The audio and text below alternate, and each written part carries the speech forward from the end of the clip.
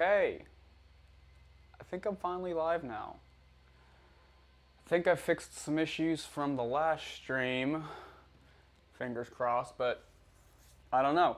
I guess we'll just see. So this camera hopefully stops disconnecting. We've got this camera for some close-ups. It was overhead earlier. Hopefully it doesn't shut down. Anyway, looks like we're live officially, I think. Okay, so yeah, like I said, we are doing the Nextruder, and if we have time, we're going to do some of the bodywork as well. I'm not really sure how long the Nextruder is going to take. It's a lot of small parts. Kind of crossing my fingers that it goes pretty well. What's going on, man? How you doing? Thank you for stopping in. Thank you for stopping in.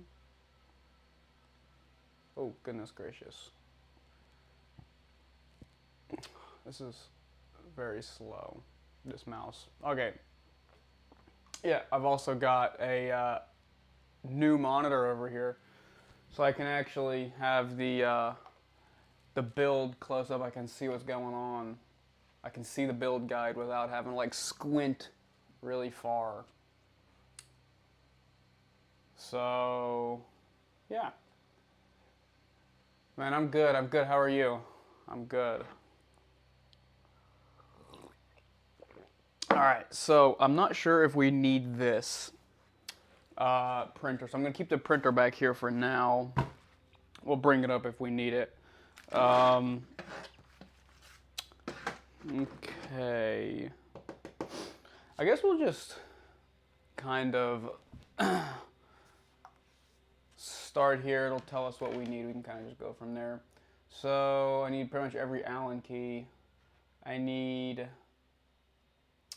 idler, leveler A. Am I even in the right? Yeah, Nextruder assembly. Okay. Okay. Idler, leveler A, idler, leveler B in the electronics package. And like I said, we're just gonna like get right into this because I haven't been able to build in a while. Yeah, I know. I know it's been a while. I went on a little bit of a vacation, and then there's just been so many things. But fingers crossed we're through that now. But yeah, I was gone, so no longer gone. All right, I need the electronics package. So, electronics package, it wants idler, leveler A and B. All right, that's in here.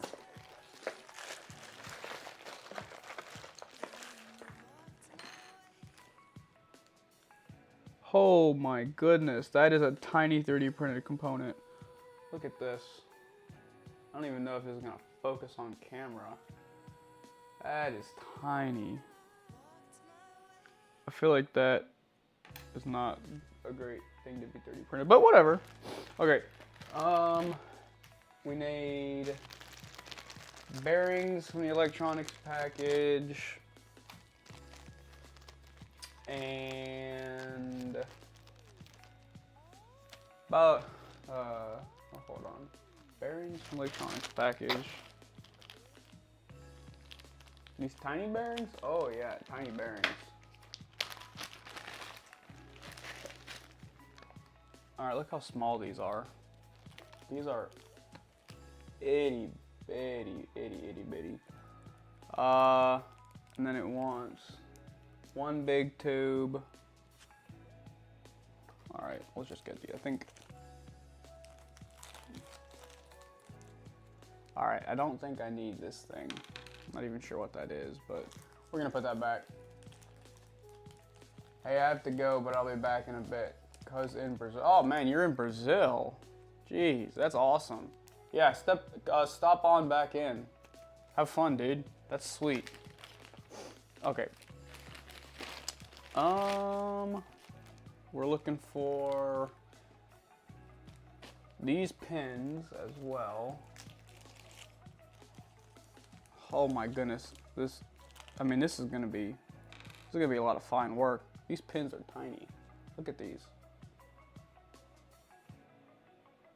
Jeez. All right. What's going on, 3D Puck, man? How are you doing? How are you doing? Good to see you in here. I'm also needing an M3x6 screw. M3x6 screw.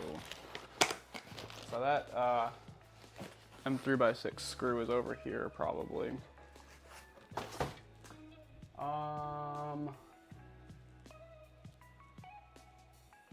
Yeah.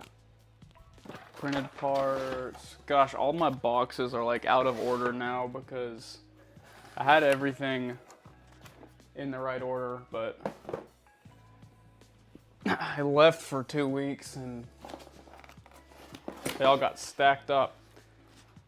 Okay, 3x6 and 3 by. So yeah, all these boxes for the Core One build, they've got, or sorry, all these packages, they've got labels on them so you know what fasteners are in each bag. And there's like 10 mini bags in each. It's like seriously wonderful.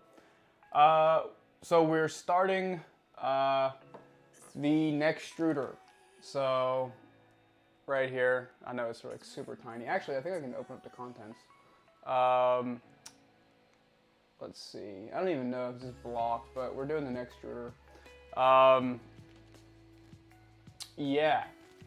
I think it's gonna be like potentially the most difficult part. Hopefully not, but everything is just so tiny. Like, look at these guide pins. Look at these guide pins. They are, I mean, here's my thumbnail for reference. Just super duper tiny. Oh dude, thanks for the 10 refreshments and boosts. Thanks, man. Look at this. I got an extra large cup this time. I ran out last time. Okay, M3x6. Let's go. Yeah, I'm gonna need those refreshments 100%. I do want to get a good night's sleep though, because it is Sunday, right? So M3x6 is not in here? Did I put it in the wrong bag last time? M3x10. Oh man. M3x18. M3x30. M2x8. Oh, I must have put M3x6 in the wrong bag. Dude, what the heck? Big mistake. Now I gotta go. Anyway, yeah, like I said, all these big bags have smaller labeled bags in them. So honestly, Prusa has done an incredible job packaging everything up. I do wish all of these small bags were like zippered like this, because I've been taping them so I don't get stuff mixed up, but like, it is kind of annoying, I admit, having to tape them up because I have had screws fall out. All right, I guess we gotta look at everything else for M3x6, so that's kind of unfortunate. Unless I ran out of M3x6. It says just one M3x6, so like, I should have M3x8.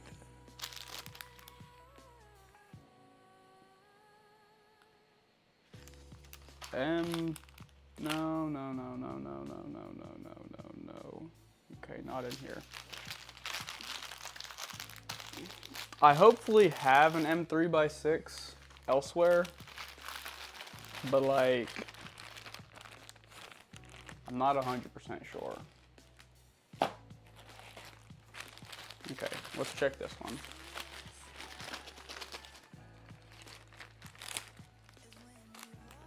M3x8, M3x12, M2x5. no, no.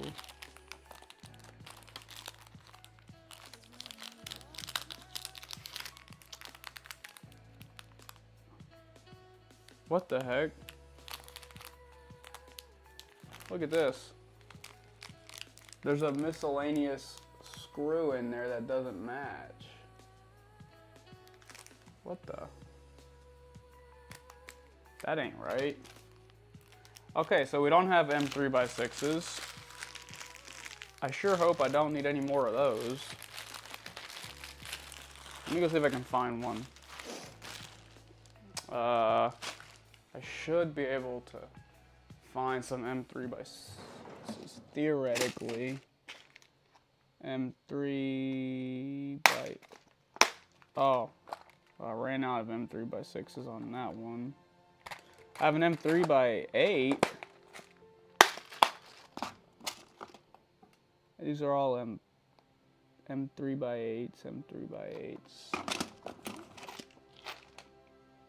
These are all M5s. Okay, so interestingly enough, I might actually not have an M3x6. Shockingly. This is terrible. Okay. This is not good. Okay, I've got one singular M3x8. One of them. Ah, boy. What to do, what to do. Okay, this is an M4. I need this length with this size. That is problematic. I really don't have it. That's nuts, man.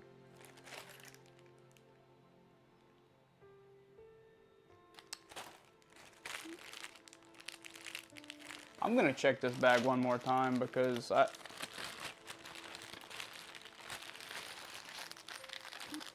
that's crazy.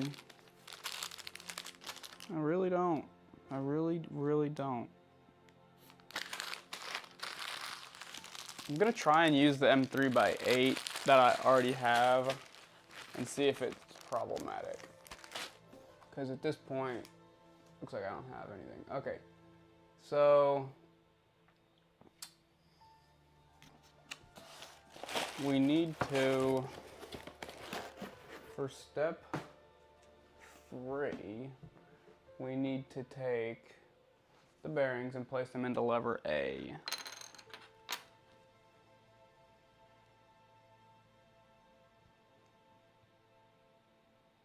Lever A. Which one is A? This one's A. This is so tiny. This is crazy. And then we insert the pins into each bearing as seen in the picture.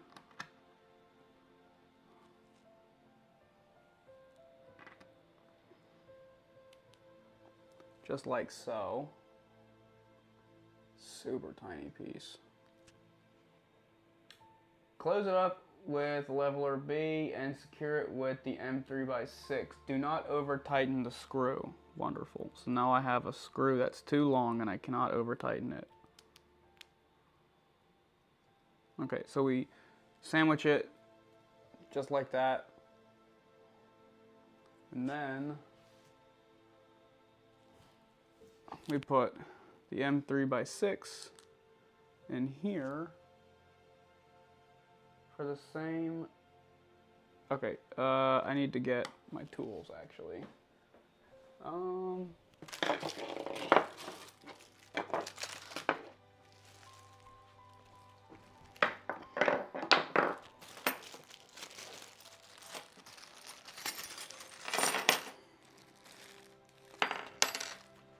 Okay.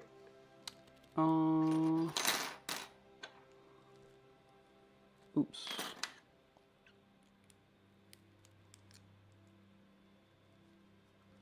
We just thread this in like so. Do not over tighten it.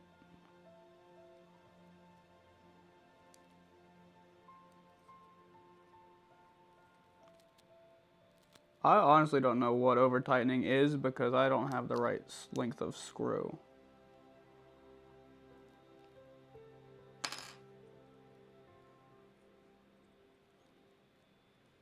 I'm gonna try and just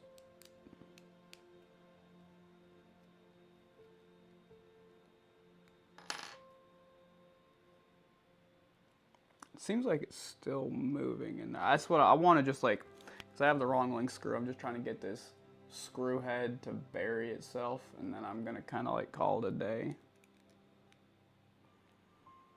Okay, that's probably good. It's not coming out the back just yet, but I think that's pretty secure.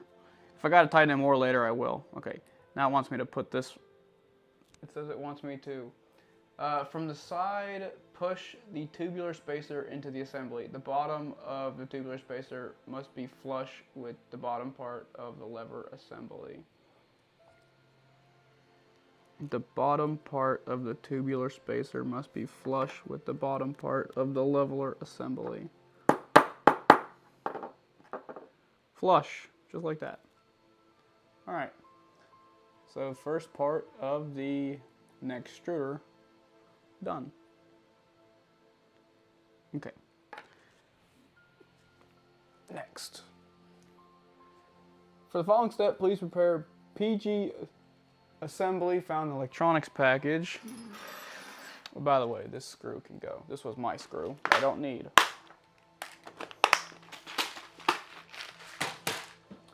All right, we need PG leveler assembly in the electronics package. We need heat sink in the electronics package.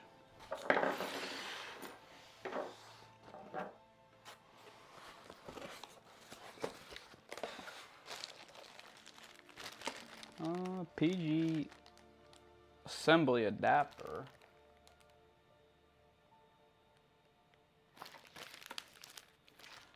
Okay, it's named something different. This is the PG assembly adapter, but it's incorrectly named. It's just called, well, assembly adapter on here. Okay, heat sink in the electronics package. That looks awfully lot like it's gonna be in the Nextruder box. Okay, it is. Heat sink in the Nextruder box.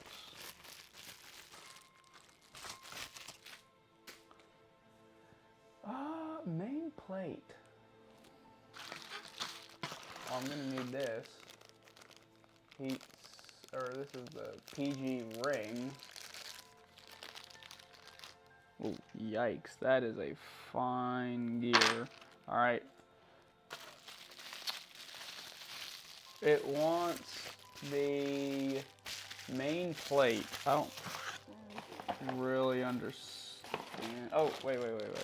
It's a 3D printed part. Main plate. This is the main plate. It's a 3D printed part. We need PG assembly. Okay, PG assembly was here inside the Nextruder box. And it looks very delicate. Not really that delicate. That's crazy. That is some fine machining work right there. Okay, so this is the PG assembly. All right, I think that's everything for this step.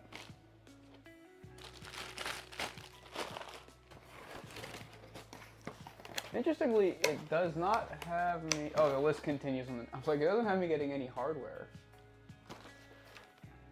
I need a motor from the motors box that was somewhere around here. All right, the motors box is officially empty, but we've got the Nextruder motor, or extruder gear, or not gear, yeah, motor, my brain not working. Okay, a 5x10 spacer in the electronics box. Okay, back to the electronics box. We want a 5x10 spacer. All right.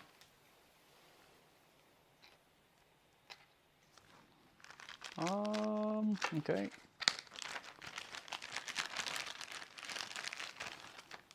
Spacer is in a spare bag.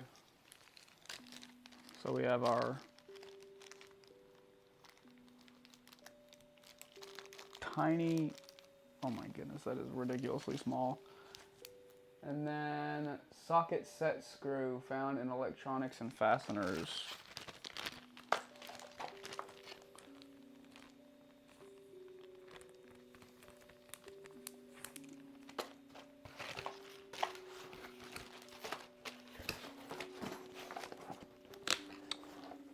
Electronics and fasteners. It's an M3 by 25. What? I gotta zoom in on this. Okay. It's an M3 by 25 set screw. That thing's huge. It's not in...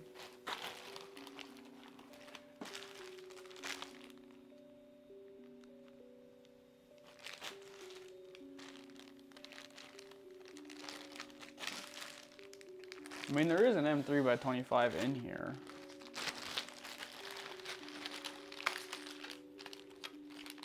I don't know if it's a set screw. Definitely not a set screw. Okay, so that's not it.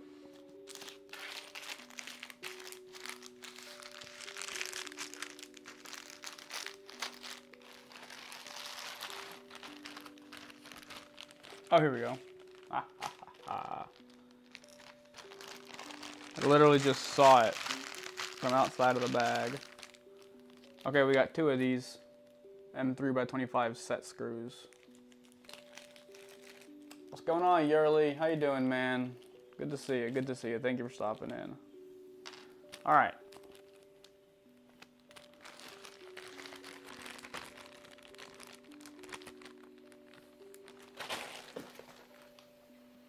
Okay, next step. Okay, place the 5x10 spacer over the shaft on the extruder motor. Yo, this is insane. This is like a piece of tin foil. That's how thin this is. So place it over the shaft. Place the heat sink on the extruder motor. Note the orientation.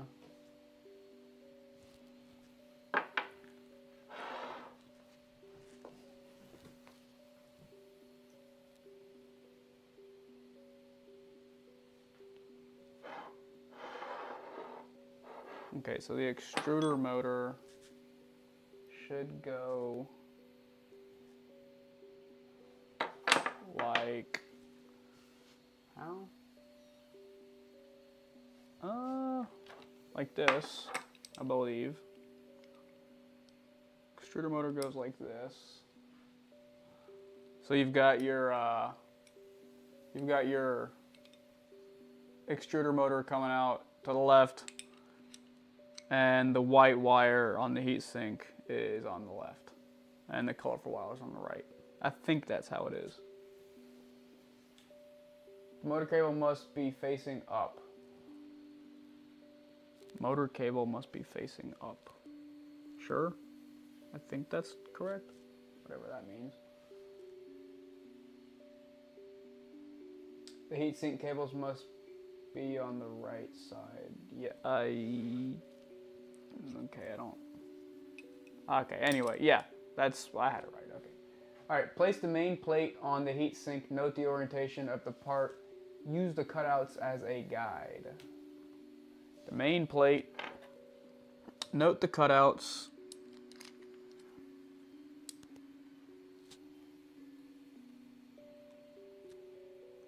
Okay, so this is the cutout they're talking about right here.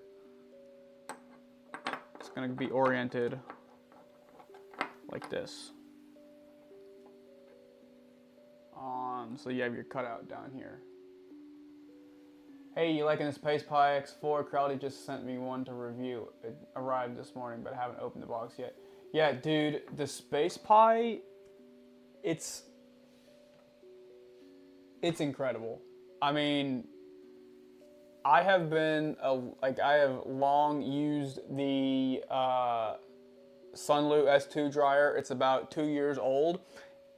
I have had better dryers, but the Sunlu S2 was the most usable dryer.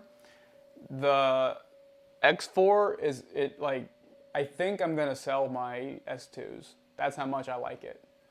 It's seriously good.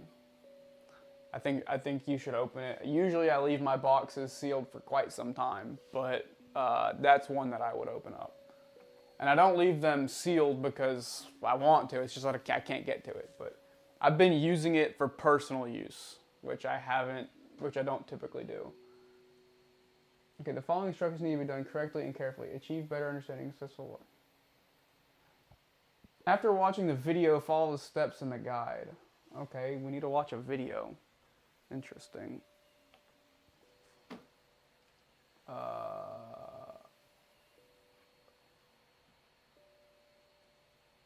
Assembling the gearbox. This is a 1-minute video.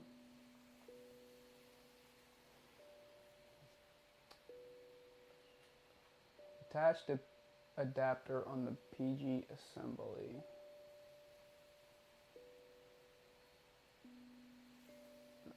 Put the PG ring into the adapter with chamfer on the PG ring. Chamfer on the PG ring. I do not see a chamfer on this thing at all.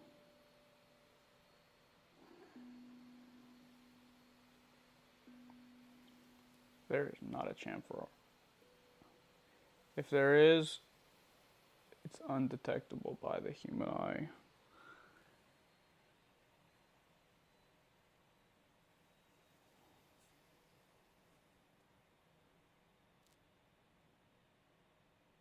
I mean, I honestly can't, unless they're talking about, oh, they're talking about this champ. Oh, wait, this is the PG ring. Wait a minute. Where's my mouse? Okay. We're gonna do this and we're gonna go back here. I gotta figure out what the PG ring is. Next, back, next. Yeah, this gold thing, they're saying there's a chamfer on this piece. I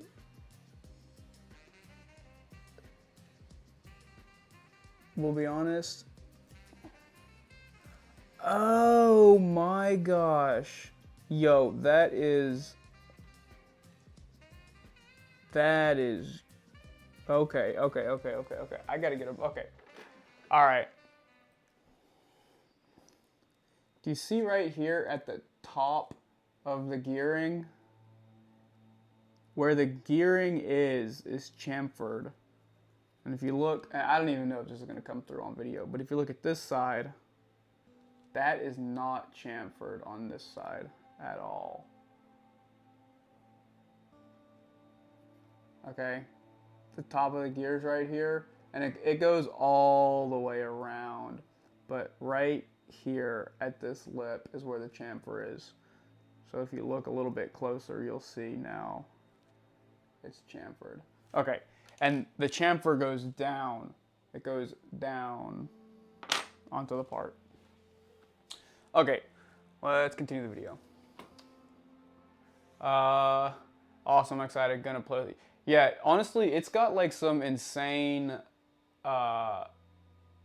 There are some things about it that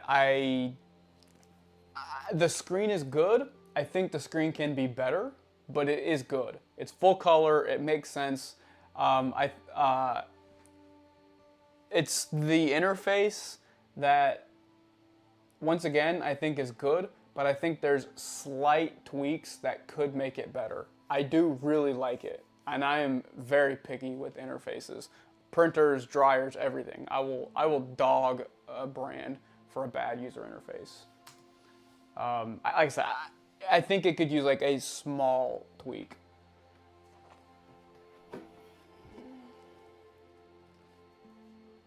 Okay, I skipped the wrong parts.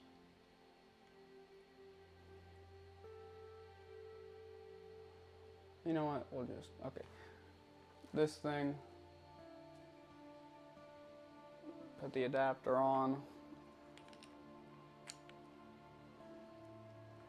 Chamfer goes down.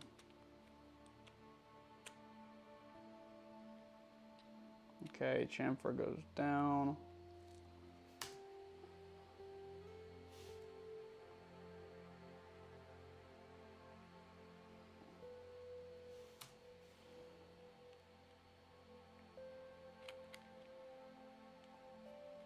How are they doing that?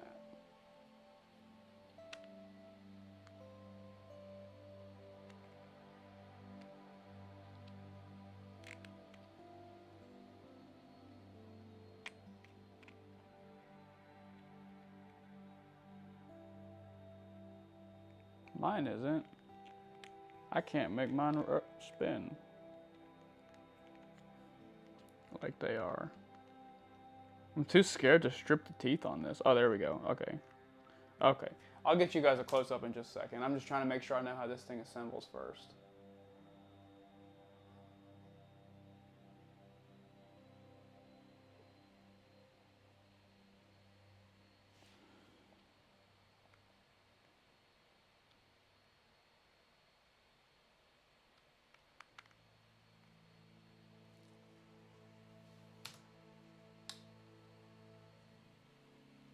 Let's see. What is it talking about? Attach the PG under the extreme workshop. Okay. All right. I guess I'm still a little bit confused, but okay. So you have this thing. Okay, this is pretty straightforward. Just drop this bad boy on like this. Then you take your PG ring. Chamfer side is facing up. I am flipping it down, sticking it on top. And now it seems like, so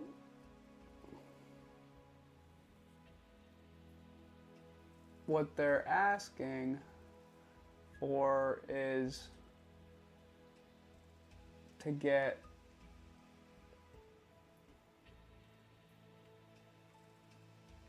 they want the teeth on the PG ring and on the gearing to be flush. That's what they want. And they just want you to spin it around until they're flush. I think that's what it sounds like, but it's really hard to get it to spin. Anyway, they're flush, so then they want you to stick this thing onto the shaft of the motor. I'm just trying to like, okay. All right. Don't forget you've got the proper orientation here.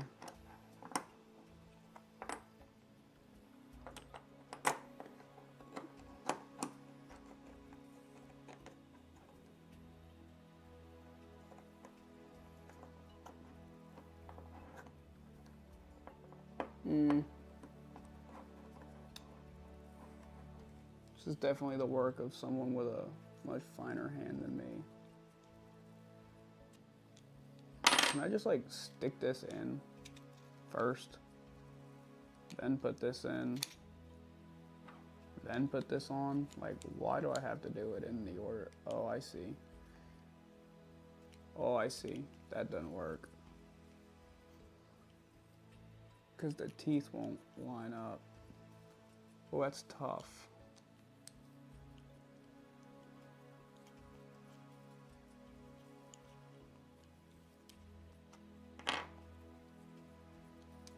Don't want to.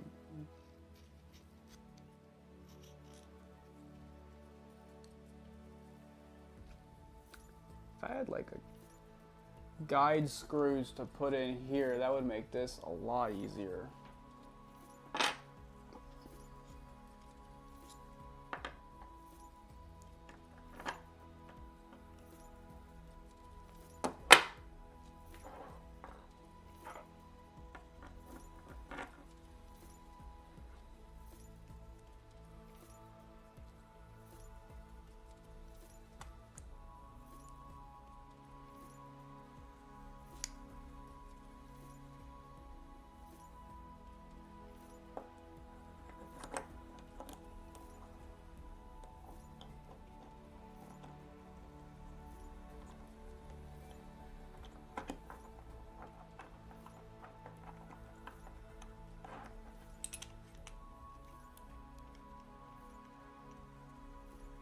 It looks like it's in, but it's not.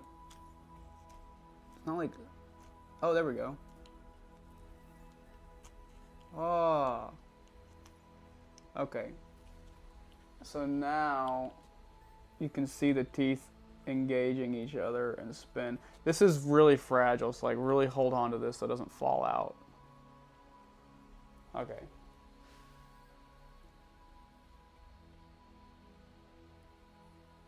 Oh, that thing is supposed to come out. Okay, so then take it out. Remove the PG assembly adapter and check everything. Attach your assembly back and reveal all parts properly. Okay, so it wants me to remove this to check everything. I've checked everything, and now it wants me to put it back. Okay. Still works. Rotate the PG adapter. There should be no resistance. Yep. Okay. All right, yeah. There really is no resistance here in either direction. It is just smooth. Okay. Nice. That's definitely a little complicated, but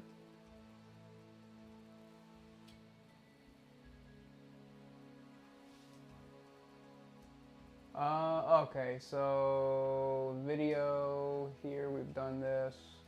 We've done all of these things. Maintain position, done that. Pretty much the video just told us how to do all of it. Remove the PG adapter, you'll no longer need it during the assembly. We recommend keeping it for maintenance. Okay, I'll keep it for maintenance. Okay, insert the idler assembly between the PG ring and the extruder.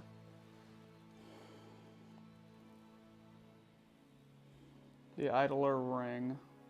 This wants to fall out so much. That's crazy.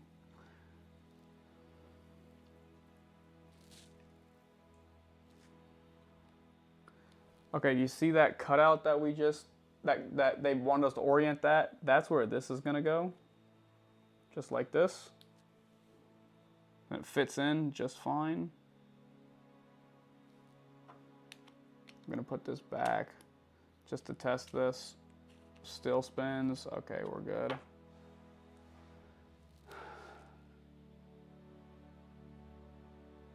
Secure both parts with the socket screw. Okay, then oh, that set screw is missing. No way. Absolutely not. Oh, it's over here on the other side of the workbench. Okay, So then in here, we put that set screw.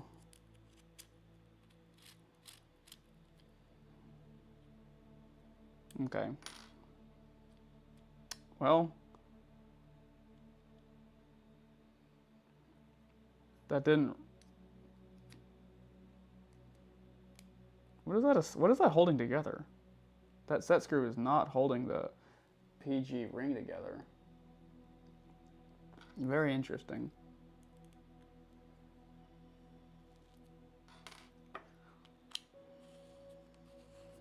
I keep having to check this because I really don't trust it. Okay, prepare the following. Okay, the front case from the printed parts package, and then 3 M3x25s.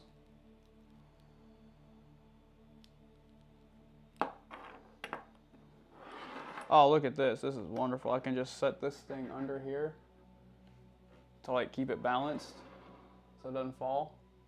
Nice. Okay. So we're on this step. We need the front cover and some screws. So the printed parts package.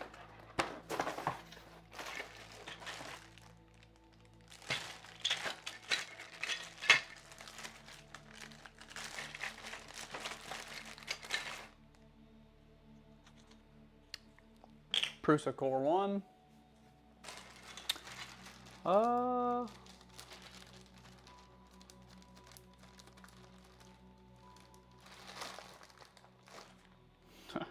Several paper towels to wipe grease from your hands. Okay, now we need some M3x25s. 3 of them.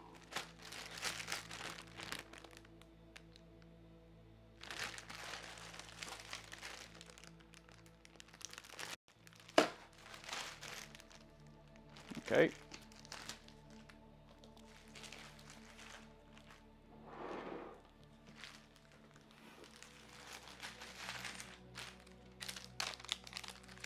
M3x18, M3x25.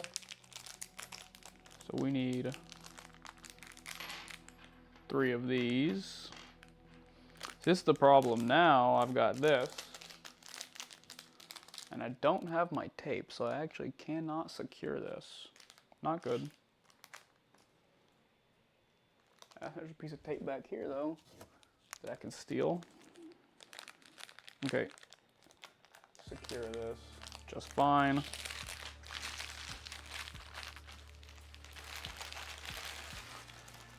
Now it wants me to get the Joseph Prusa lubricant found in the electronics and fasteners package. There's the Joseph Prusa lubricant. All right, and some paper towels.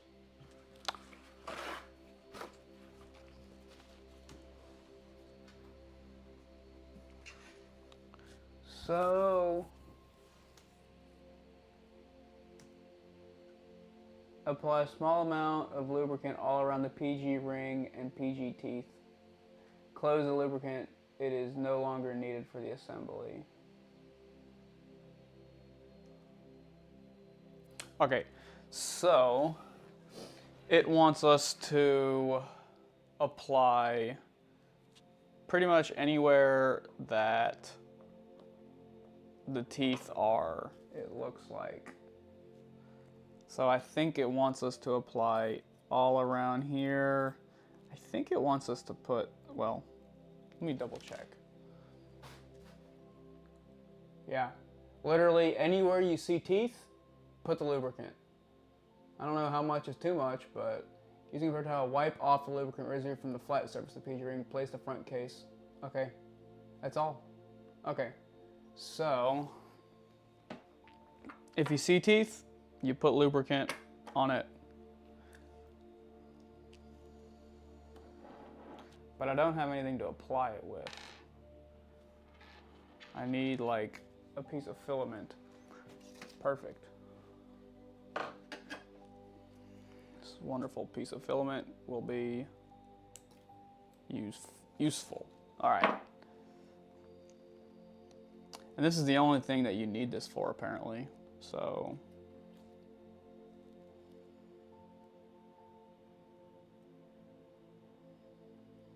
okay, I'm not really sure how much to use, but I guess we'll figure this out.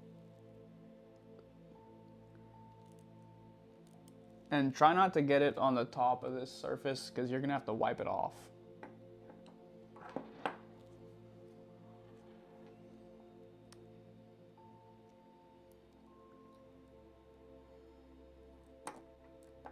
And also, guys, you know, it's not like pertinent that it's perfect because these teeth and gears will spin and they'll spread it out more evenly.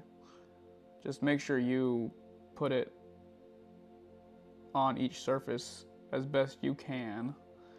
This way you have enough.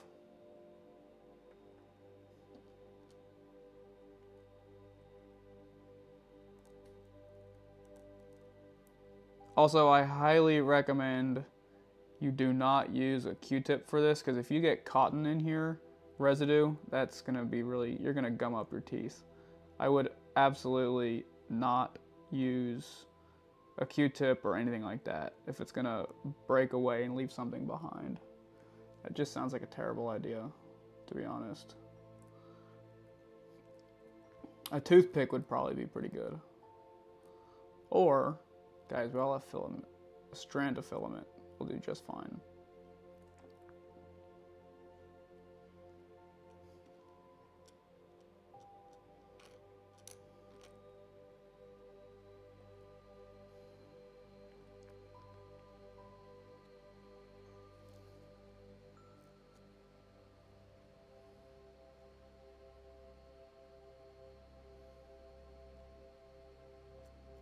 Alright, that's gotta be enough.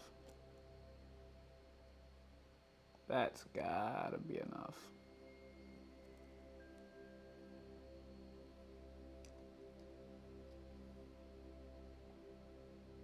Okay, probably enough. Alright, make sure to put this lid back on because this stuff will get literally everywhere. Wipe the top surface off if you got anywhere. I think that was the only spot that I really got it.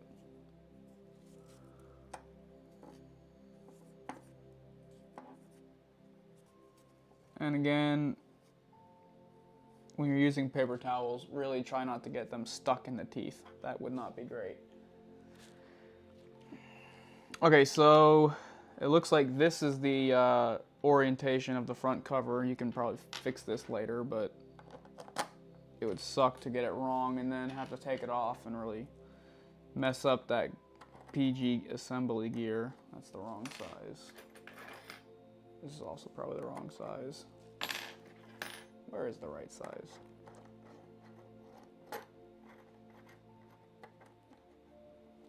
Okay. And that looks like the completed assembly. I mean, I think there's more to it, but that looks like the completed extruder part.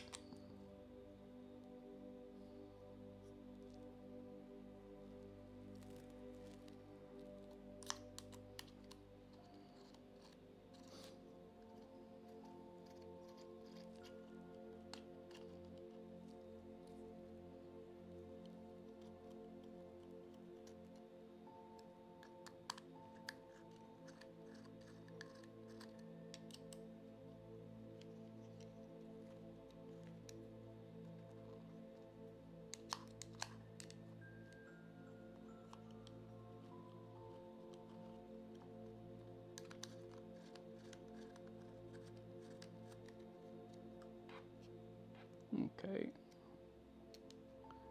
Good, good, good, good, good, good, good.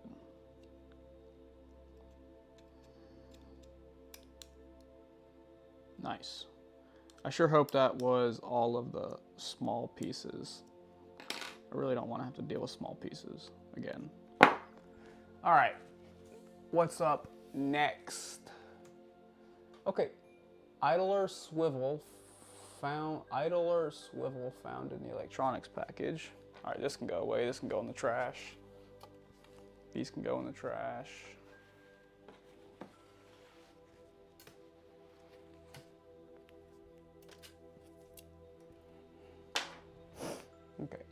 idler swivel, wherever that is. Okay.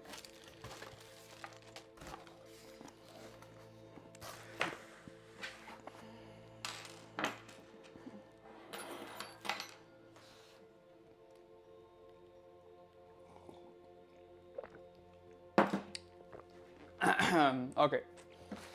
These things, these swivels. Oh, it wants this too, whatever this thing is. This is the idler nut as well, so it wants all of them. We no longer need this from the last step.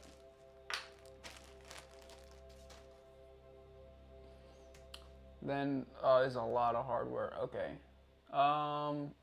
Okay. It wants a lot. Oi, oi, oi. We'll start with the M3x30s.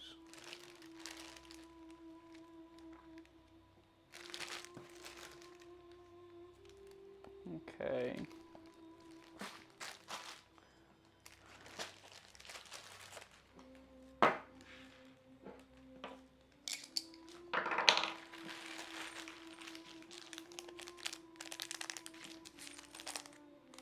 M3x30s.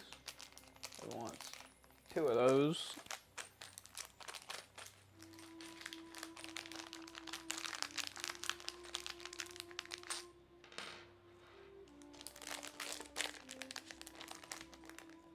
We need M3x20 RT. Not in here.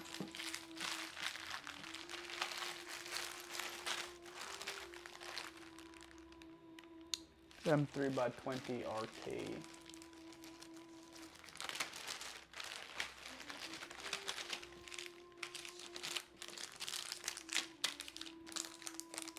Okay, we need 2 of these as well.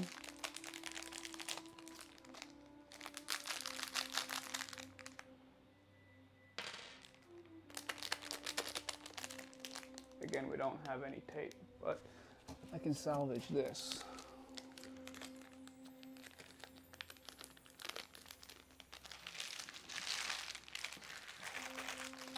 Now we need... Alright, these things come in the spacers package, I think. Or the electronics package. I think I've seen these pieces.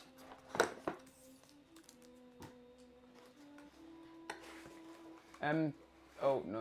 M3N nut. That's in here. I remember. Hold on. M3N. N. Alright, yeah, that's in here.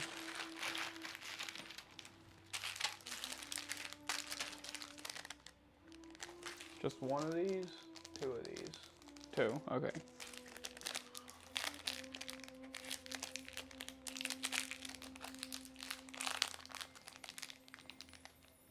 M3NN nut.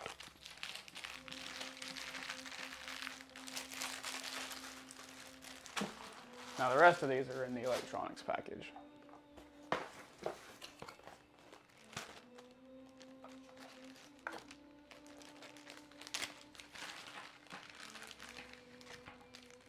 Spacer and 2 washers. Or, sorry, 2 springs and a spacer.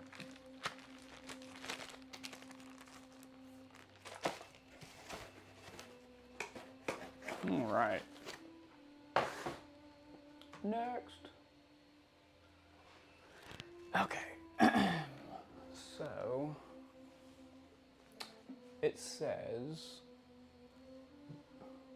put the M320RT screw all the way through one of the idler swivels. One of. Are they the same?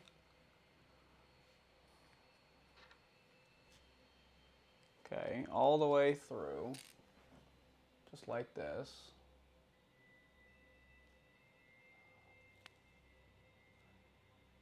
Slide the spacer on. Oh.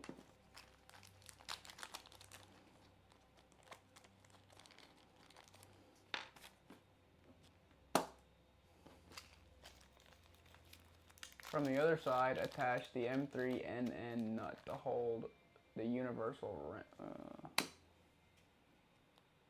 Okay, hold on. From the other side,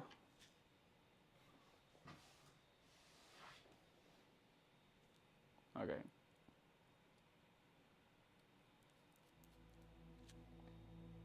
From the other side, attach the M3NN nut onto hold the nut using the universal wrench and tighten the screw. Tighten just lightly. The spacer must rotate freely. What the heck does just lightly mean? Oh, pfft. It wanted me to... Oi. Okay, that was unclear. Now I gotta get the action height. I need to put this other one on.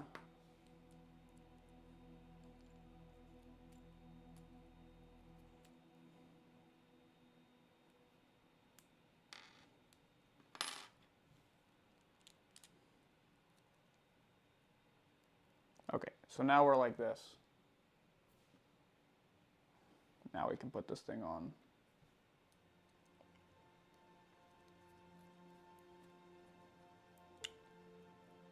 Tighten it just lightly. Where's my universal wrench? Here's my universal wrench.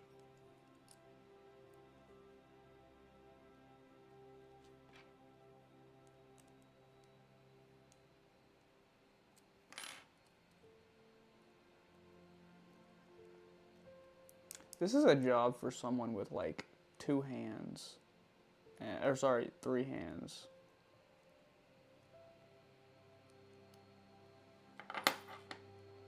This thing is not...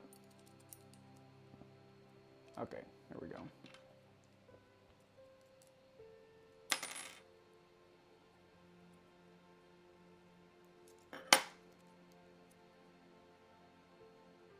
So this thing is not... It is rotating freely in there. Alright, I'd say that's tight enough. It appears to be rotating freely, so... For what it's worth. Alright. Next. Insert the idler nuts into the swiveler assembly. Okay, so we've got it like this. Okay, so you have your nut. You have your nut on this side. This goes in like... How does this go in? Is this any different? Yeah. It's like this. I think.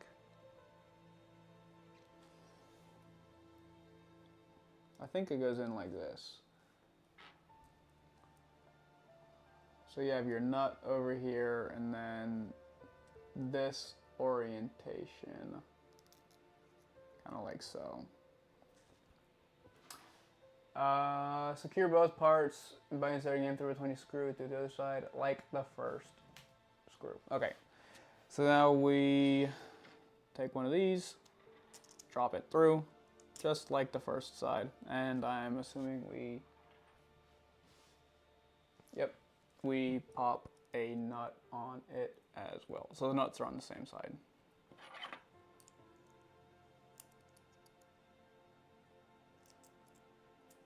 I'm assuming they want us to tighten this only lightly as well.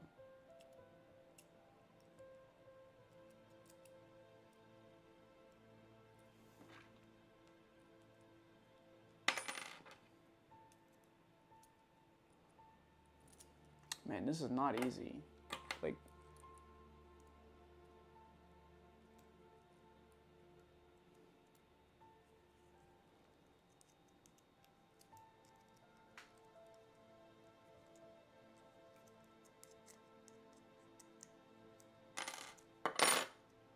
this thing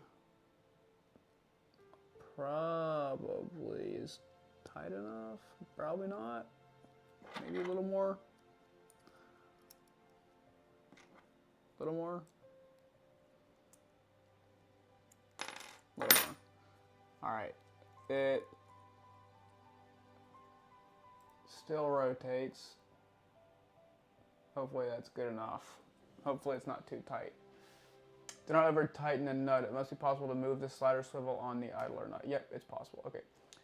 Attach the springs to both of these, like so.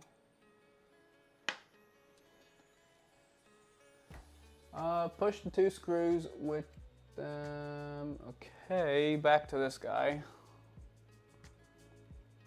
Back to this guy. So we are oriented like this. Yep. Okay, these go through like so. So these are oriented like so.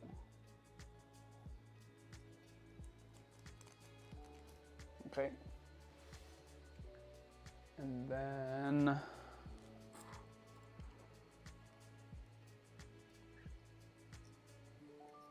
oi, ay, ay.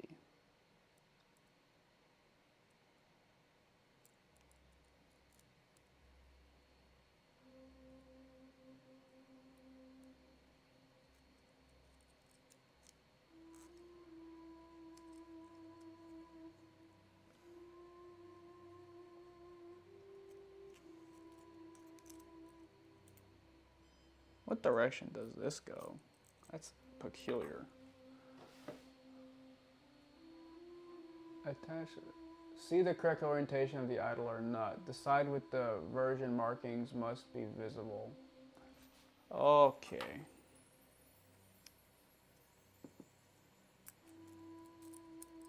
The side with the version markings must be visible. Yeah, but how does that work itself out? I don't understand. Oh, interesting. So, put this thing kind of like an L, like this, and then seat it in here like this. Okay? That's how, just use it like an L.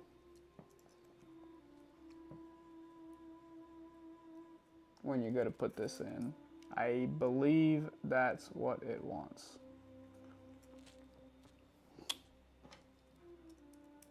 Of course, it's the wrong size.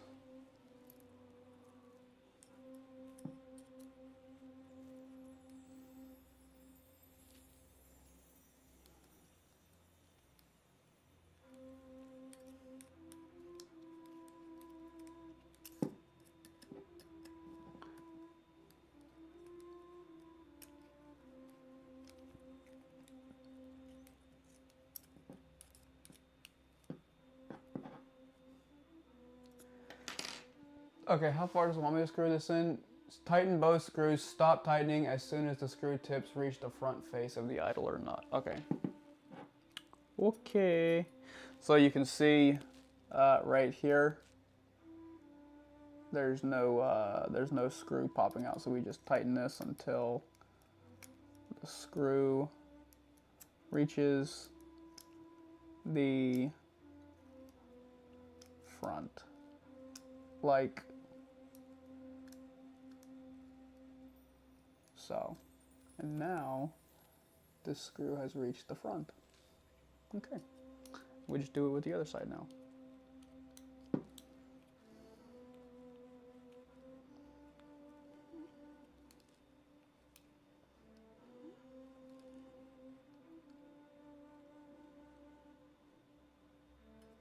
Nice.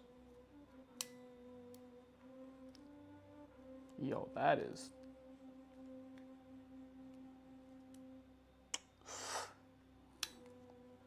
is like, see this? Ooh. That is kind of tight. Well, I guess it's supposed to be kind of tight. All right, I think we're good. Next. All right, please prepare thermistor from the electronics package and M3-4T grub screw. All right. M3-4T. Now that's a tiny grub screw.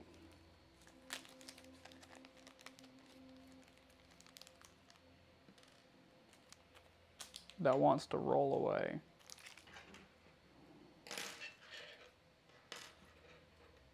There's our M3-4T grub screw. We need the thermistor from back here.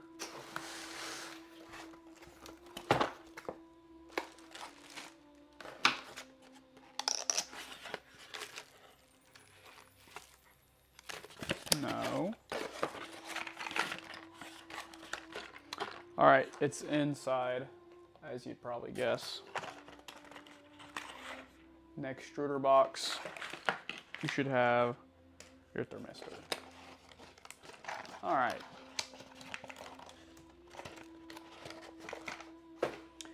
Okay, yeah, so on the extruder motor side,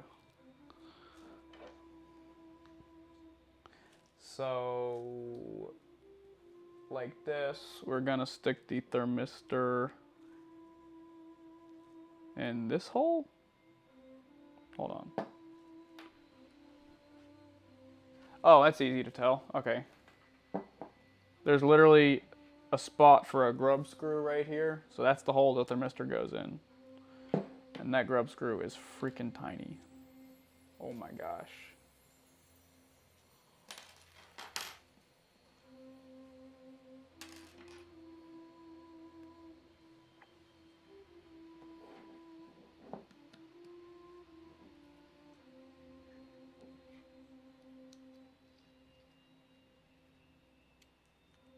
Now you don't want to over tighten this because you will strip this thing like the daylights.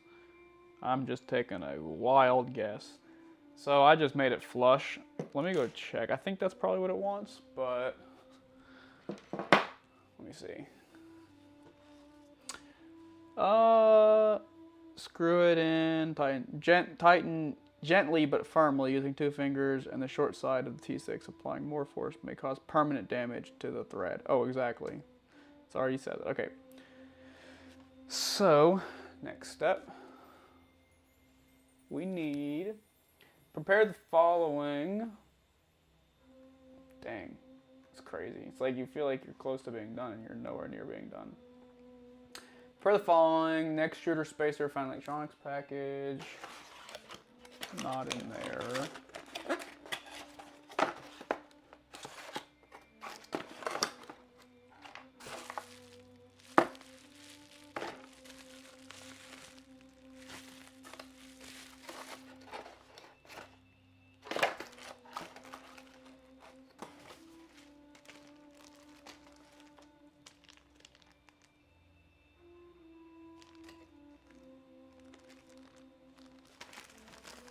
Wait a minute. Nextruder spacer found in the electronics and fasteners. I'm like, I don't see that.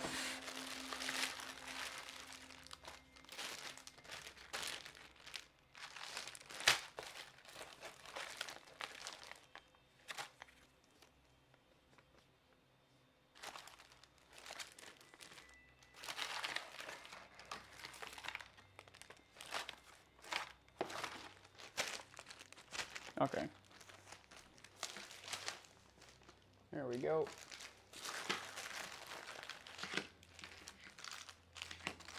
In this miscellaneous bag of parts.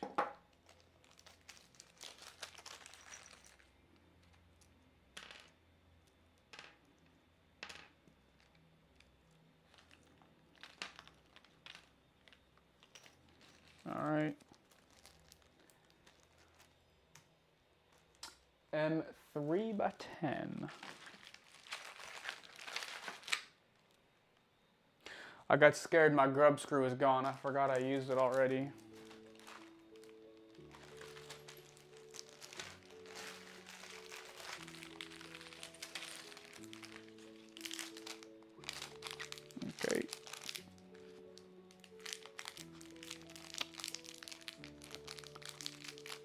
M3x10.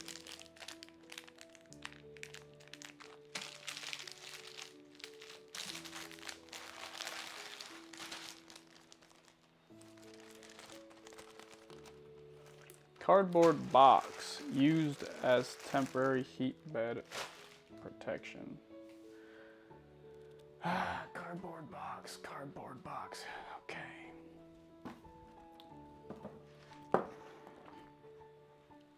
Oi, we need the whole.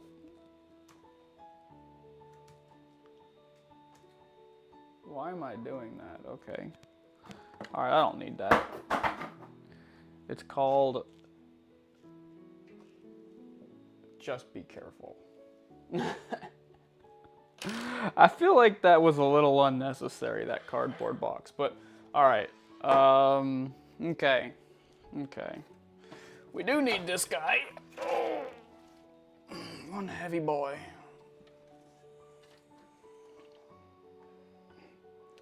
So, how do I get this angle?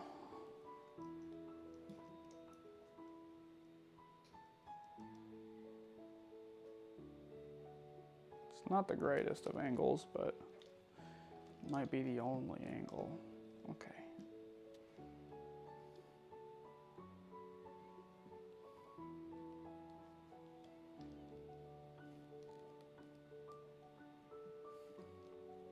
Okay. All right. So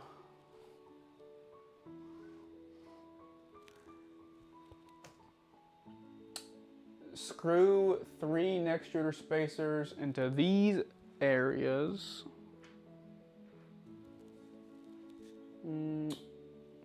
Okay.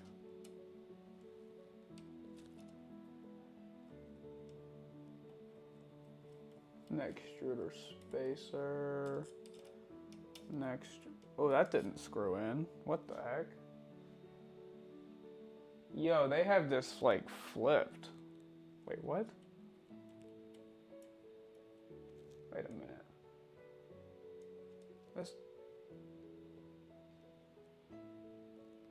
You can't thread something into here. Oh, okay. I am blind. It is this one. All right. Yep, we're good. Okay, so there's a hole right here. You can't screw into it, but don't. So we go there. We go there. I think we go right here as well. Correct. Right here.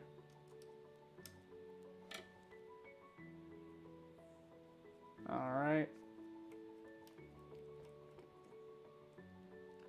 All right. Next. Place the Nextruder assembly on the spacers, align the holes. The spacers secure with M3x10s. Do not over tighten the screws. Don't over tighten the screws! Too tight! Alright. So.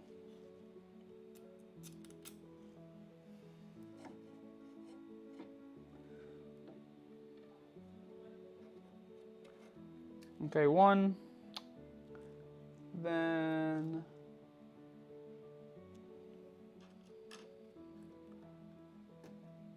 2. And the third one goes right smack dab in the center. All right. Yeah, so 1, 2, 3, the spaces are on the other side. Now I gotta tighten these up a little bit. Now don't over tighten them.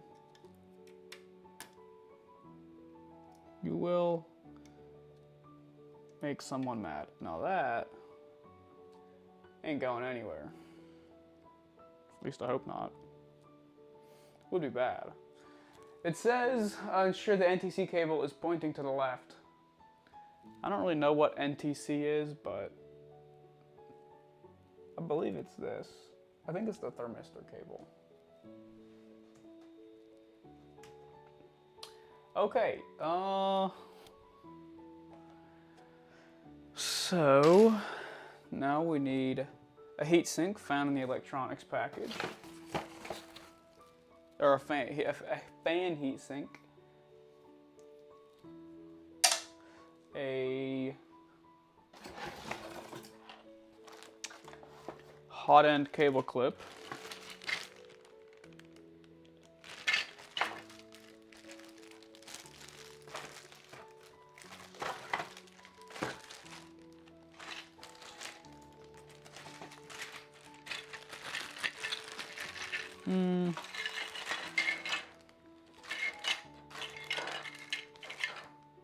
hot end cable clip,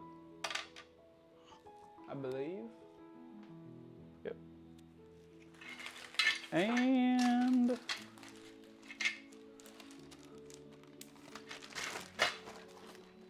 M3x18s and M3x4 RTs. RTs nights. Got it. All right.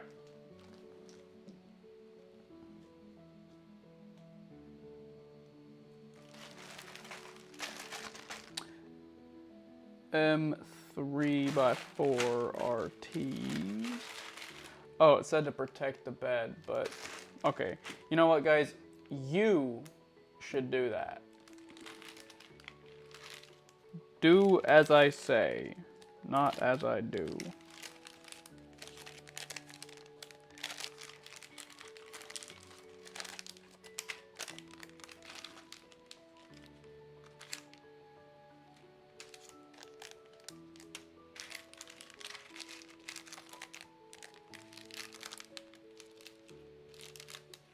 I don't see an M3x4 RT. It's the wrong bag.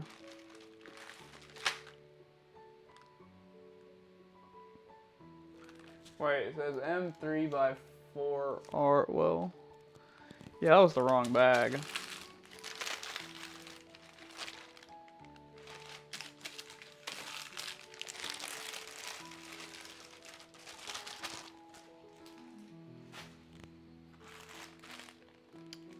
We have M3x4 RTs in here. Crazy. Crazy, crazy, crazy. All right. We need 2 of them.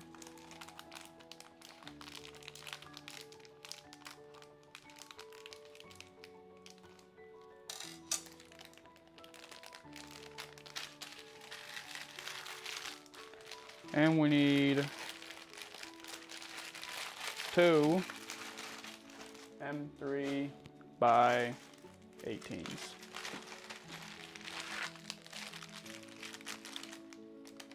Okay.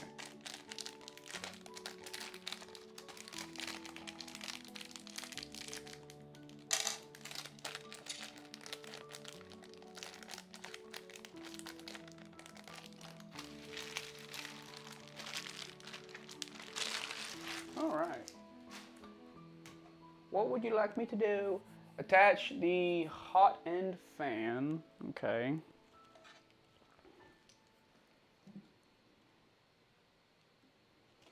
So we're going to attach the hot end fan with the wire on the bottom left. We're going to be attaching just like so. Oops, can't even see what I'm doing. You have your 2 screws on the left there, and we just pop right on in. Okay.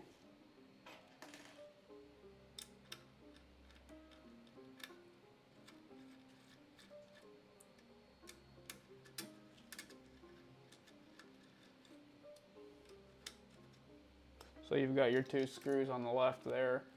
I guess we don't secure it with the ones on the right because we already used them. Okay. Then our cable clip.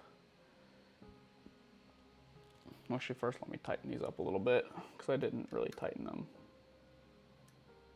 at all, in fact.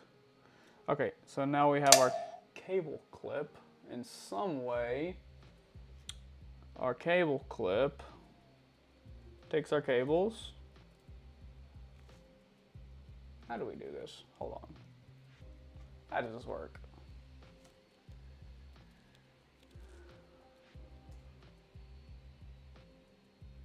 Okay. This thing.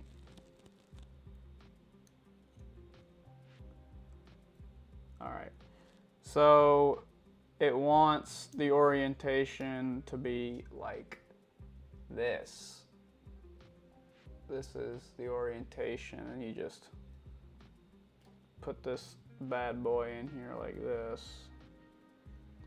And then this is gonna go sideways, I think. Kinda like this. That's what it looks like. That is upside down. That is not, that can't be. That's upside down.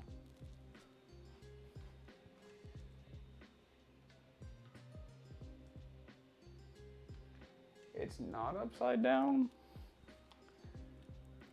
Okay, it's not upside down. I just had it go in the wrong spot. Okay, yeah. So yeah, this is the orientation. Your E1 is upside down, and it faces the back of the printer. It literally just fits right in, like no resistance at all. It just fits all right on in.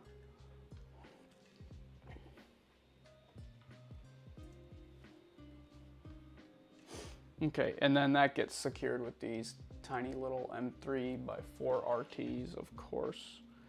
Of course, but you guys already knew that, most likely. Here we go. Why would we use the same style of screw? It would make things way too simple. We have to use a different style of screw to complicate things. Okay, so that goes in, and then this goes right on in as well.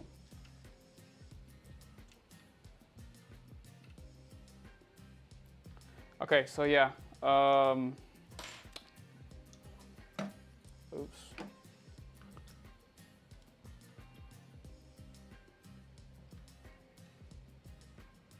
Can a little more easily maybe see how that piece fits in there. A little tight, but like I said, it goes right on in. No friction or force whatsoever.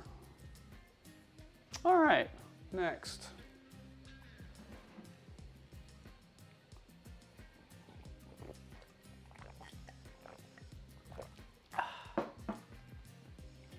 This is, by the way, strawberry hibiscus, brewed hot, a little bit of sugar, add ice, cold tea. Wonderful. So print head cover found in printed parts package.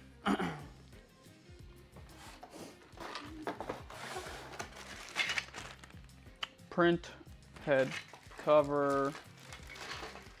Wait a minute. There's a print head cover left and right.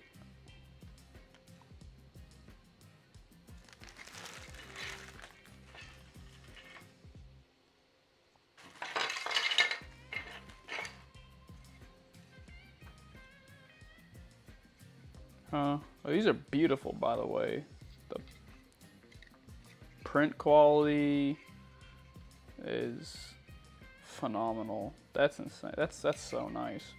Okay, anyway.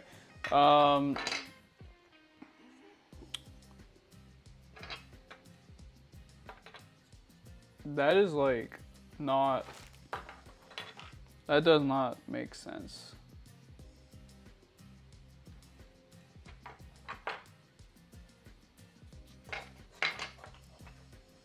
Print head cover.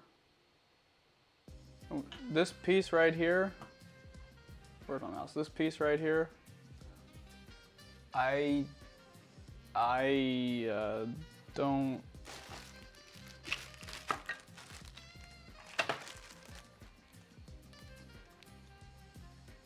Oh my gosh. All right, it's in a different bag. There's a different, so you have, yeah, okay. You have print head cover in one bag, And then you have print head cover left and print head cover right in a completely different bag. Alright, that's just a little too confusing. Loveboard mount, but that was in here actually. Okay, hold on. Loveboard mount. Okay, this is Loveboard mount.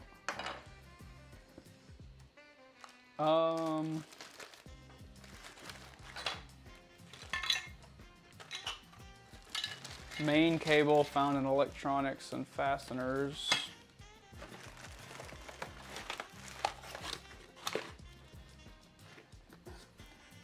Color may vary depending on the batch. This does not affect procedure. Okay. Yep. Mine is white and black. The one on the screen is red, blue, white, and black. Okay. That's a chunky cable. That's a lot of pins. Wow. That's crazy. Okay. Next. Oh, by the way, that came from the cables box, which is now empty. Okay. M3 by 10s, M3NS. Okay.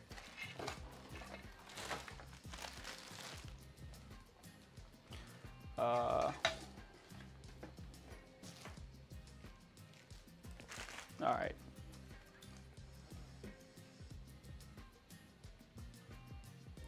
M3 by 10s. M3 8R.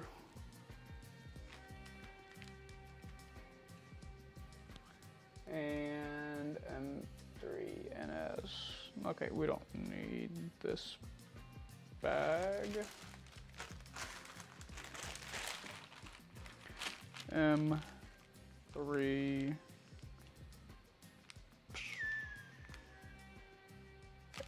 8R T's. Okay.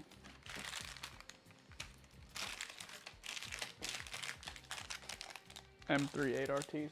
Okay, and we need one of these.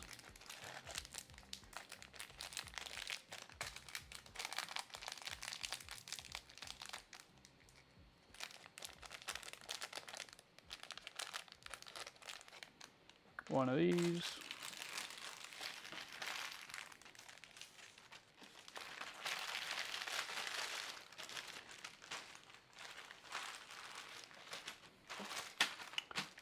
M3, yep. And the M3 by 10s are in here too. All right, I need 1, 2, 3, 4, 5 of these.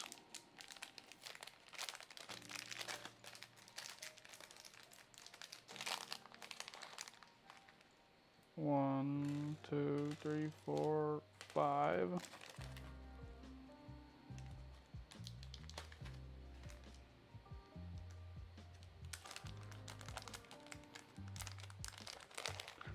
And then the M3 by 10s. Yep.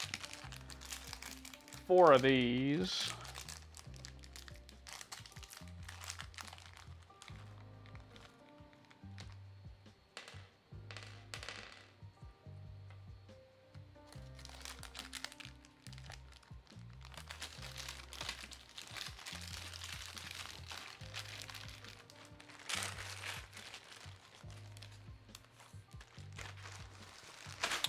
All right, so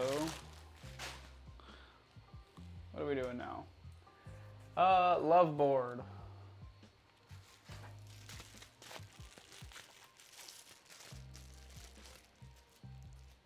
Aw, look at this. The Loveboard has a heart on the back of it. That's cute. Okay, interesting. That is a jam-packed board. Locate the U-shaped cable channel on the Loveboard mount and insert an M3 NS nut into the nearby hole.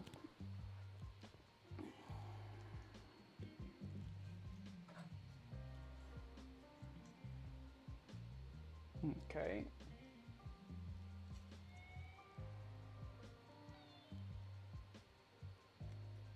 We'll insert that. This is really...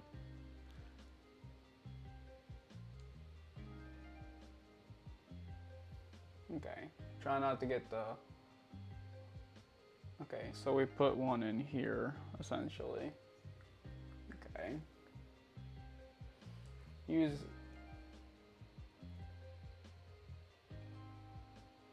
an Allen key to push it in all the way, a tiny Allen key. Okay. On the opposite side of the part, insert an M3NS nut and push it into place.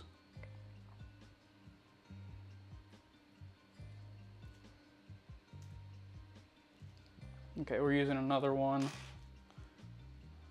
down on the bottom.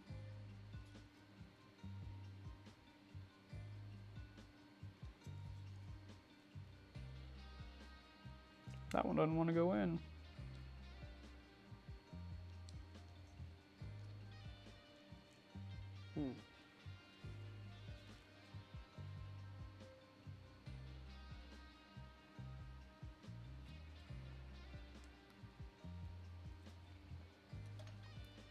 It's kind of tough.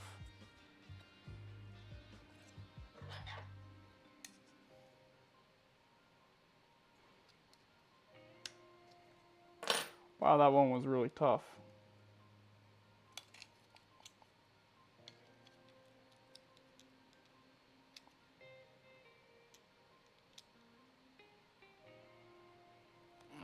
Ow. Yikes, that hurt. All right, it's in though. That one on the bottom is pretty tight, so good luck with it.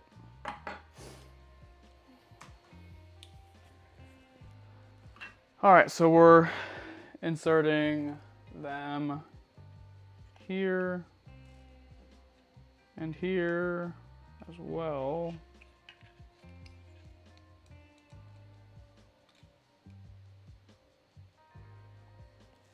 It's kind of tight once again. And here.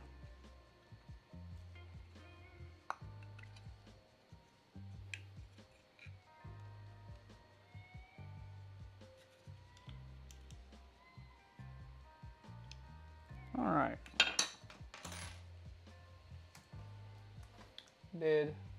All right, so place the Loveboard to the Loveboard mount.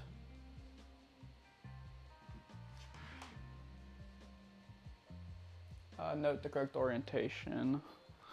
All right, so we got our Loveboard mount.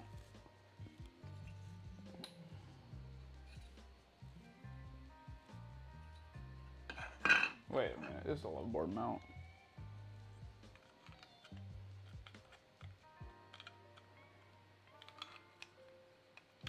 It can't go in any other way. So like, yeah.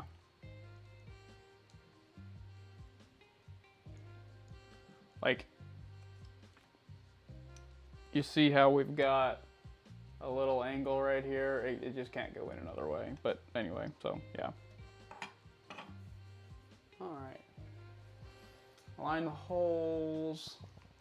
M3/8 RT. Do not over tighten it. You could damage things.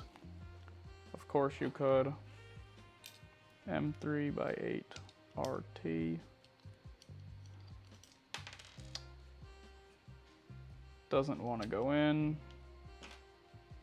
Ah.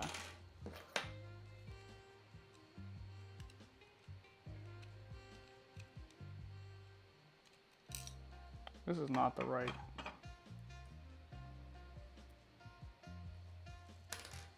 Where is it? Oh, here it is.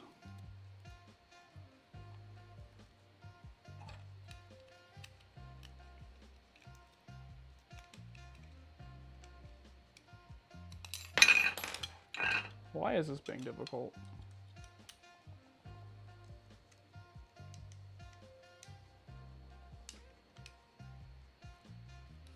It's also not going in straight, which can't be good.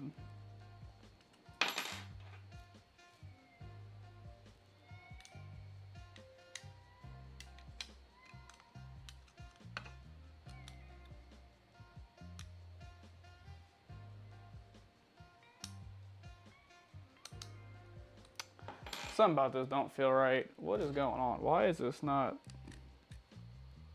Like, that is the right... There we go. I'm using the wrong thing. That's not really spinning very easily. Alright, don't over tighten it. It popped out the other side. I think it's fine. Okay. Take the end of the extruder main cable without the white label. Turn the Loveboard mount over and plug it in. Okay. So we've got two cables, or two ends. We have one right here, which has the QR code on it. We don't want that. We want this one. Plug it in.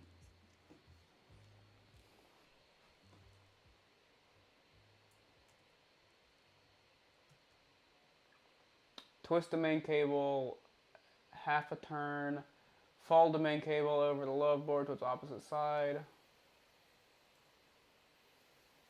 Guide the main cable over the Loveboard.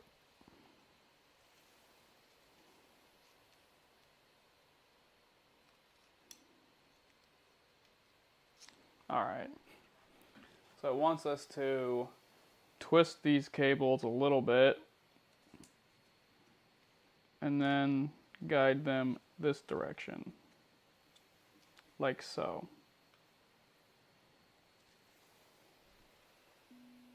No, wait, that's not what it wants us to do. What the?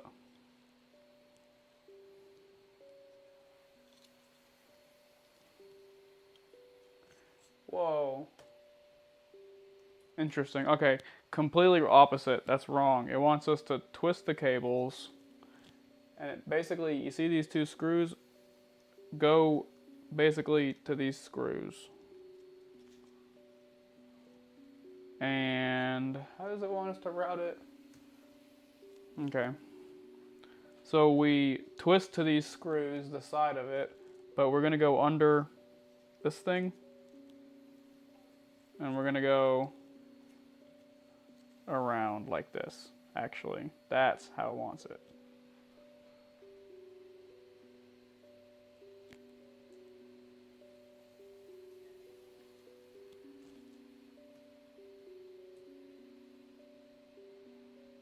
Guide the main cable over the Loveboard through the cable channel over. Okay, insert 2 and 3 10 screws into the Loveboard holder. Ensure you insert the screws from the correct side. Use the Loveboard logo as... Alright. So we now have the Loveboard logo. We're going to put 2 screws in this side, like so. Just like that. And cover the Loveboard with the print head cover. Alright.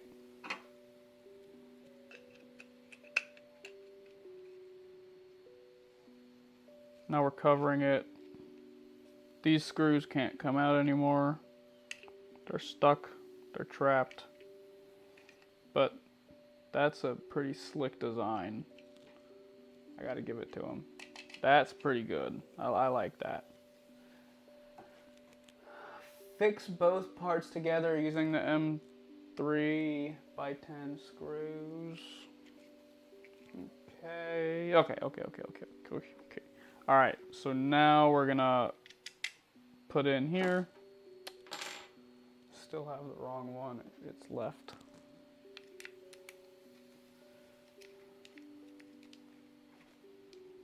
So there's 2 screws here.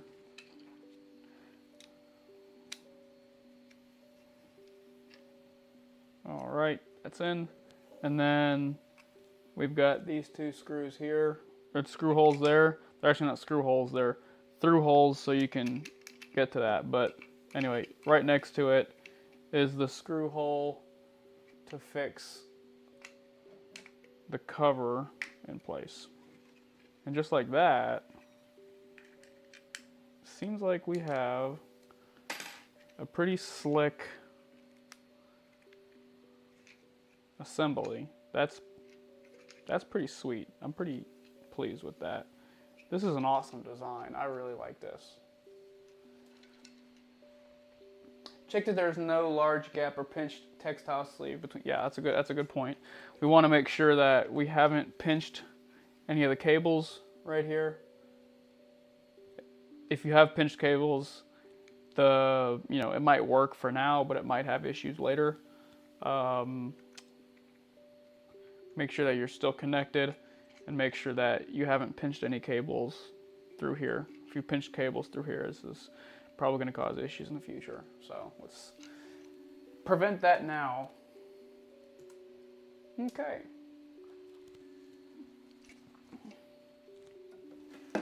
Okay, next up.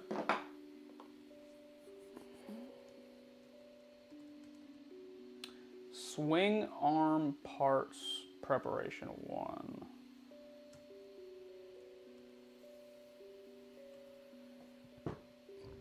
M3 8RTs, M3 10s.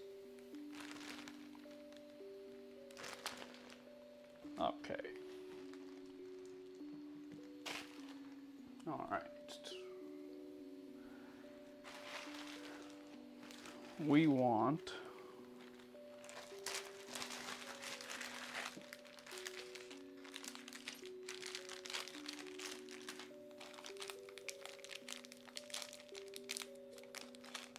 one M310.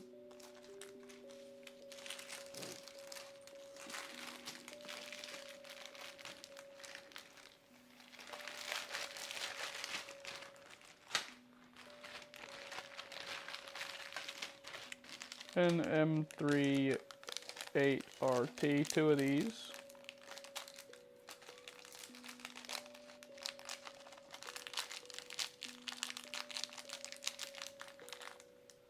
One, 2.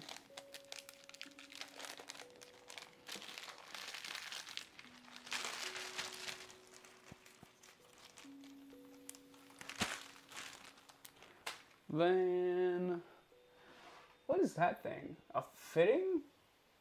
M5 for fitting in the electronics and fasteners package.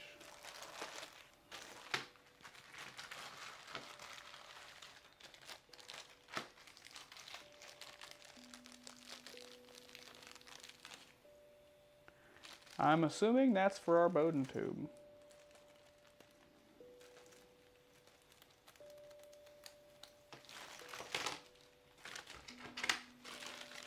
Okay, so we've got our fitting here, probably for our Bowden tube. Not sure what else for. Look at that, a large piece of PTFE in the Core XY parts and hinges set. What is that? Huh? I don't...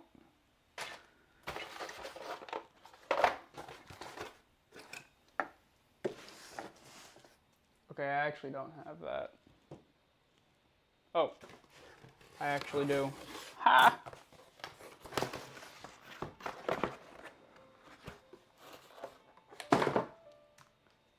Now, swing arm assembly found in the metal parts 3 of 3.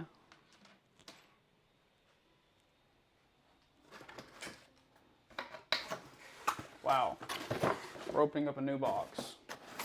No, we're not.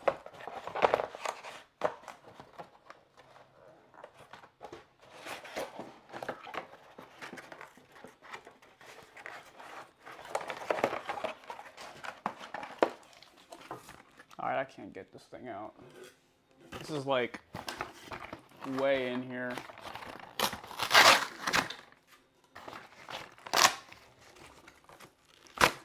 Alright. Swing arm. You wonder why they call it a swing arm. I don't know. Maybe because it's got a swing arm. All right. And then we need some 5 cable ties, electronics, and fasteners.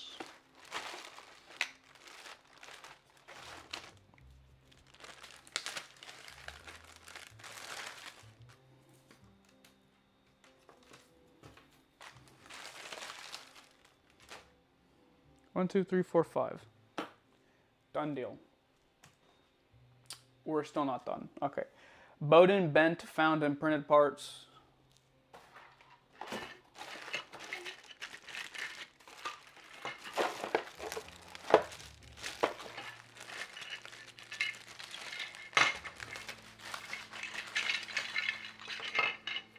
Alright, Bowden bent, and whatever this guy is. Main cable clip. Alright, we have our Bowden bent and our main cable clip. Alright. Carefully open the main cable clip before, be careful not to crack the part. Interesting. Place the main cable clip approximately 5 centimeters from the fabric of the end. From the fabric end. Huh? Which end? Oh, this end. Okay.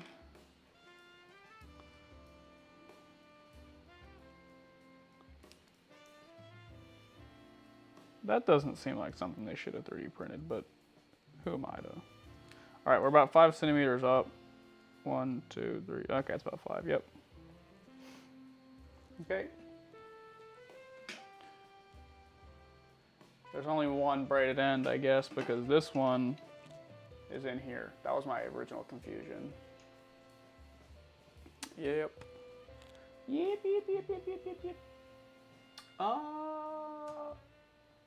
Place the Loveboard assembly on the cardboard box on the heat bed. Push the main cable behind the Core XY assembly on the right rear corner. Oi, now that is... Alright. That's gonna be... Okay, this might not be the most fun thing to...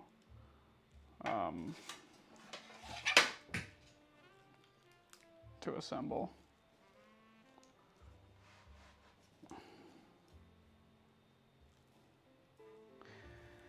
All right. I don't think I'm gonna enjoy this part. This looks very tiny.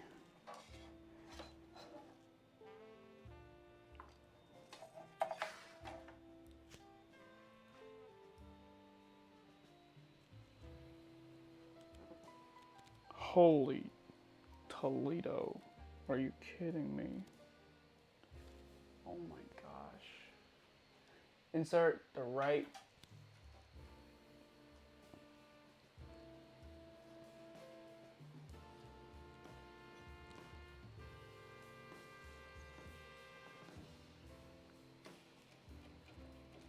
Oh, goodness gracious.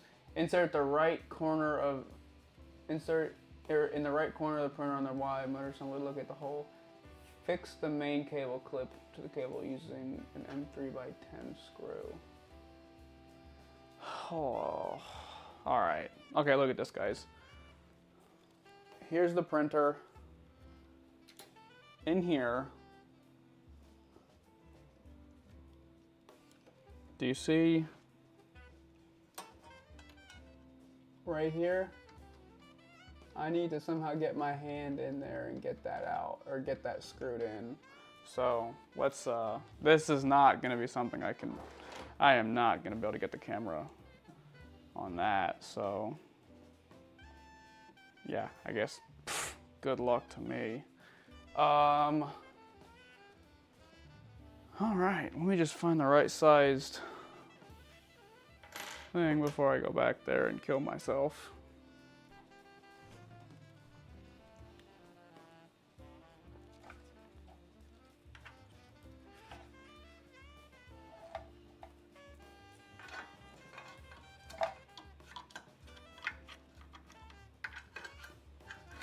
least the cable bundle goes in easy. What?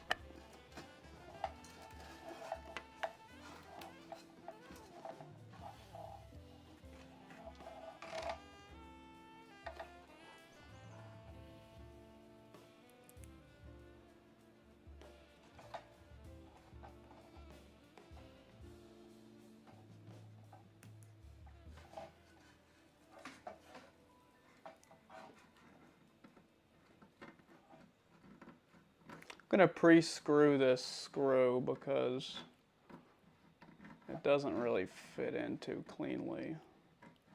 Like, it doesn't perfectly fit.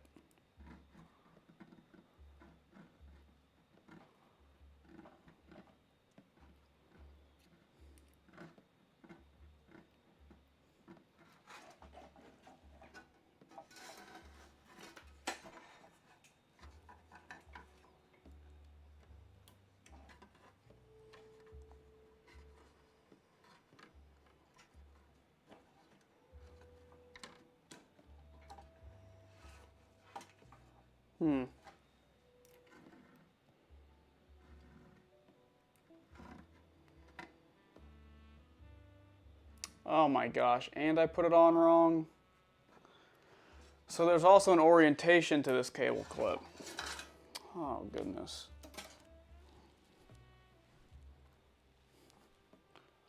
Check this out.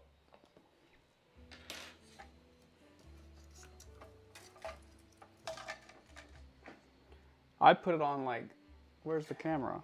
Oh, I put it on like this, but if you look at the other side, there's a spot for the screw head. So now I gotta take this thing out and redo it.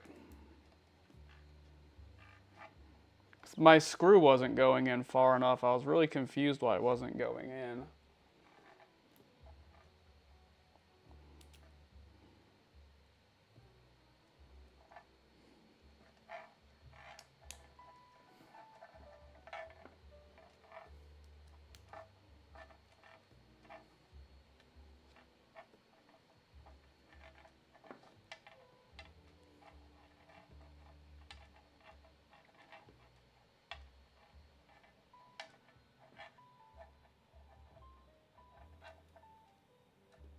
All right. Now let's try this again.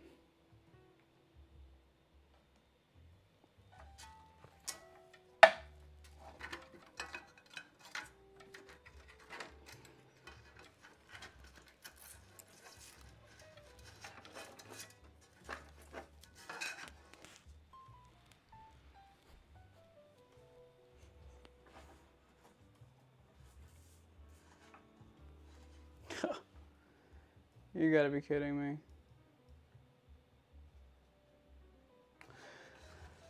So I can't, so I have it backwards and upside down. Okay. This clip is really, yeah, this was poorly designed.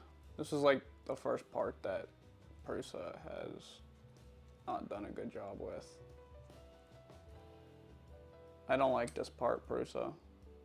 You could have done a better job. I don't know how. Maybe give us a longer screw and let it screw in on both sides. That's probably the way to do it. Done though. All right.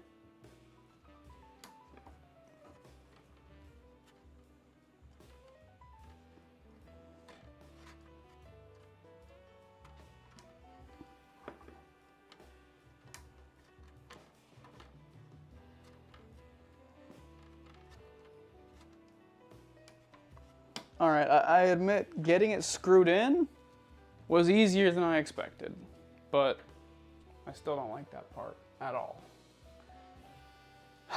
Not at all. Okay, all right. From the back of the Nextruder, attach the Loveboard assembly. So we're gonna go from the back of the Nextruder assembly.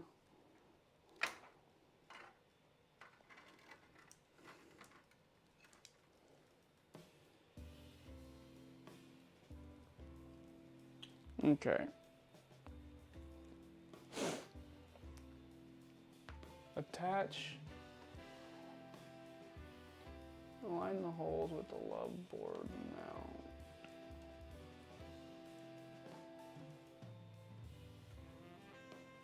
Let's just do a test fit of this guy.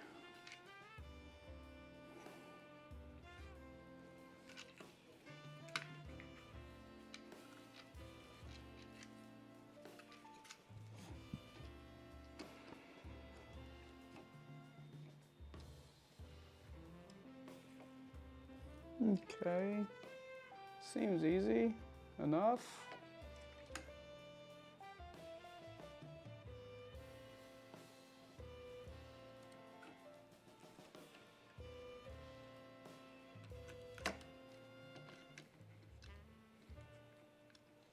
How does this get put on here though?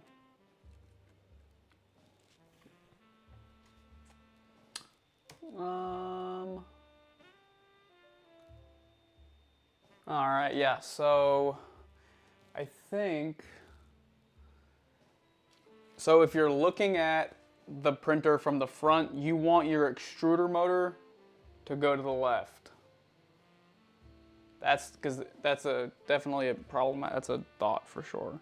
You want the extruder motor to go to the left. Of course I say that now, but watch me come back on that in 2 minutes and change my mind.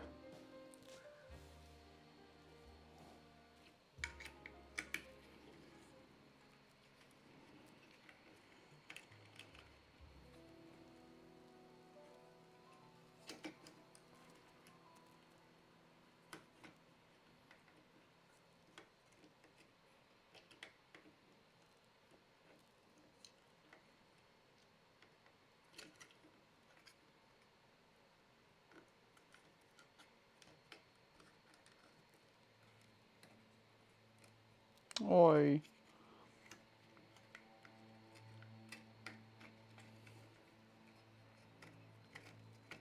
This doesn't really screw in very well, or align very well. I mean, it aligns, but it's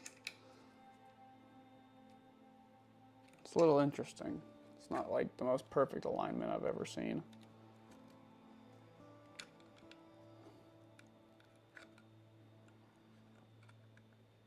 Let me go ahead and, so your extruder motor is going to go in up top, I'm guessing. I haven't looked at the instructions. These on the right are going to get screwed, or going to get pushed in, I'm guessing. I haven't looked at the instructions. You guys should definitely wait for the instructions. Nice.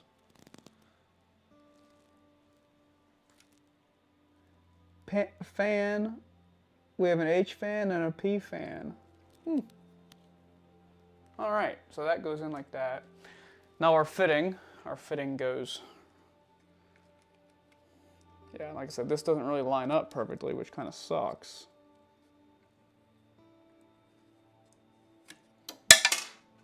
That's why you want to protect the bed from me doing stupid stuff. Interesting. Protect it from yourself. All right, nice.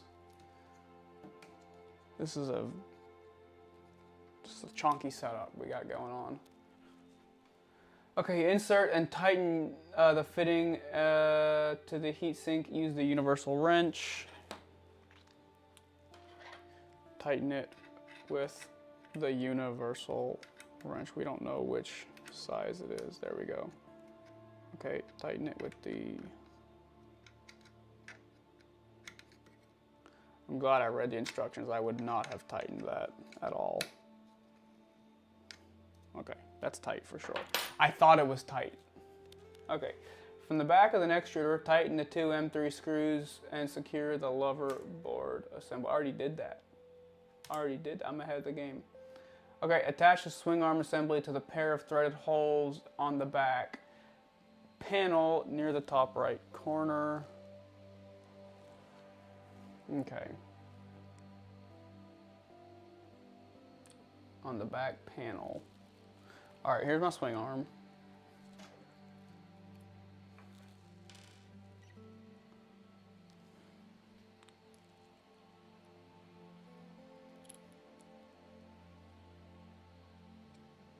only go one way. Unless it goes this way.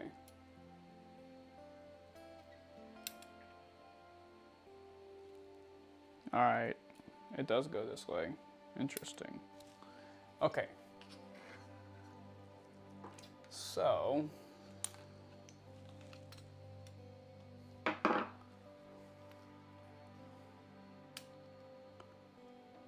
we have these two screws right here, which is what we're attaching to, I believe.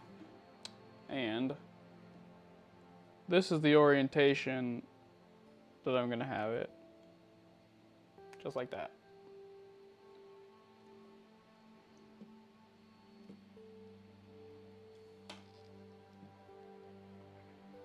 Let's see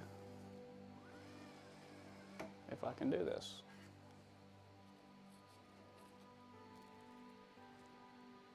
It's not a really good angle, but I don't really have much of a choice here.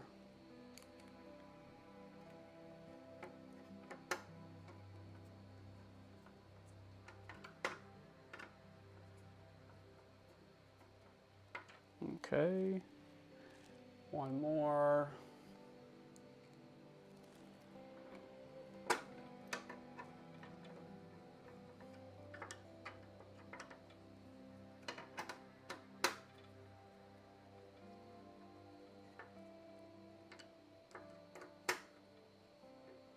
All right, just like so. What on earth is this thing supposed to be for?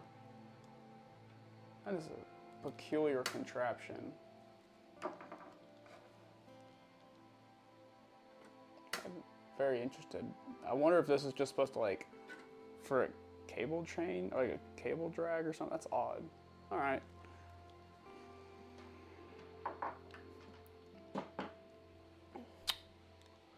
All right. Next. Oh, look at that. We're wrapping a cable around it. Notice the cutouts in the swing arm. Position the main cable at the first cutout on the swing arm. Place one cable tie behind the first cutout on the swing arm, ensuring the correct orientation of the zip strap. What does it matter? Okay, that's actually interesting. I was kind of joking about that being for the cables, but like, I guess it's a better for some reason. I don't know. That's interesting. Okay. All right.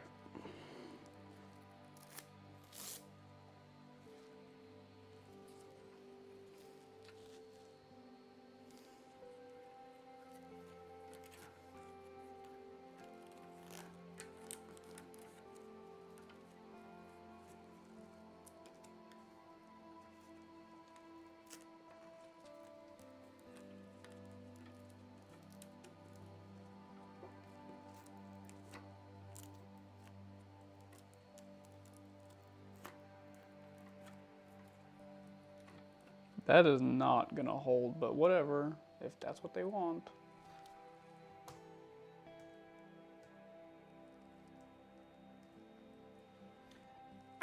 Thread the cable tie through its eyelet, wrapping it around the swing arm and the main cable. Wrap the cable tie around. That is like not gonna hold, but whatever. All right. Bowden tube. Round Bowden tube thing. Push it through.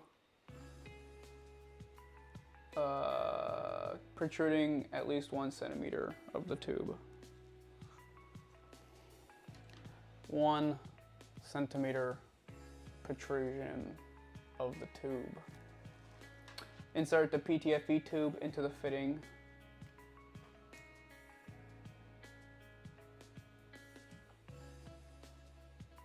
On the Nextruder, push all the way down. Slide Bowden bend down to fit. What?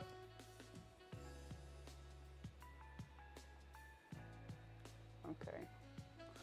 All right.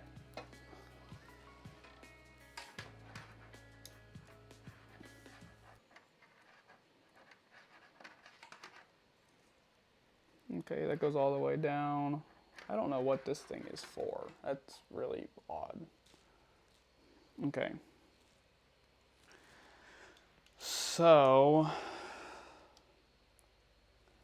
we have a hole here. I wonder if we go through both of these or not. I think we go through both of these.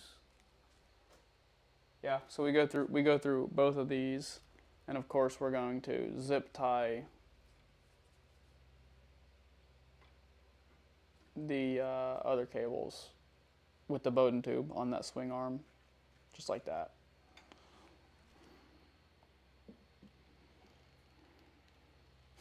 More zip ties. Actually, I can probably get this angle again.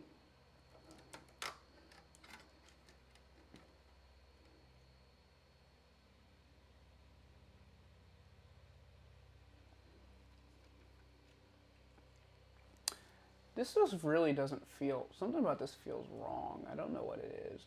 Insert the PTFE tube into the M5 and push it all the way down. Okay, yes, that's pushed all the way down. So what is this round thing for? I don't understand. What is this for? Just to guide it in the right direction? Like, it's just weird.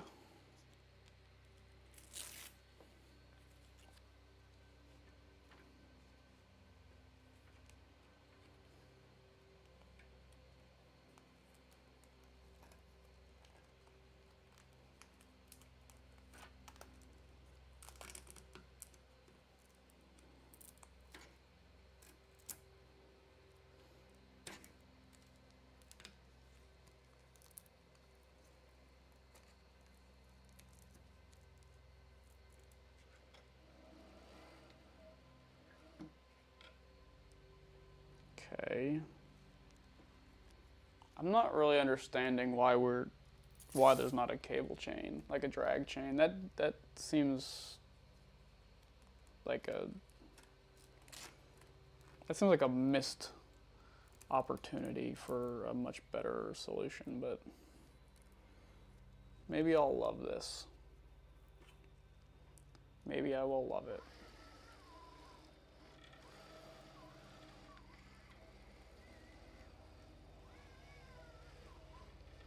I mean, it's swinging all right.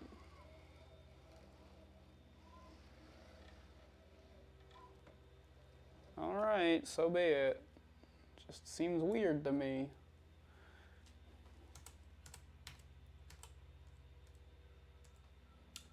Merge the PTFE tube and main cable with the remaining 2 cable ties. So now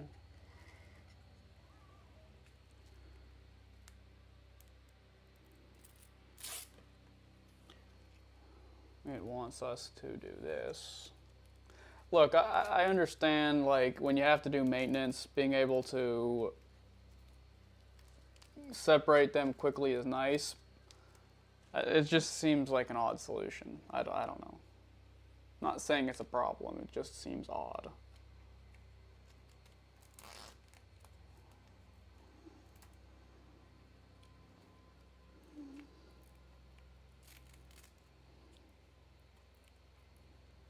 Okay. I mean, it works. It works. Ensure the main cable is not too tight and does not pull the Nextruder backwards. No. We have full range of motion.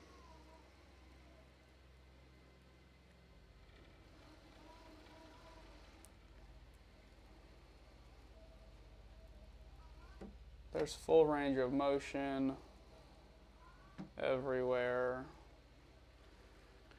I guess this bottom piece just prevents the Bowden tube from getting kinked at the bottom. Or sorry, this bent piece keeps it from kinking at the bottom. That's actually pretty smart, I suppose. Yeah, I like that piece. Okay. If the cable is too tight, loosen this screw in the back that was really hard to get to. It's not too tight, so we're good. All right.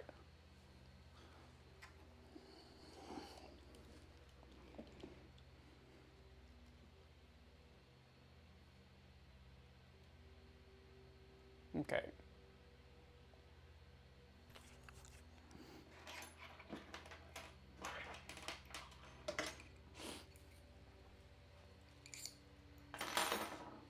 Okay, preparing pieces. So we want blower fan,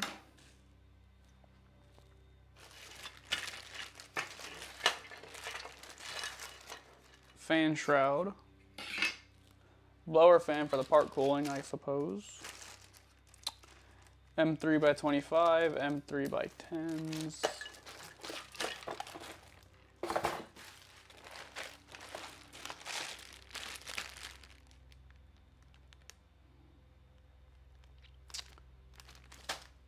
All right.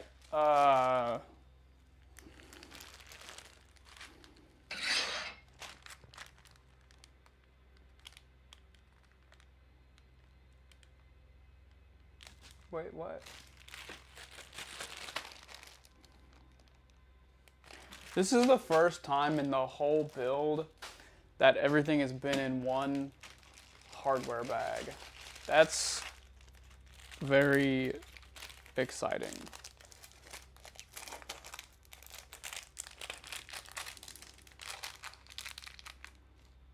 One, two, three.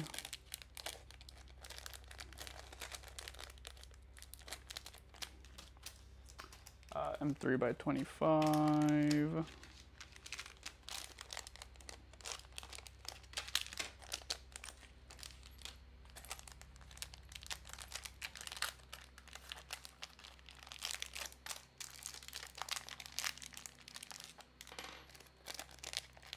And then the M3 by 10s, I need 2 of them.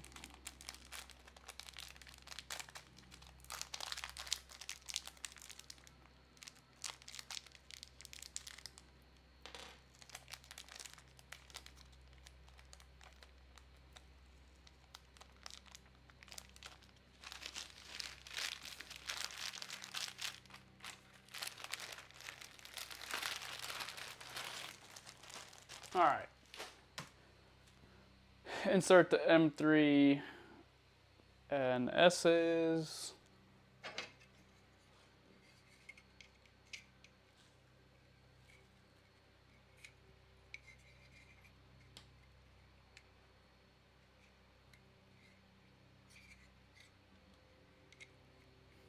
Into the part.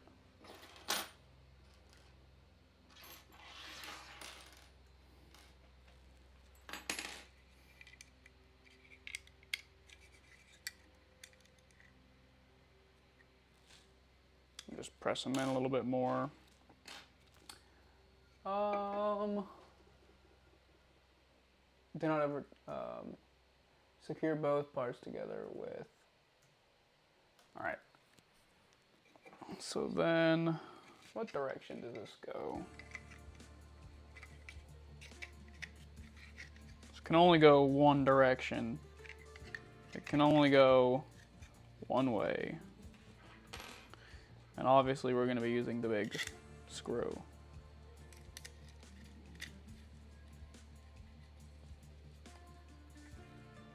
Don't over tighten this part. Like everything, do not over tighten it. Attach the print fan assembly to the back of the Nextruder. Secure the fan shrouds and Extruder using 2 M3 by 10s. I got 3 M3 by 10s on accident, didn't I? Yeah, I did. Okay, whoops. Well, that's upsetting, or that's unfortunate.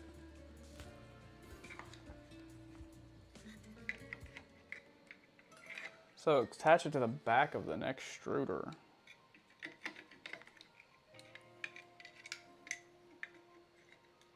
Okay, that is like...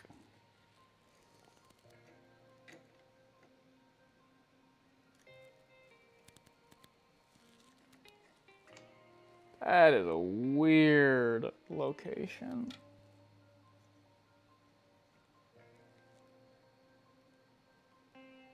That is very odd. Okay. That is never seen a design like that, but okay. I will do what you want.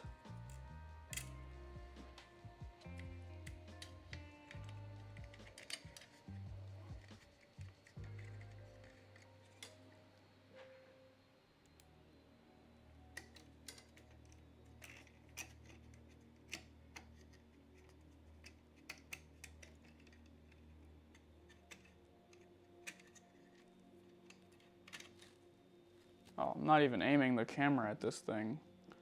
Whoops.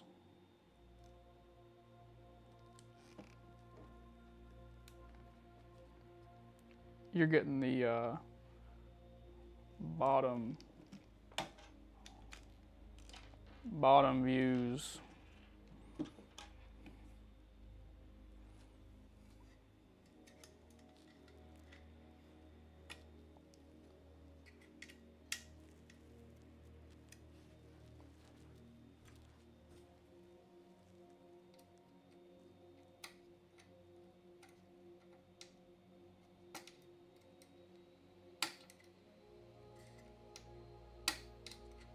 Boy, can't get that tight.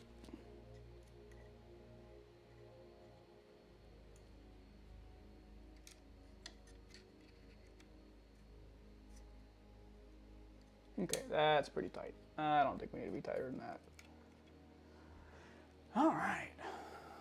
Yeah, see, this is why I was saying this is a weird design. I've never seen anything like this before.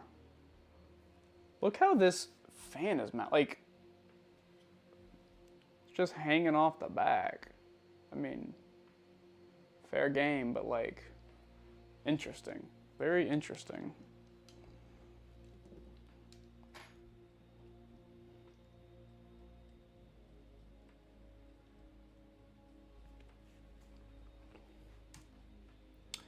Okay, for the following steps, please prepare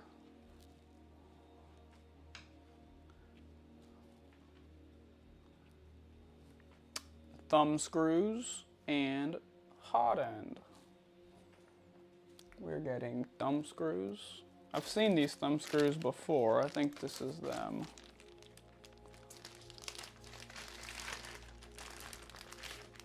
Yep, thumb screws. And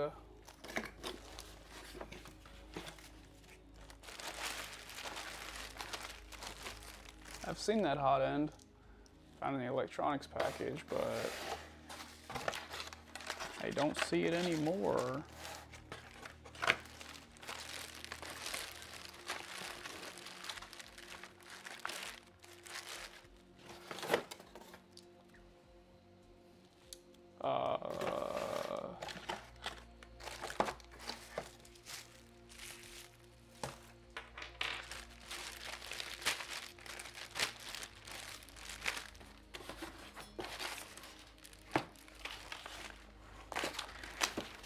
I feel like I saw this hot end today, and now I don't find it, and now I can't find it.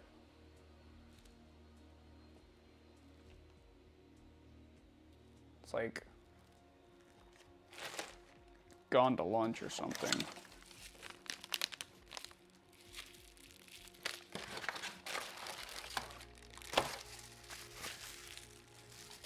Oh, the box was missing. It's in the Nextruder box. The box was just hiding. How do I get under this thing? Oh, here we go. Nextruder box. Don't know how it went hiding, but it did. All right. Thumb screws. Route the heatsink fan cable above the first. That's a lot of reading. Okay. Route the heatsink fan cable above the first threaded hole in the heatsink. Insert the 2 thumb screws in the heatsink. Do not tighten them completely. 2 turns are enough for now.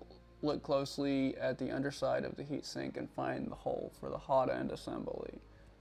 Insert the hot end assembly tube in the hole and slide the whole thing into the heatsink. Point the cables to the left according to the photo. Push the hot end assembly all the way into the heatsink. There should be approximately 2 millimeters gap between the heatsink and the brass part of the nozzle. While pushing the hot end assembly and firmly tighten both thumb screws. Interesting, interesting, interesting. Okay. So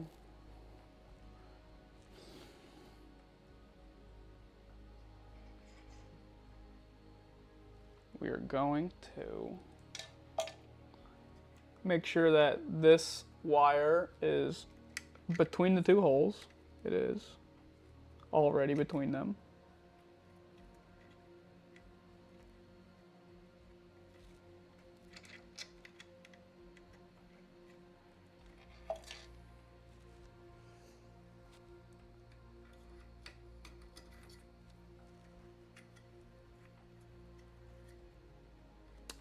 Where do those wires go?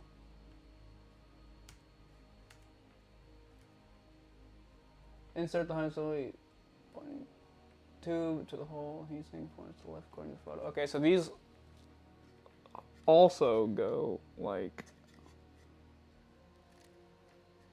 this. But I don't think these can go in any further.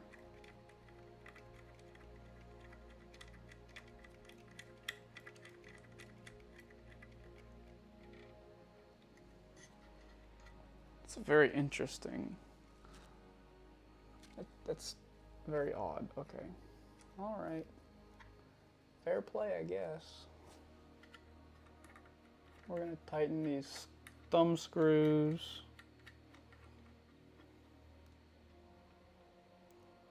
Okay, they're all tight. Just weird, like, it's at an angle. Look at this.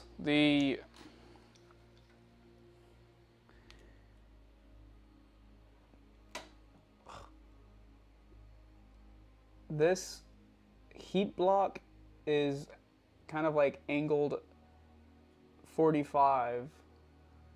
I mean, okay, fair enough.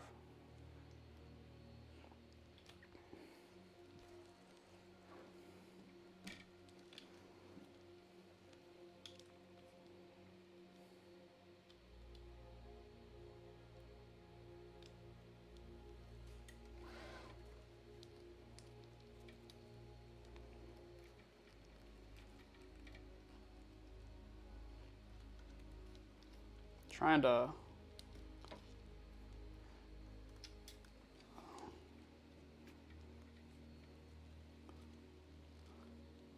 all right, so it's not like the greatest angle, but all right, gotta start plugging stuff in. So plug the thermistor into the top right, which is the tiny black wires. The thermistor goes into the top right. It appears to be backwards. All right, that's in the top right. It's just two black wires.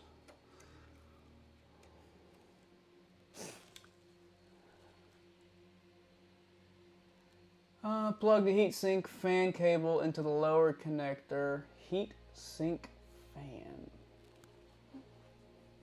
Alright, heatsink fan is this one right here. It goes into the very bottom hole. Sorry, the very bottom connector port.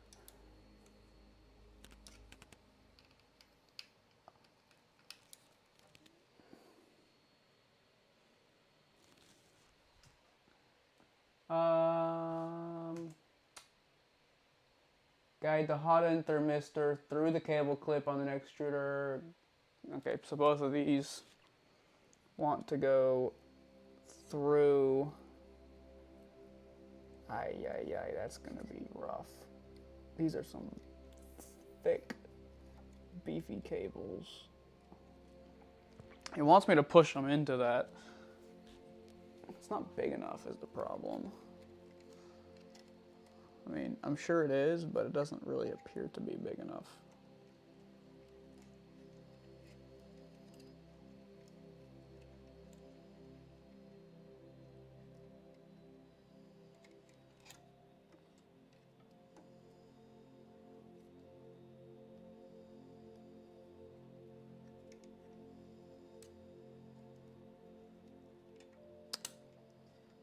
I mean, they're in, but they're not like,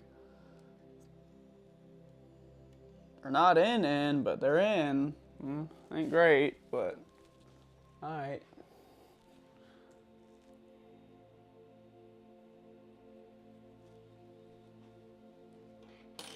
Okay, so this goes up top. Didn't even see that earlier. Interesting.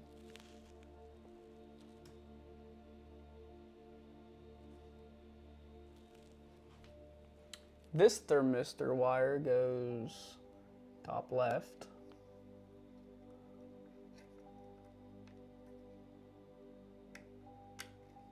Okay.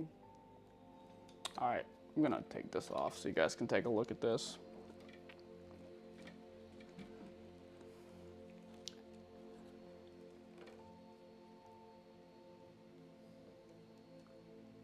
Okay, so this black wire just is the heat block heater. These two that I just plugged into the top left. This also comes on the hot end. This is the hot end thermistor. You've got up here. You've got your extruder motor. In the top rightmost hole, you can barely see it. That is the thermistor for the. That's the thermistor that was plugged into the heat sink. And right here, this colorful cable. This is the fan cable for this fan right here. And I'm gonna take a wild guess and say that this one goes right here. So your part cooling fan goes in the middle. That's just a guess.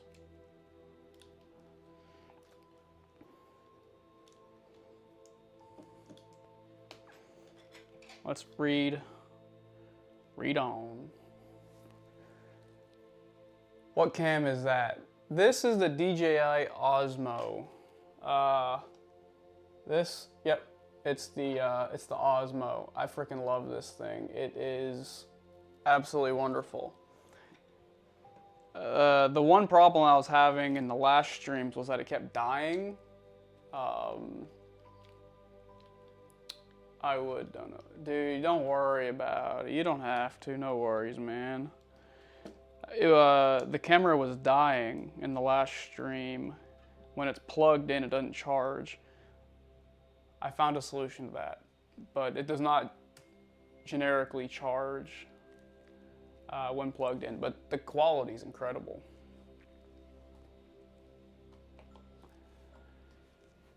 Guide the print fan cable through the channel in the plastic cover. Create a loop with the print fan cable in the cable area and plug it. A loop. What does that mean? Create a loop with it. It's odd. Okay, that's interesting. There's a didn't see that before. It's like barely in existence. Okay, so like right here, you're supposed to wire the part cooling fan through this tiny channel, and then it gets plugged into the middle port, or the middle port. Let's see if we can make that happen. I'm not convinced that it's going to be. You know what? There we go. Relatively easy.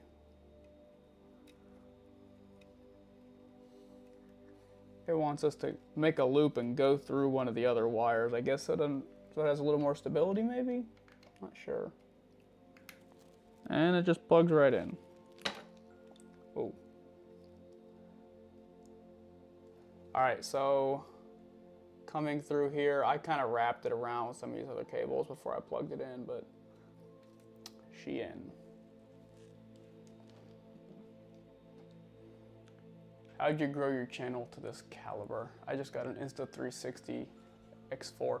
Dude, heck yeah, I was actually wanting to get one of those. I just don't really have a, I don't really have an exact use for it, but I do kind of want one. How did I grow I grew my channel from, oh, that's a, that's a loaded question. It was primarily from posting videos about my Creality Ender 6, which people, by the way, if you're wondering what I was doing, I was closing the fan, or the shades. I have automatic shades. You can see them going down now. Maybe. Anyway, the channel kind of grew from posting videos about the Creality Ender 6. The Ender 6 didn't really have much traction online on YouTube, so the people that bought it didn't have content that they could watch. So when I was posting content, basically they would go to YouTube, they'd search Creality Ender 6, and my videos would be the only videos that would pop up. If anyone's trying to grow a channel, that's my recommendation. Find some kind of a printer that is very niche. It's not like rare, you know, people that want it, like go to Creality or some big brand, right? Like you could do it with the Elegoo Centauri Carbon, right? Very, you know, the Centauri Carbon's a popular printer, but no one online is posting videos about it. So if someone bought a Centauri Carbon and made like 5 or 10 videos that were really good videos, the channel would probably start to do pretty well. That's generally my thought process. Alright, so that's just telling us how to guide the other wires, which I've already plugged in prematurely because I thought to do it sooner. Okay. Alright, so we've only got a few more steps left until we've completed the Nextruder. Bodywork, how much is in Bodywork? 40 in Bodywork, okay. Alright, so print head, cover left, print head, cover right. That's the stuff that got me earlier. It really messed me up for a few minutes. Not that.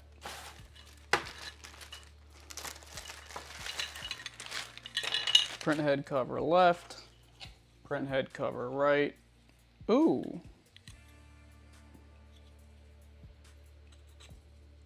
They got some styling in here too, nice. All right, M3x10s. Look at this, I already got my M3x10 from earlier. M3x6. Yeah, this M3x10, I accidentally grabbed it earlier and didn't put it away. I knew I was gonna need it.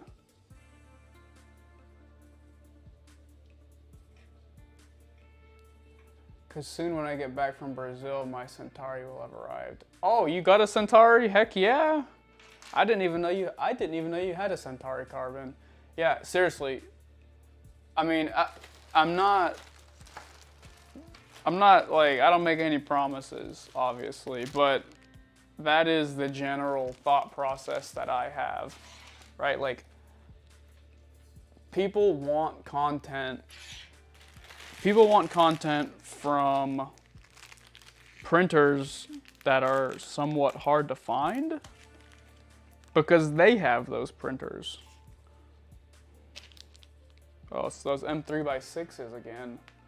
I don't have M3x6s. We figured this out an hour ago. Oh gosh. And I don't have any more M3x8s either.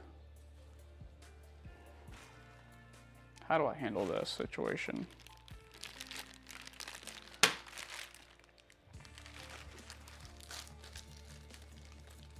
Let me look again.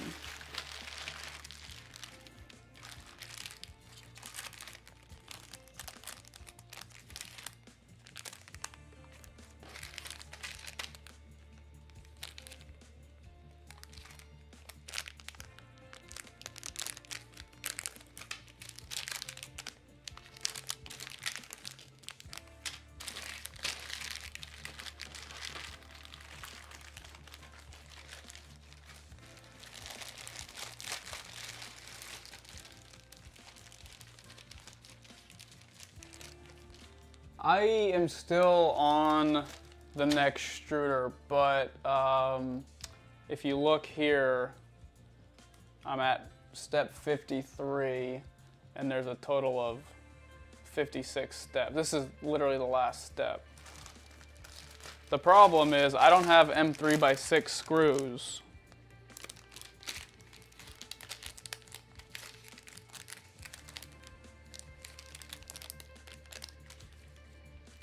I did not have M3x6 screws at the beginning of the step, and I still don't have them. My package either never had M3x6s or it didn't have enough. It's very interesting. Let me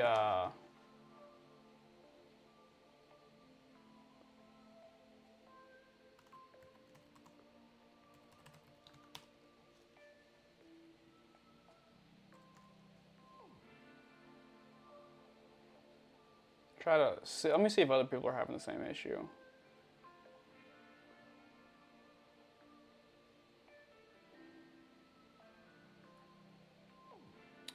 Oi.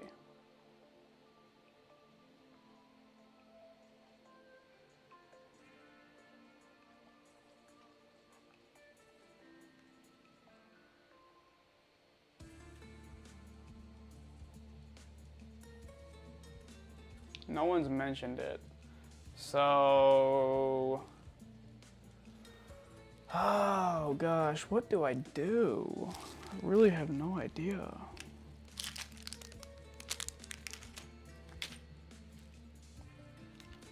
Like, it's not that I was missing a couple or one. I'm missing a lot. When do you think you're gonna end the stream? It depends. What time is it now? It's 6:40 right now. I think I'm gonna try and do the Bodywork, which might take it an hour and a half or 2 hours. But I don't know. It depends. I might. If I start it, I want to finish it for sure.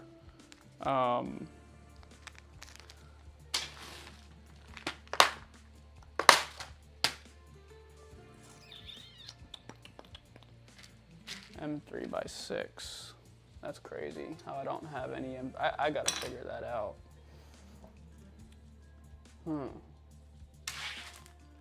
M3x8s. I don't have enough of those to do anything with. Did they just fall out? I hope they did. But I don't see them anywhere.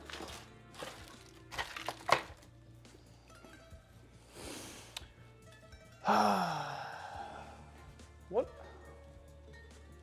Like, how? I don't understand. They're not on the floor.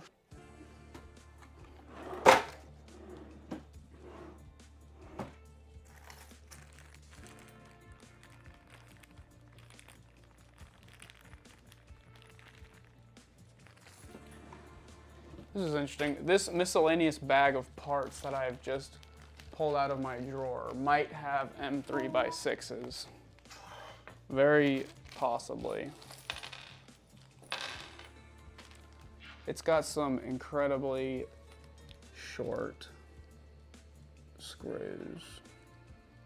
These might be M3x6s, and I just pulled them out of this drawer randomly. This goes with a completely different printer. Let me get my calipers. I'll be back in just a second.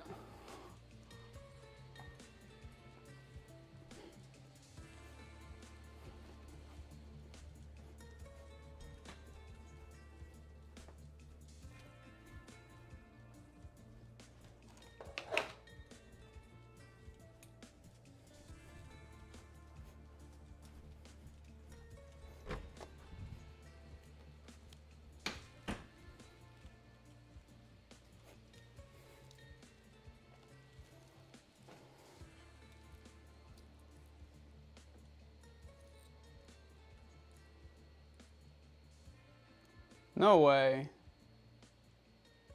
I think they Oh my gosh, no way. What are the odds? What are the odds this random bag of screws had M3x6s in there? That's crazy. This is a bag of hardware that came from the LERG printer. I don't even know why that's nuts. That's absolutely nuts. Let's see if they actually work though. All right, are you still working on that? Oh yeah, because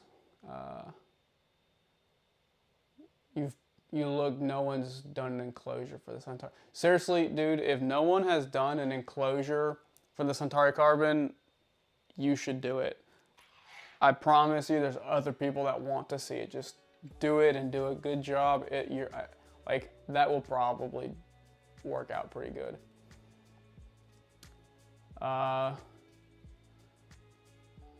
Yeah, there's probably a lot of stream time left. That's really bad. I hope you have them. Yeah, I guess I found something. I don't know. Hopefully I don't need more. If I need more, we're gonna have problems because there's like 3 more in that bag. That's it. How do you transfer all the camera ways? I use a Stream Deck. So you click these buttons, and they change which cameras are on. All right. So.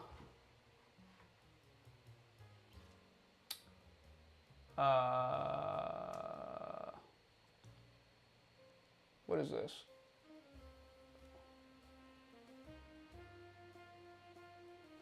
Yeah, okay, sure. Before covering electronics, check the cables, check the connections of all the cables. Guide the main cable through the upper hole on the right side.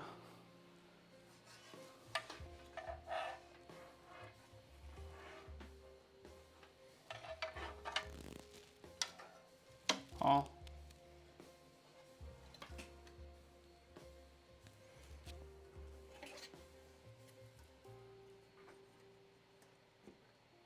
What? Guide the main cable through the, okay. How does that have anything to do with covering the electronics? Why am I?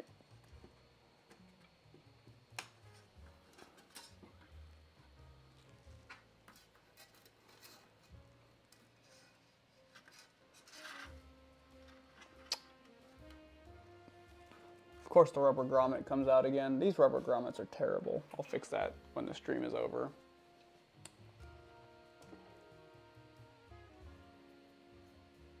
Secure with 2 M3x6s.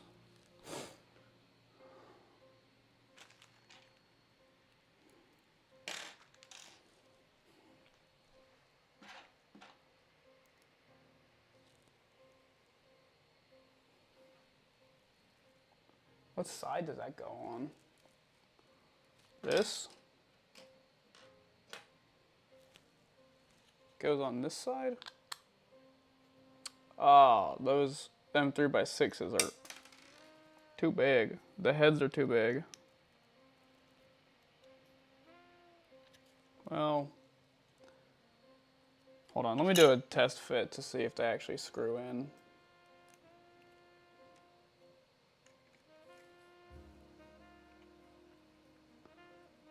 Well, they do screw in, so if I can get a thread to bite, then I might be good.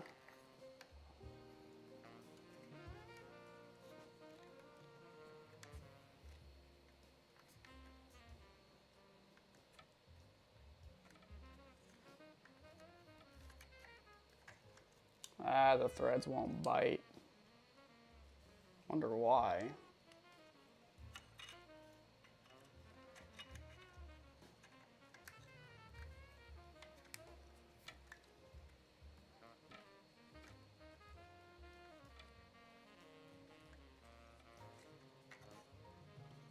But it just screwed in. That M6 screw thing, yeah, it's M3x6. I don't know, this is weird. You can get Stream Decks of all different sizes, so they all cost different amounts. Okay, the screw definitely fits. If the head was a different size, I think I'd be in shape. I think I'd be in good shape here. So if I can like ram this thing in. Worst case scenario, I don't use it at all because it's just an electronics cover. It's probably not pertinent to use.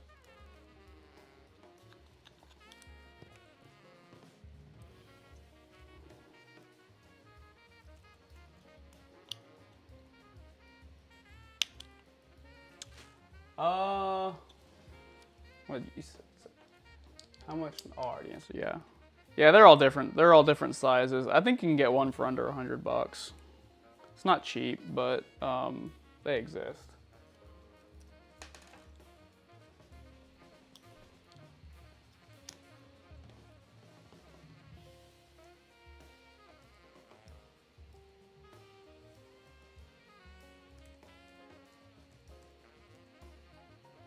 All right. This ain't gonna work. The head on this screw is just not the right size. It's just too big.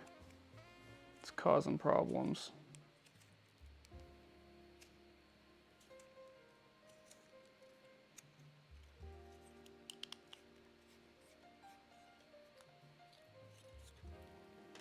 Let me try this one over here. This one's probably... Just for the sake of getting it installed, I've got these M3 by like Gigantos. They're like M3 by 12s. Just gonna put these here just so I remember.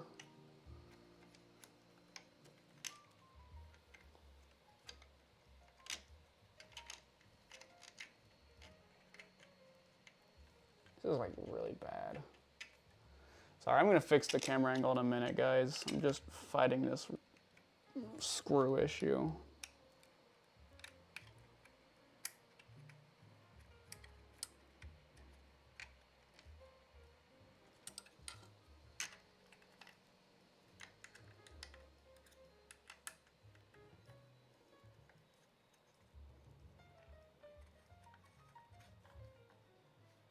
Well, heck, I might not even need to change it out because these are going in all the way.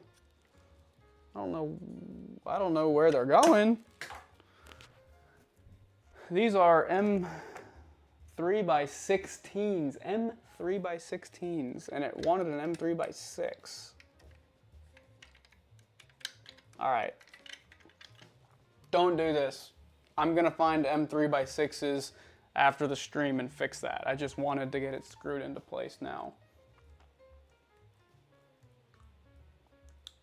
Okay, squeeze the wiring harness as far into the Loveboard as possible and does not protrude, and attach the print head cover left on the Nextruder. Okay.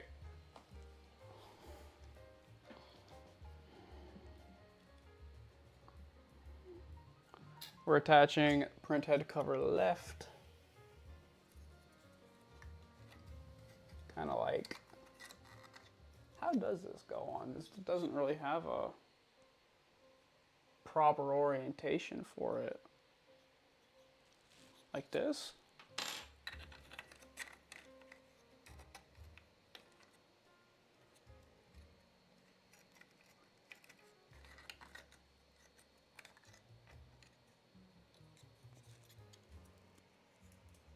It doesn't have a proper orientation. Oh, it does, but it's like awkward. It goes slide down.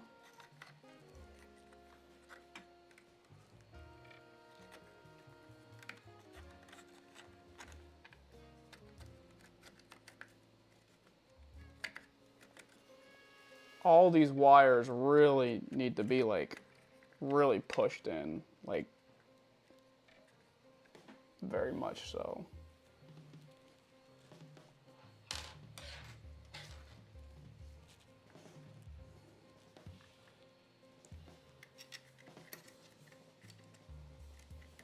Okay, I think that's good. Yeah, these wires need to be like super pushed. And you've got your screw hole up in the top left up here.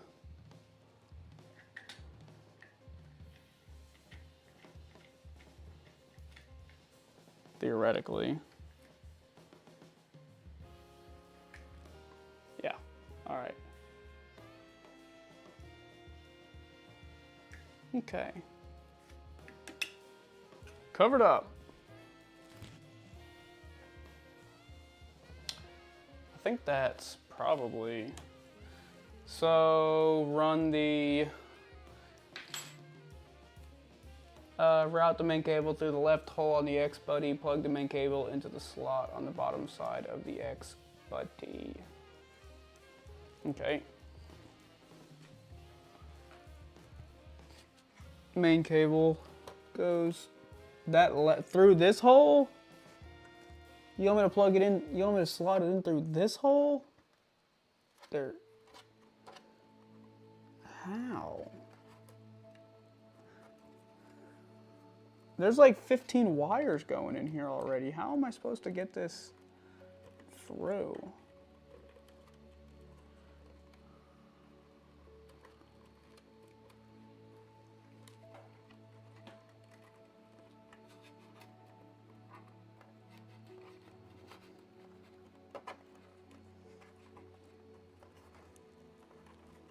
Man, you gotta really squish that in.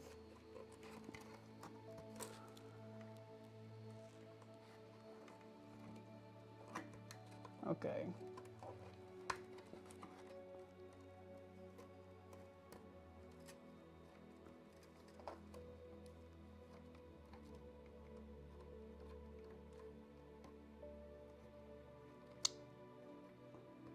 Ah, this is really bad design because I'm almost like breaking a cable in here.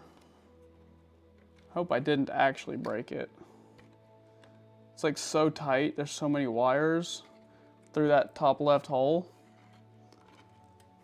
I got it in. All right, and now it goes to this bottom right connector. Now it's plugged in. Whoa. All right, so when you're plugging in, or it wants you to route this cable through this top left hole on the Bodywork. I found that this connector right here got in the way, and my main connector that I'm trying to plug in, this one right here, I just plugged that in. It was like splitting the center of these two wires. This is a thermistor. I'm not sure for what. Be very careful when you're squishing that gigantic connector through here, because that is a huge connector. It is very possible to break something. Very, very possible. I'm actually going to inspect this one more time really quickly because I am loosely concerned that, okay, it looks good. All right. All right.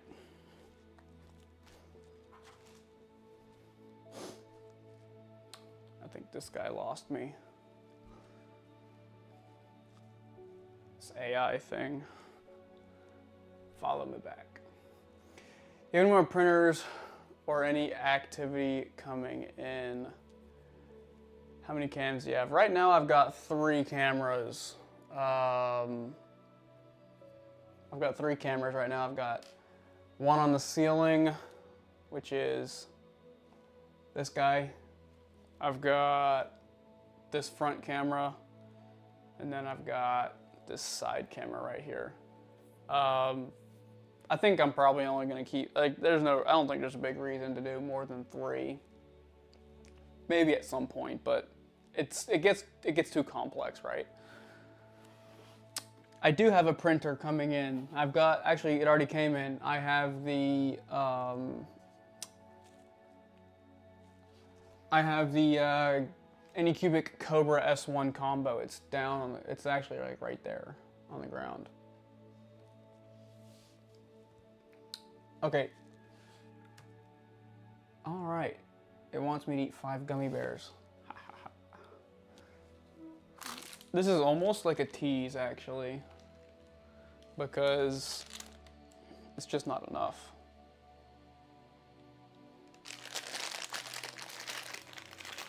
Oh, these bad screws, get these bad screws out of here.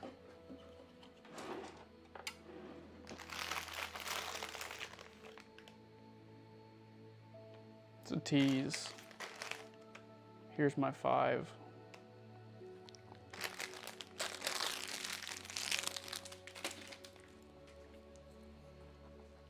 Okay. Yeah, I heard the Anycubic Cobra S1 was, or the S1 Cobra S, whatever the heck it's called. I heard it was pretty good, so I am actually excited for it.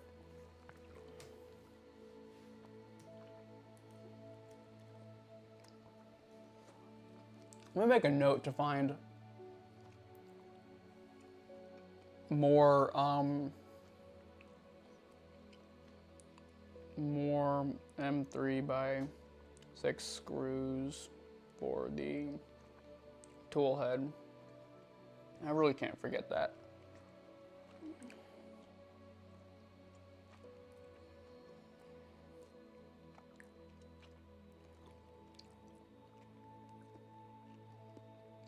These are so good. They should give me, look, there's, how many chapters are there? There's 9 chapters. You should give us 9 bags of gummy bears. A whole bag for every chapter. I think that's fair.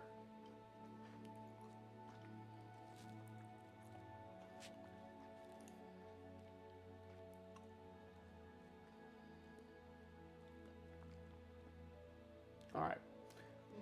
Let's not waste any time.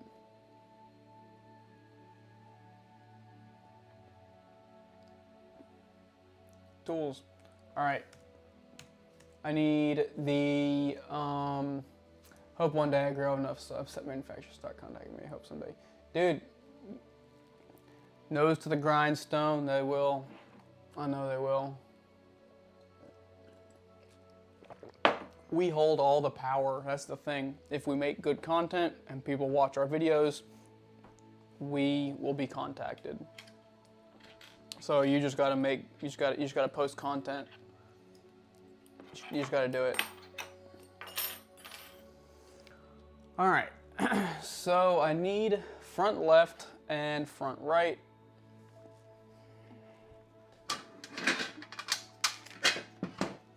Probably these.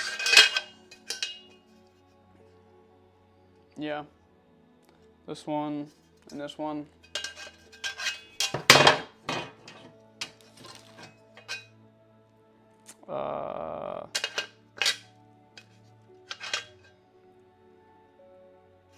Actually, I don't think it's this one, these ones.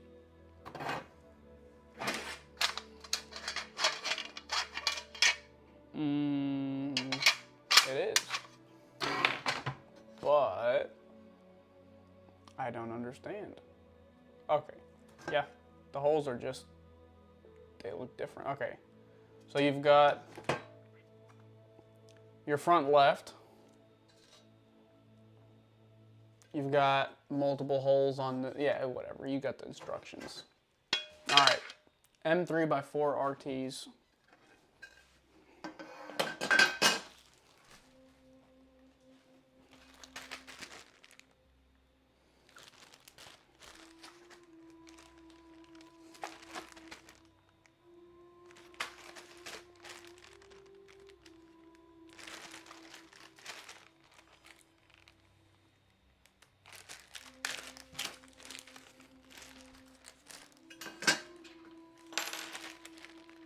M3 by 4 RTs.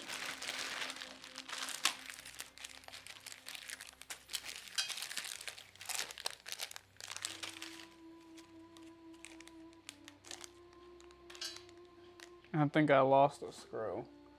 I think that came from this bag. Yeah, it did, but how did it come out?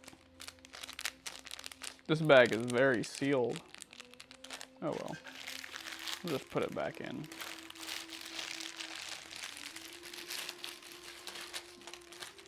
Alright, we need...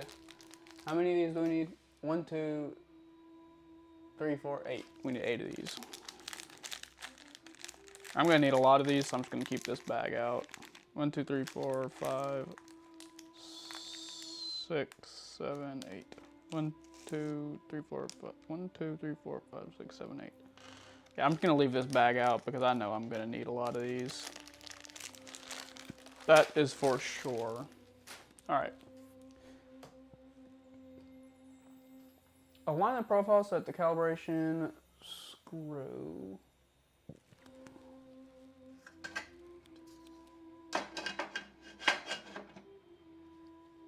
Seems to be aligned to me.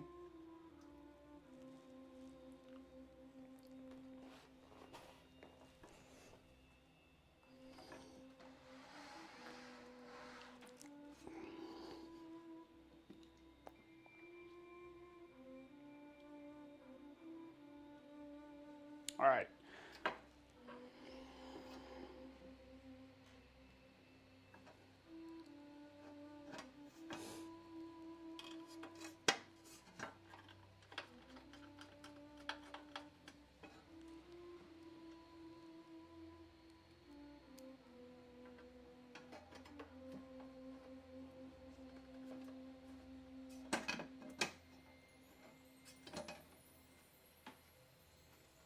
All right. Aligned. All right, 4 up top. And don't tighten these all the way if you're building this yourself. You always want to get these screws screwed in and aligned before you actually start. Well, I think I barely tightened this one on bottom. Oh, it's just, oh, it just doesn't line up. Oh, okay, yeah. I actually had to push this frame down. Interesting.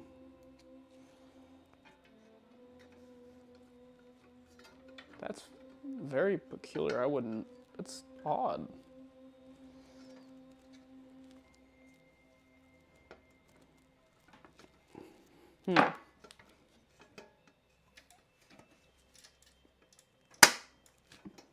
Now I gotta pull it in.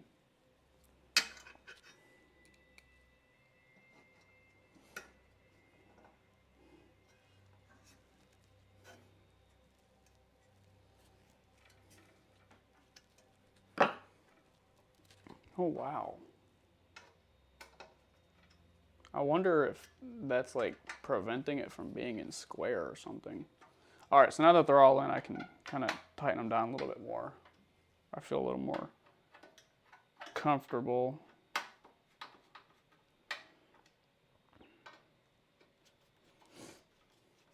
Do you make money from YouTube? I do make money from YouTube, but not really that much because all the money that I make, I just spend on the channel. I hope one day I grow enough subs. Oh, I already read that. All right, now the next one is the same. Align it the same way. Let me come on this side.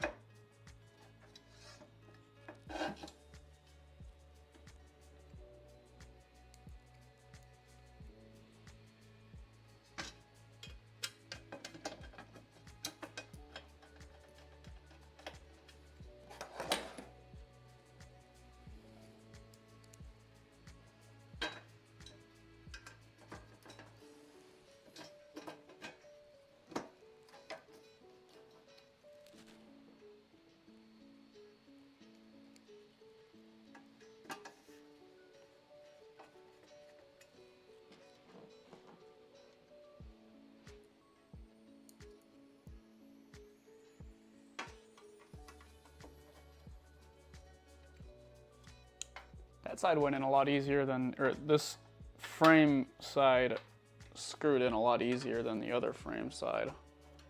Curious as to why that was the case. Maybe when one side, when this side got in frame, the other side was in frame easier, I don't know. Which 3D printer do you like the most that you've ever had, even if you sold it? That's a really tough question, man. That's a really tough question, actually. Probably at the moment,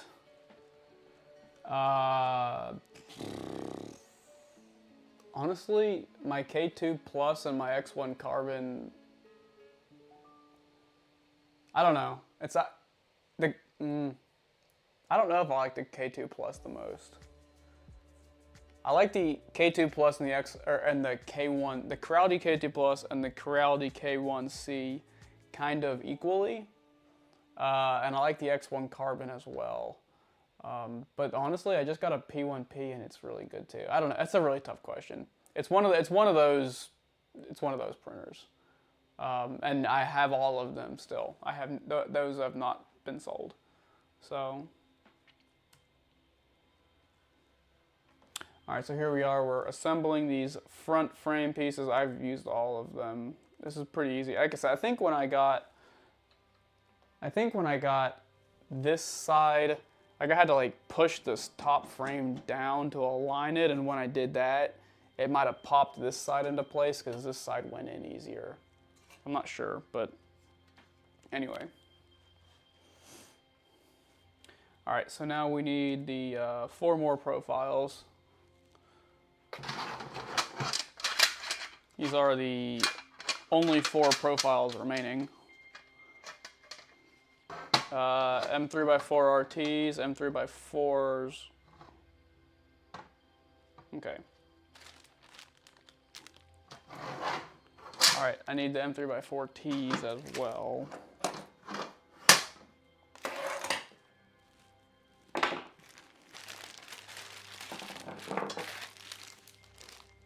It's gonna be 8 and 4. All right, M3x4s. Oh wait, M3x4T is what it said, right?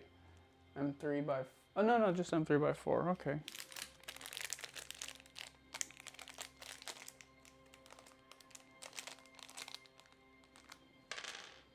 M3x4s with 1 to spare.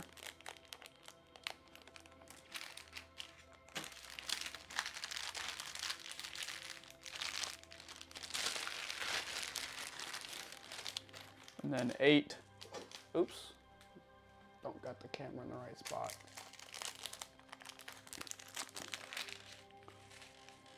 One, 2, 3, 4, 5, 6.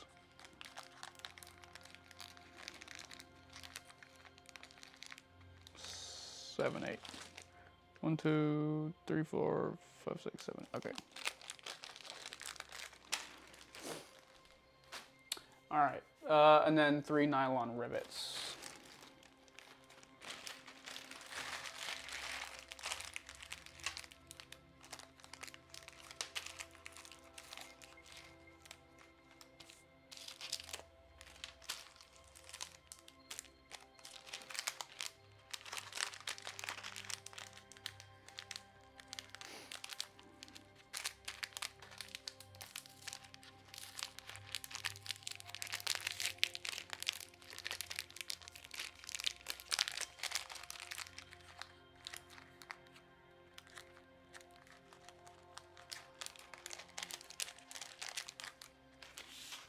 Three nylon rivets.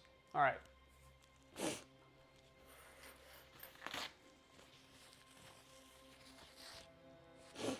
Okay.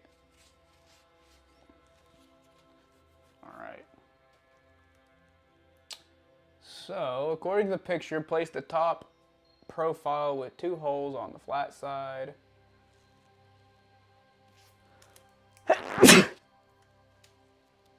Where'd my pieces go? Oh, here we go. Okay, hold on. I gotta...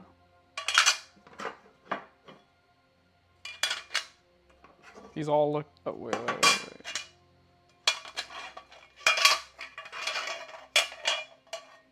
Okay, so this top face right here has nothing on it. This top face has 2 holes in it. Okay, so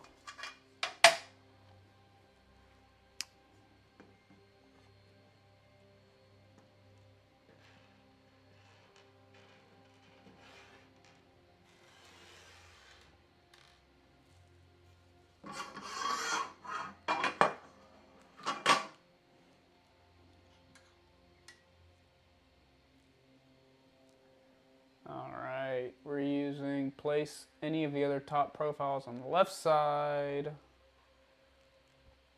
Attach the 2 profiles together. Align the holes in both parts and join the 2 parts with M3x4s.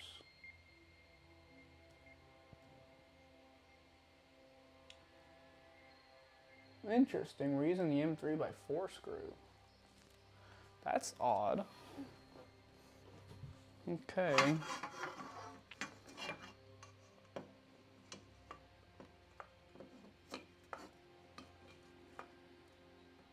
M3x4. Of course, I didn't prepare the wrench, or not the...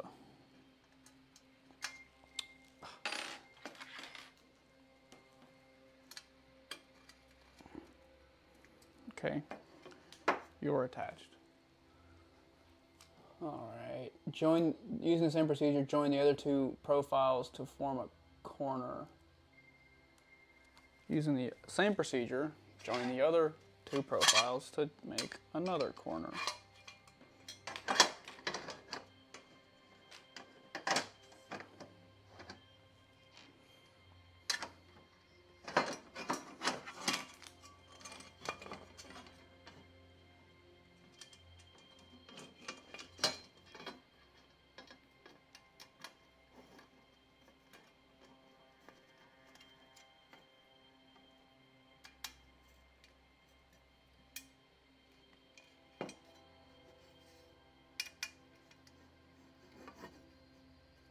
Nice. Joined to form a corner. Okay. Attach the corner profile assembly in the first, and then, okay, so now we're making a full rectangle, a full square.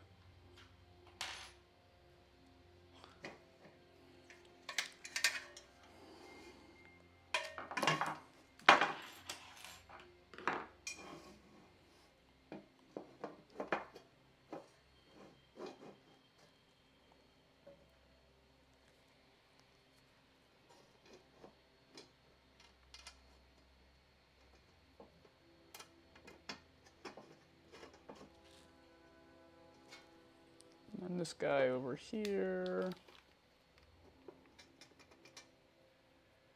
I don't really know why it pointed out to like use the front or the whatever, because like it really didn't matter. It could have just said assemble them all like this and you're gonna be good. All right. Okay, so I loosened these a little bit so I can get them more square. Now that they're all connected, I can tighten them up a little bit. And hopefully they'll be a little more square. It's kind of like, when I tightened these down earlier, I didn't, it kind of removes an axis for them to move in, so now they should all be pretty square.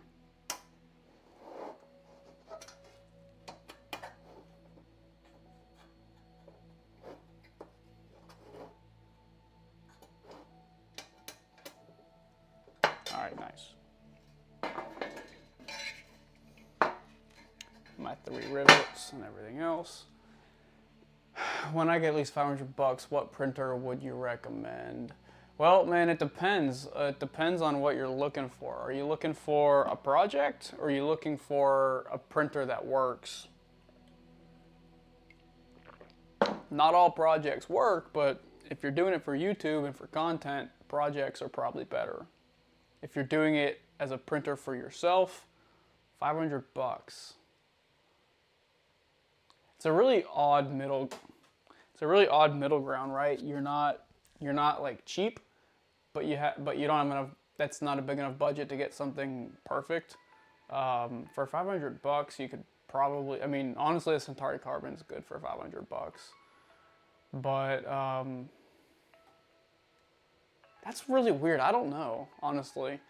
I would, if it's just for yourself, I'd probably get like a Crowdy High combo, like 450 bucks.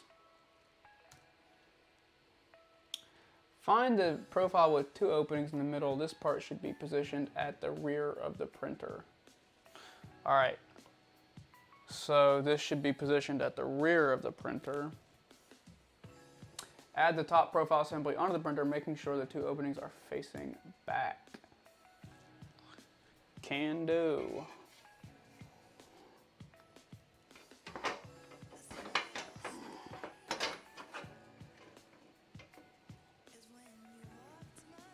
Okay.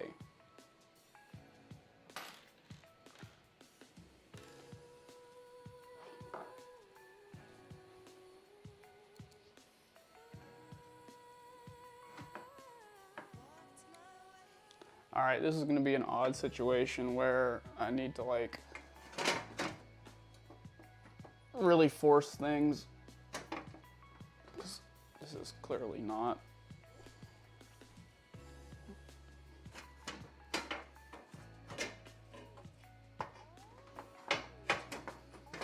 Oh, okay, look at that.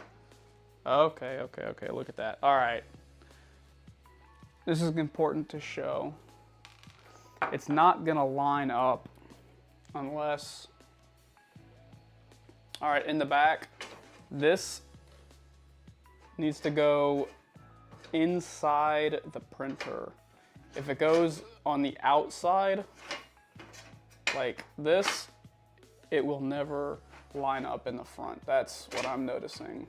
So this goes on the inside, and then go around and get all of your other corners. Make sure, oh, this angle is so bad. Yeah, then you can go around and make sure all of your other corners line up, and you can actually see these all just fell into place whenever the back piece was pushed on the inside, and then I can just go in and screw those in. Of course, again, I highly recommend you only screw in a couple threads, like, you know, 2 or 3 turns on each side. Don't do all of your turns. You want it to be able to move around while you're screwing the rest in. It's going to help you prevent cross-threading. It's going to help everything be as appropriately square as possible.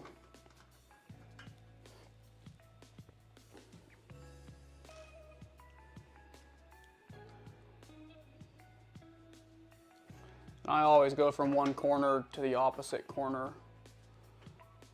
Just, again, another tip that helps alignment. Do that for everything. Anytime you're screwing screws in, I always go from one corner to the opposite corner.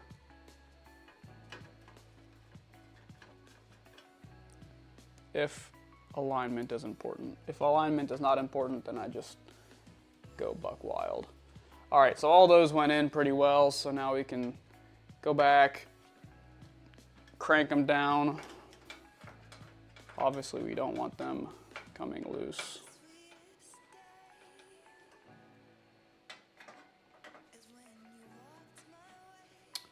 Crowdy, yeah, I would do, well, it depends. Like the Crowdy High combo is not going to get you, it's not like, if you're looking for a printer for yourself, that's what I would get. And yeah, I would get the combo.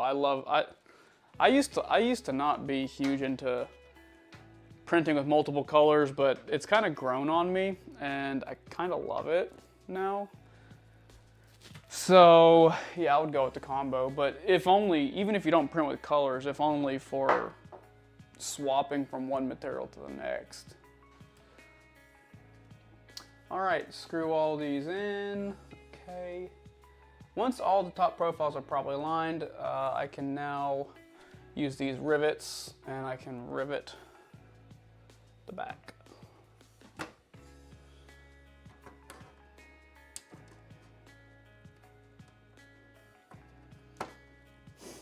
You can see these rivets these are what I'm putting in now. Those rivets. Rivet, rivet. All right. M3x4 RTs, more of them. There's a good reason why I left all of these out. I knew when it said Bodywork, I knew I was gonna be using a lot of these.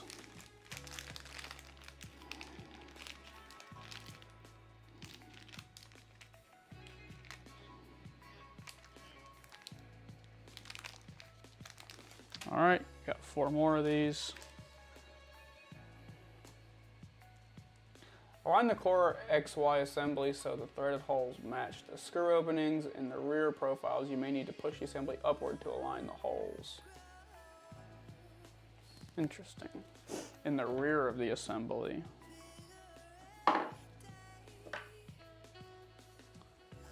So...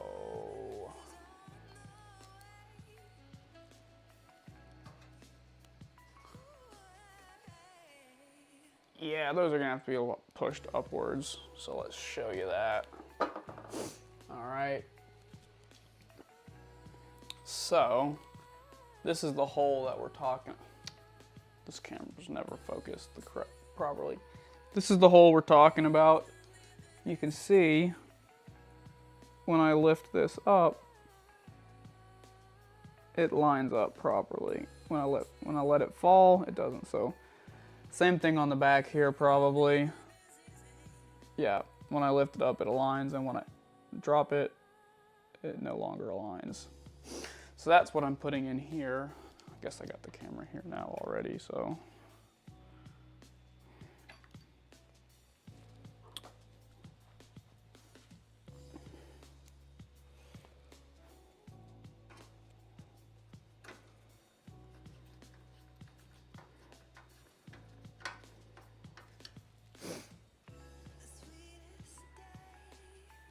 I'm gonna come in on the other side and get this one lined up before I tighten everything down.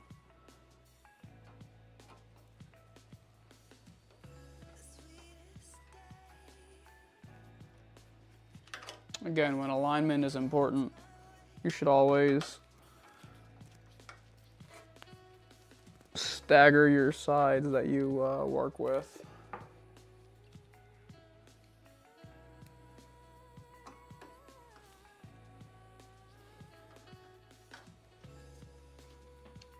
Wow, that's actually crazy how well that alignment works. Okay, and now this one on the back. You can see this is what I just put in, and it lined up perfectly now. Tighten this guy down and we're good.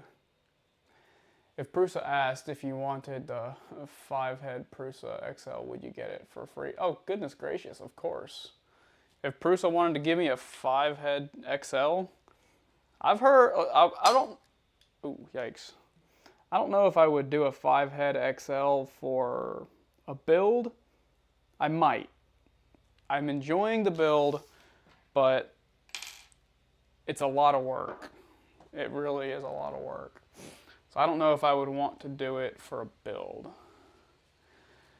I think I would enjoy doing it. I think I would enjoy doing it as a build, like offline, just personally. But that's because I can just go. I can do it all at once, right? I can sit there at the computer, at the table, and just do it.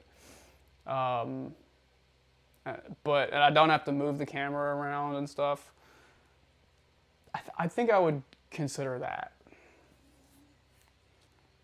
But who knows? If they emailed me right now and said, hey, we want to send you a 5XL, but you have to do a build on it, I would probably still say yes. So.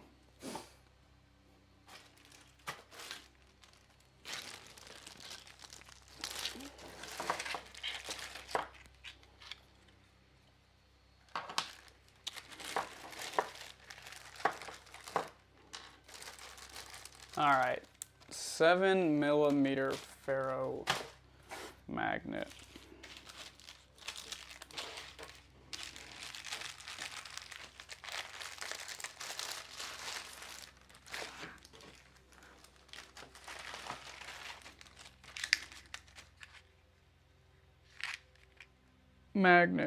Magnet. It just says magnet. That's all it says.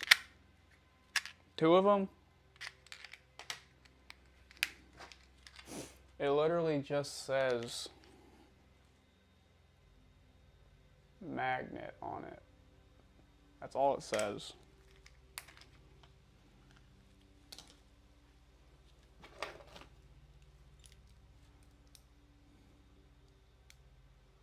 That's 10mm. I don't know if that's right. It said 7. It says, oh, wait. Sorry, it says 7mm ferromagnet ball. Hold on a second.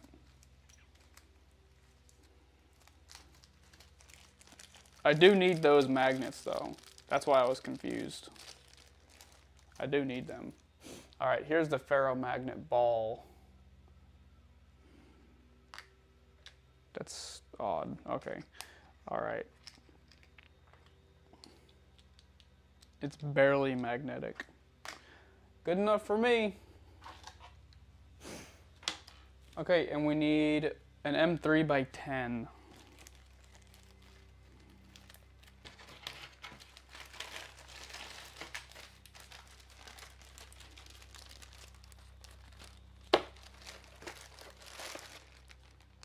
M3 by 10.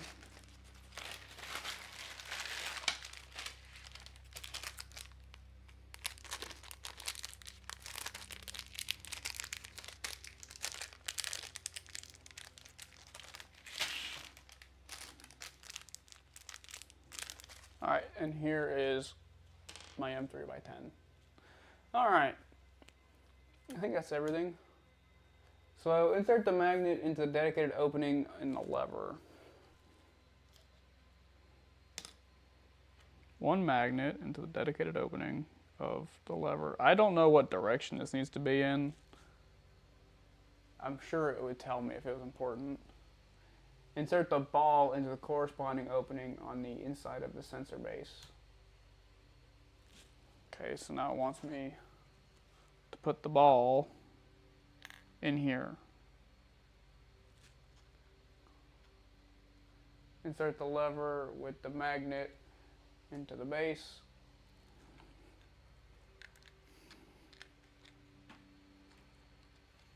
This is PETG, it's so shiny, I am not a fan of it.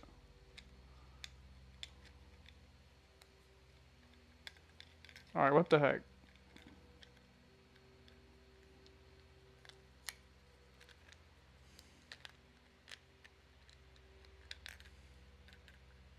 How does this go?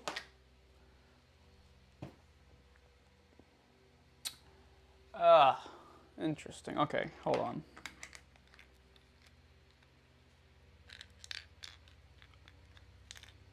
Oh, okay, look. I just dropped the ball in there like this. The ball actually has a little housing that it sits in.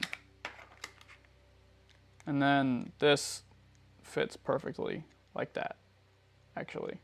Okay, that makes a lot more sense. Okay.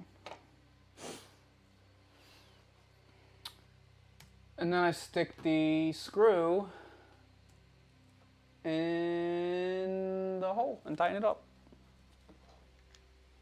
Okay, then I stick the M3 screw in the hole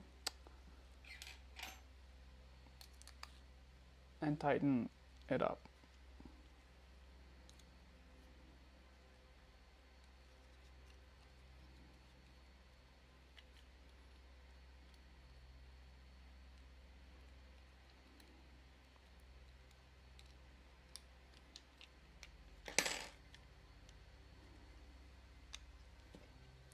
So you can kind of see how the ball cannot actually come out of, here's the ball right here, it cannot actually come out of its hole anymore. It's stuck in there forever. It's a prisoner. All right. Verify the lever is able to move freely. Tighten the screw while ensuring the lever can move freely. If the movement is restricted, slightly loosen the screw. Don't over tighten it.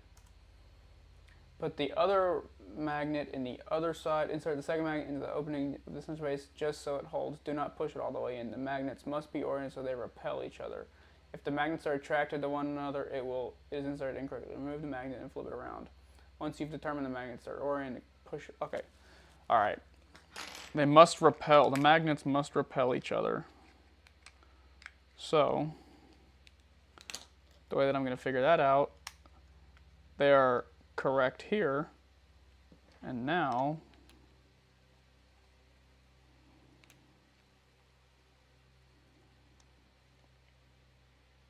well, that was actually kind of difficult on me. You know what? That was a mistake.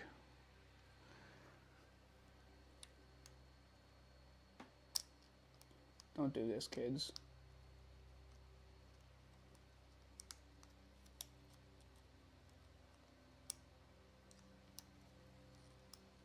I thought I was going to be able to gently grab it out, but that is clearly not the case. These magnets are way too strong. All right, how about, let me get the pliers. All right.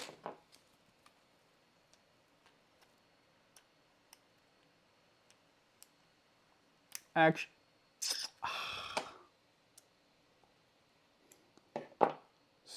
silly.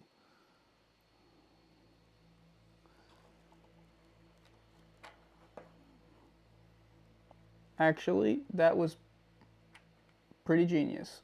That worked out pretty well. All right. See this? Now that the magnets repel, it forces it back into place. Hey, nice.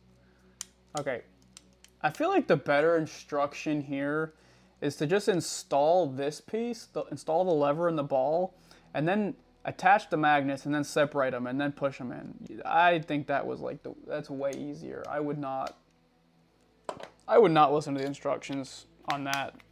That could have been done way better, I think.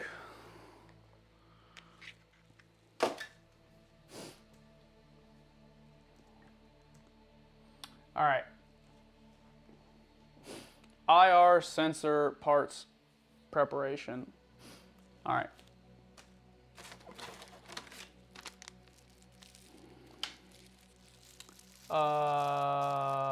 Side filament sensor cable.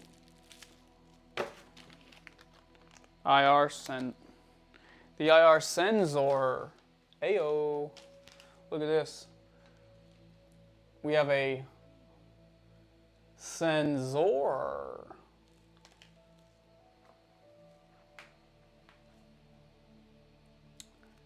Side filament sensor cable. Cable.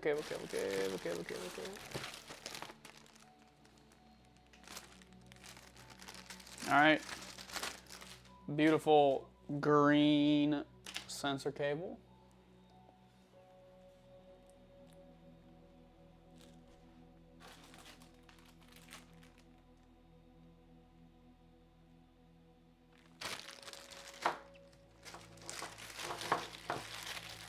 Filament sensor cover.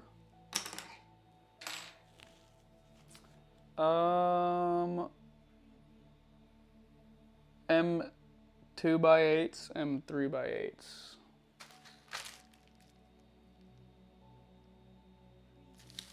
Alright. Alright, we have too many things over here now.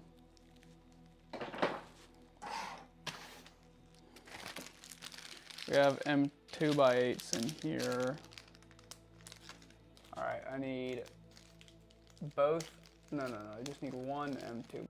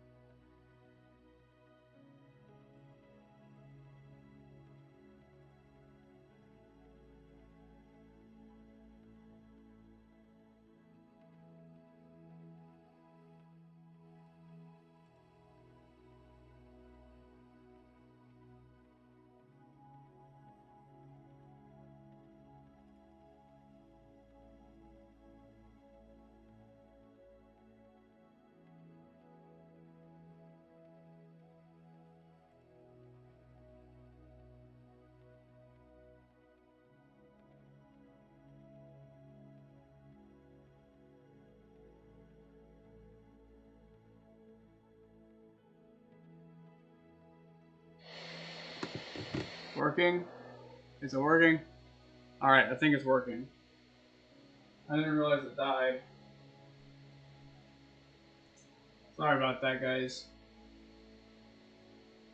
Apologies.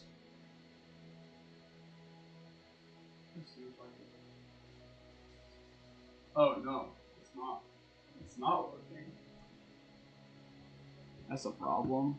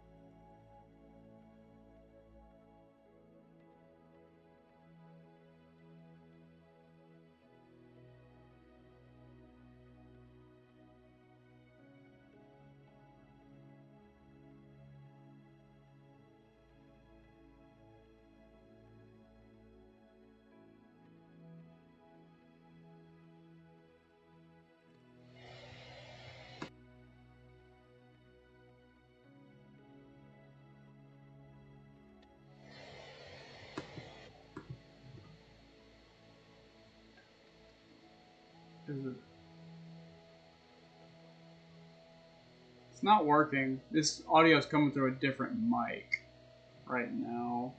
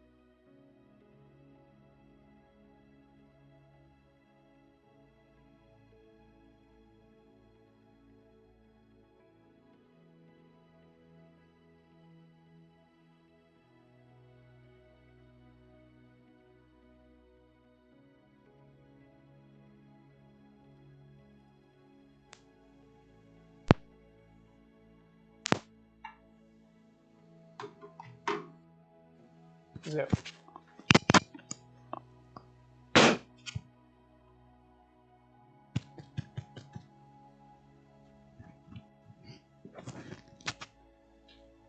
Is it working? I think it's working. Okay, I think the audio is working finally. Fingers crossed. What do I have it on right now?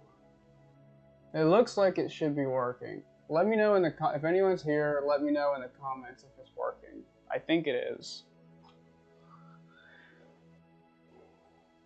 I think it's working.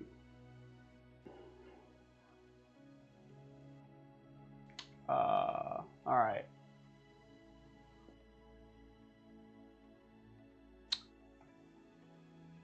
Okay, what does this want me to do? It wants me to first insert the cable into the groove. I'm gonna have to come back and show you guys what I've done. I gotta really look at this. First, insert the cable into the groove. The black connector should approximately be in the middle of the sensor base. Insert the R sensor into the dedicated groove. The lever must fit into the optical gate part of the sensor. So it really wants me to do this. It really wants me to put all the wires here and then fold it back.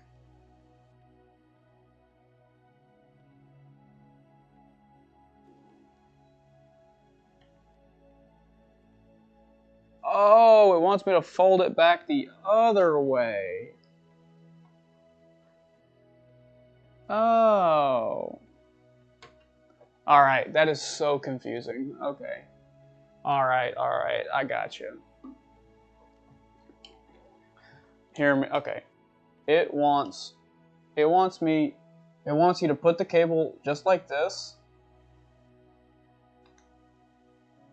like this, and then fold this like this. I was very, very confused. So now that it's folded like this, it fits in there.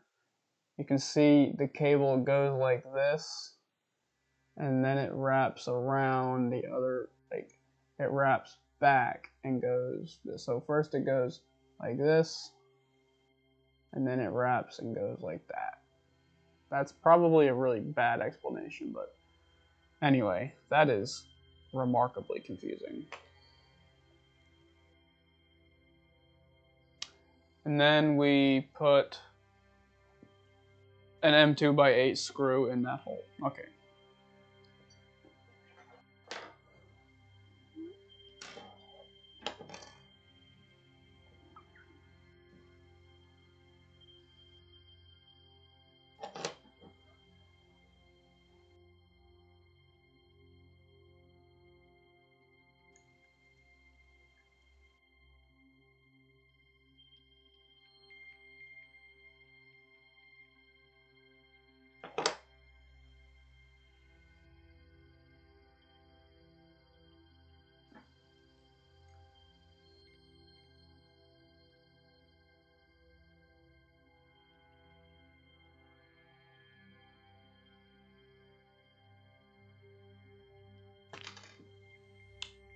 Man, that's crazy. That is one of the easiest, yet honest to goodness, most confusing steps that I have read this entire time. That is crazy. Oh, that is so cool. Okay, so this is how the optical sensor works. It is oh my gosh. I'm like covering it, I think. So when that lever goes in there, it breaks the light. But I guess this is for filament or something. That's pretty genius. That's so smart. Okay. So now we're just gonna put these. Well, I know we've used optical sensor for filament in the past, but the way this is designed is so intelligent. Okay.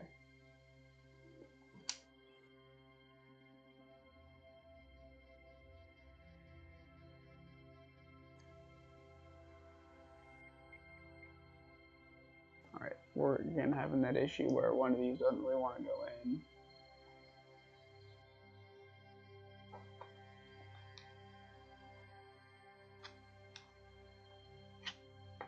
Okay, I can use this to push it in all the way.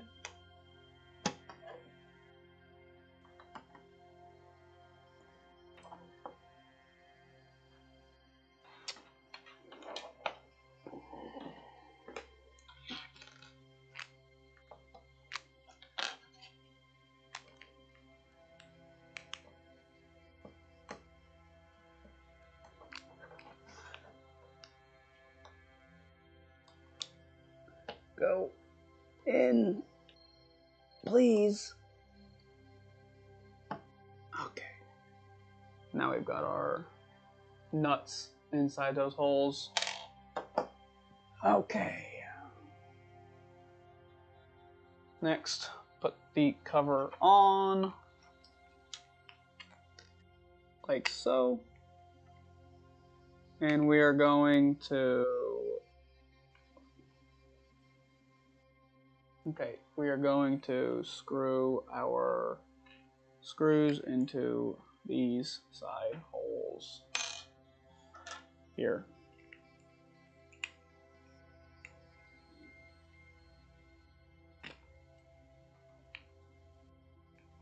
These are pretty bad, actually.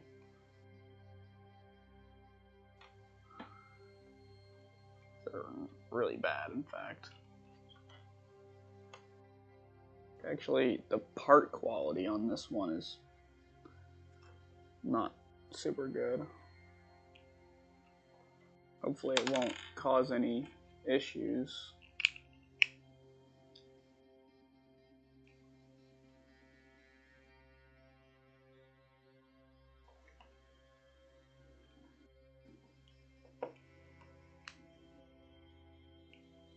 Okay.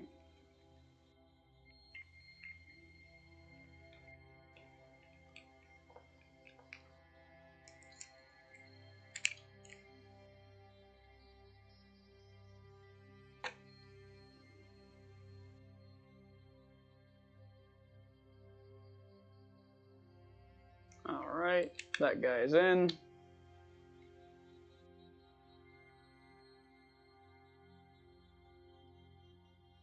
And that guy's in. It's like such a weird part. It's like such a weird part. It's like at an angle and what a, that's odd. Okay.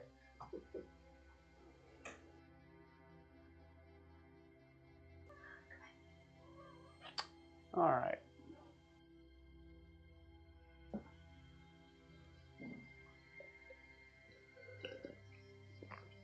So, next, call it, well, the thing we just made, and then a call it in the electronics and fasteners package.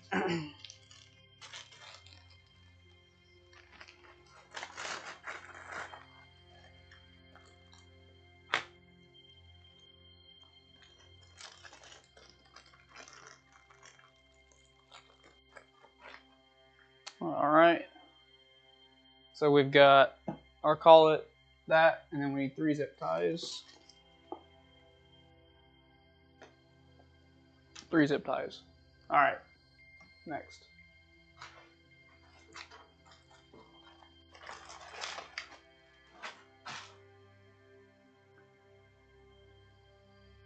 Install 1 zip tie into the marked opening. We will use it to attach the cable underneath the metal profile.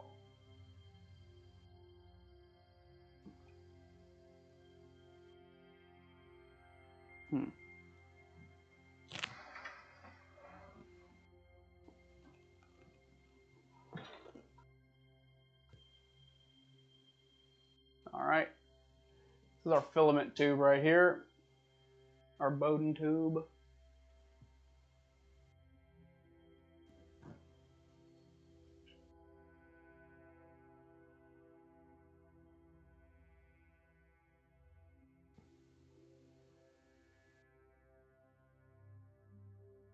Okay. Zip tie installed. Attach the sensor cable onto the PTFE. Wait, what? Okay, we're gonna have this cable on top, PTFE on bottom.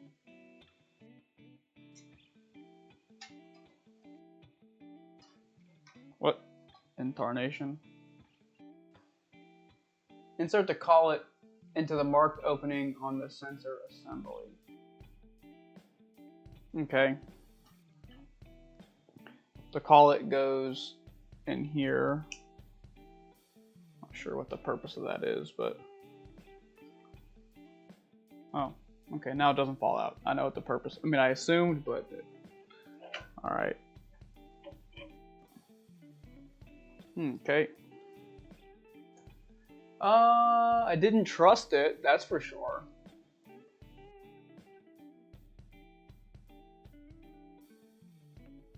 Okay.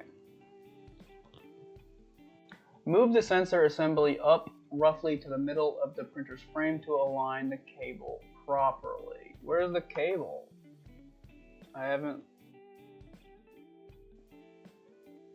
Once in position, secure the cable underneath the metal profile using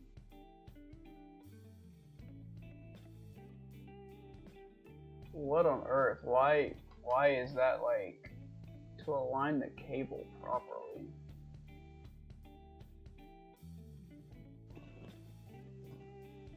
This is not making sense. What am I aligning it to?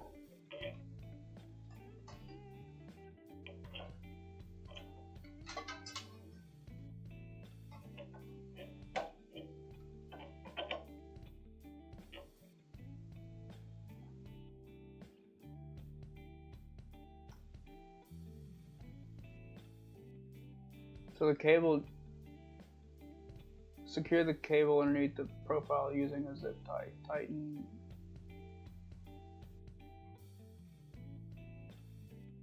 Guide the sensor cable through the dedicated opening to the back of the printer. Once the back of the print, okay. Interesting, okay. So we're just pushing it through this hole. That's literally all we're doing. And pulling it out the back. And we're zip tying it here.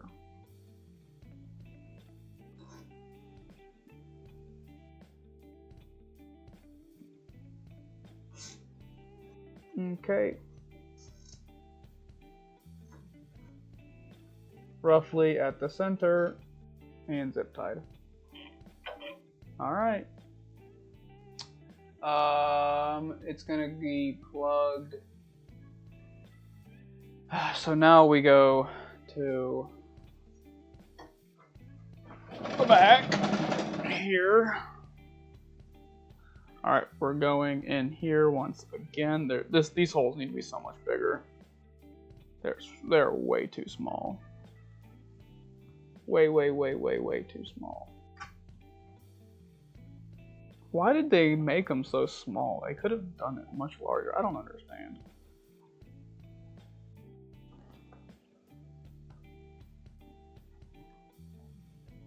Okay.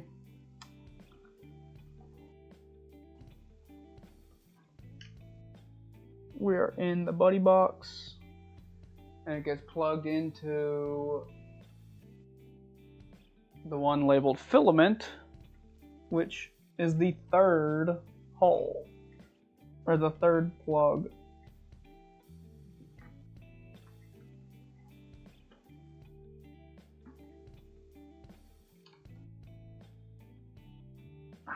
That's tight. That's really tight.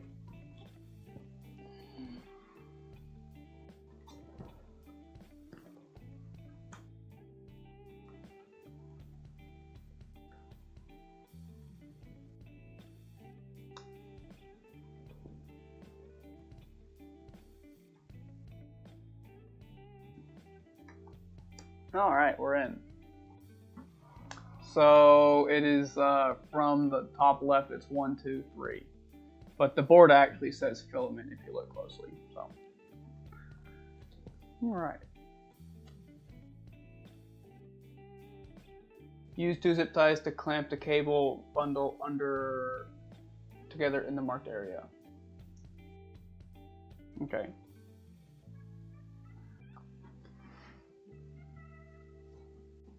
All right, so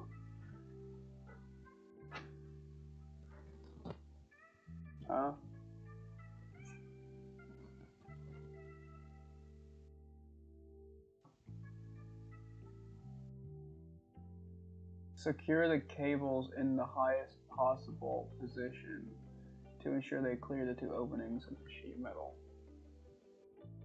How do I secure them in the highest possible position? Okay. Anyway, so all these cables need to be squished together and bundled. They need to not be in the way of these 2 holes.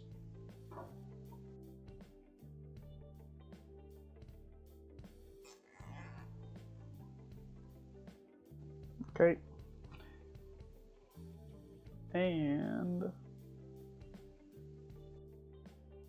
I'm assuming something is going to go through there. All right. So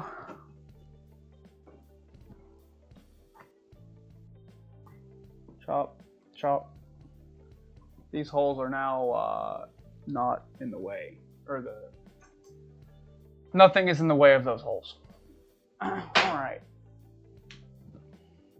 NFC antenna is what we're working on now. So EL box cover. AL box cover.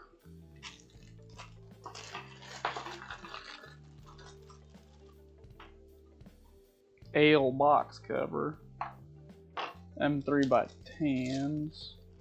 Alright, we want the NFC coil, the NFC. We've got an NFC set. This is inside the electronics box.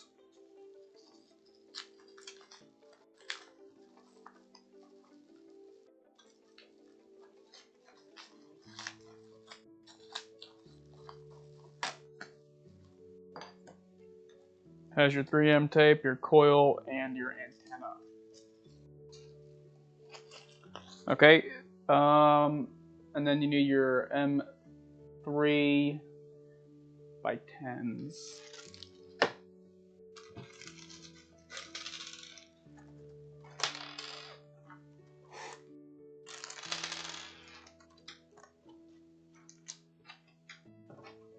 I'm having screws escape.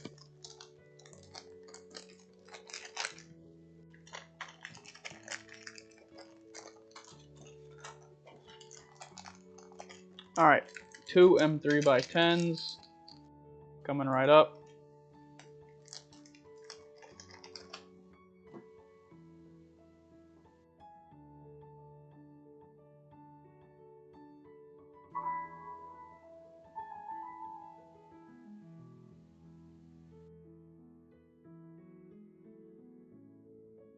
Alright, sorry, I just wanted to make sure that the mic was still on. Alright, so now we have the M3 by 10s. Oh, and then my L box cover.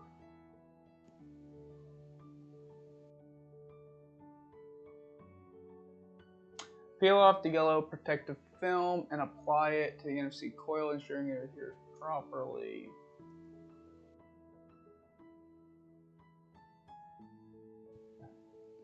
Okay. Apply it to the blank side, it appears.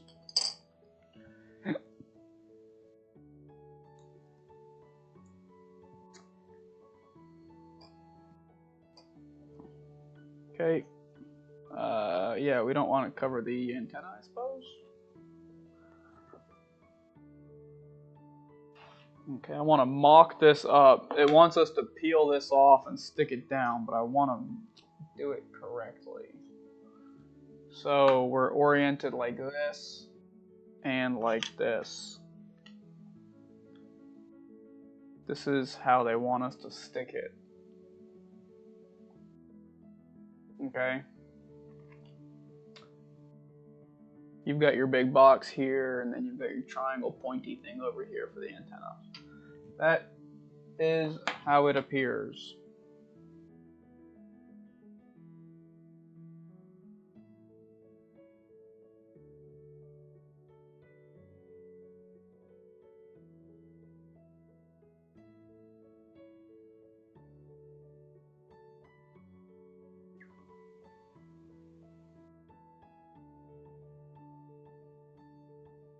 All right.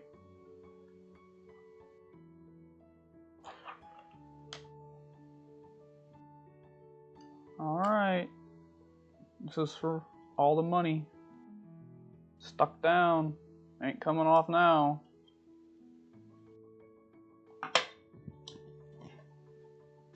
Stick the NFC coil onto the inside of the L box cover. Approximately, the small rounded corner should be positioned closer to the edge of the cover. Well, I didn't do that.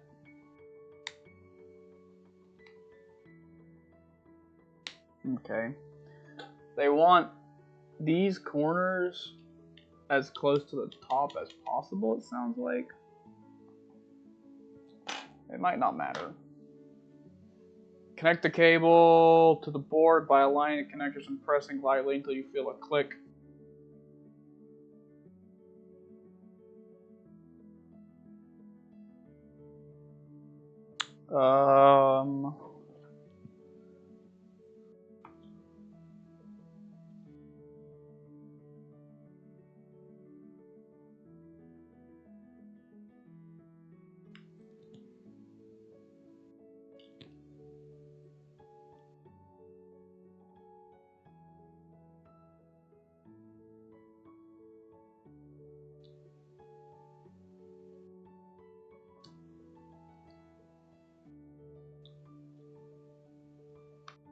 Okay, that clicked in. Yes, it did. That clicked on in. Alright, it has an audible click. They're not wrong. Locate the small round connector labeled NFC on the bottom left side of the bodyboard.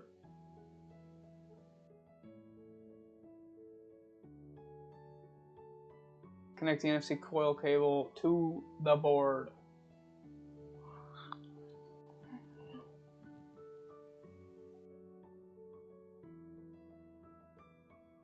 Oh, now how on earth am I supposed to plug it into that? Oy vey.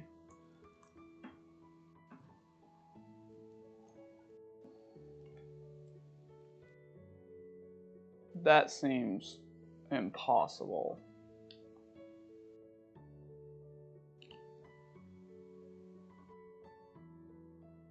Right here, I can't even see it right now. It's too dark for me to even see that. But somehow, I need to plug this into that. So I suppose I'll try and figure that out now.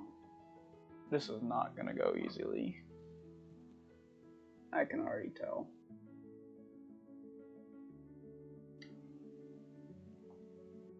You know what? Actually, it might. Hold on now.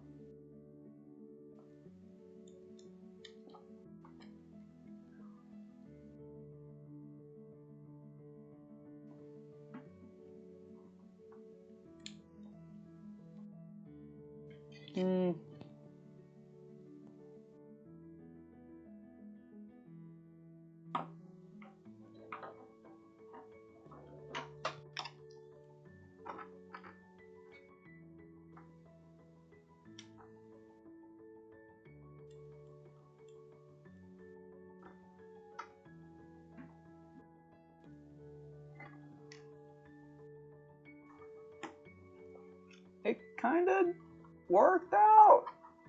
Not too shabby.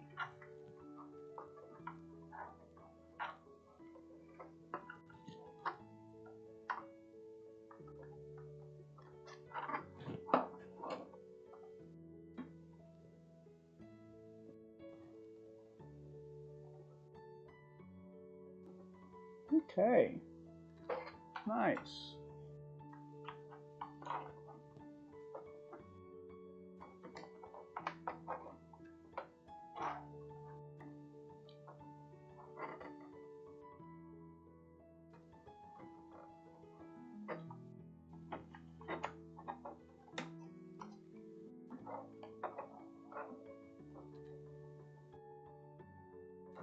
Alright, I think I'm already seeing a problem here, but to use these picture overs there electronic connections, I've already made sure 10 times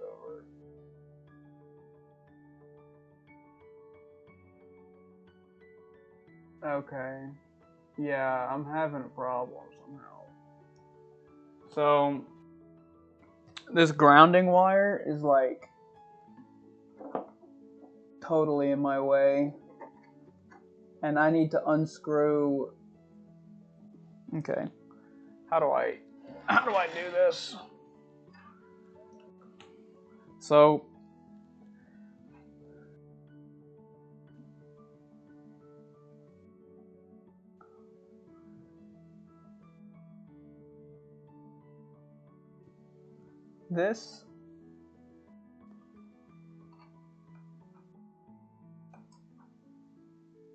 this grounding wire right here, I can't even get a good photo of it because there's so much crap in the way. This is in the way, this splits, and this hole is where you can kind of very barely see. There's a screw hole right here. I cannot get the NFC cover in. So I gotta unscrew this, and I gotta unscrew these two power wires so I can reroute this. It's in my way. So I'm gonna undo those, reroute that, and hopefully it will allow me to route the NFC properly.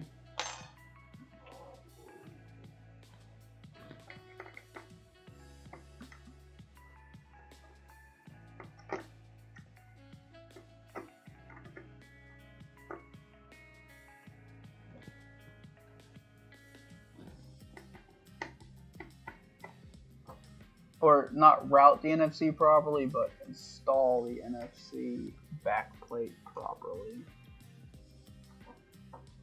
The problem is these power wires are moving over incorrectly. What's going on, Jason? Just seeing your message now. Sorry if it's been there for a little while. I suppose you could say I've been focused. How you doing, man? Okay, so now I can route that out of the way. Can re-screw these terminals in, or these power terminals in.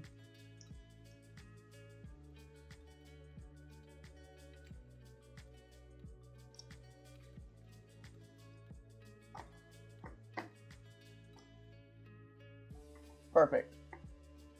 That was actually much easier than I was anticipating it being. I am gonna actually have to move the move this a little bit. I think its orientation is bad. Okay. All right. So hopefully you can see what I mean now. It's a little more clean in there. You can see that you can actually see the screw hole. So the hopefully the NFC tag reader will just fits right in now. Earlier it was not fitting in. That's wonderful.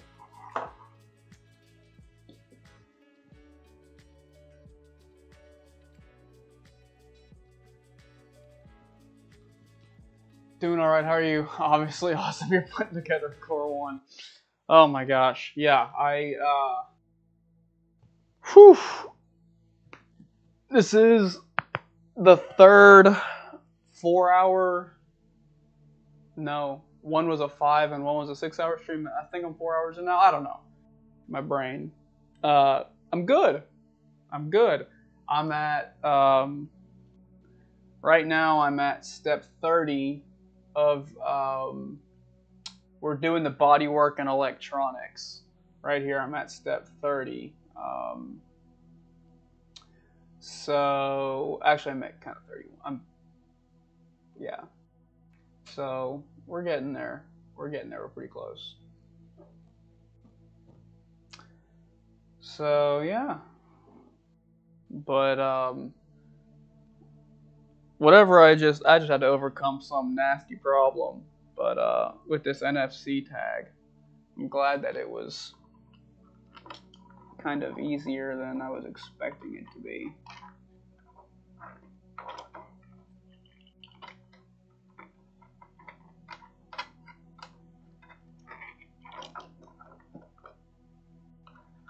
Sorry, the NFC tag reader. Sorry, my brain is like totally fried.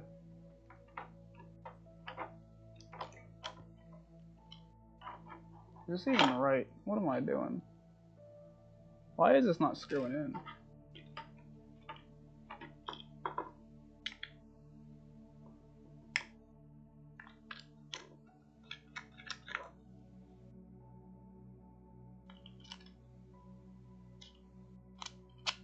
What is wrong? Like, oh, there we go. Okay. Like, why is this screw not... There it goes. There she goes. Alright.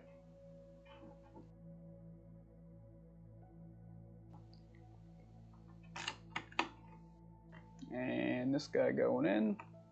Nope, he's not going in.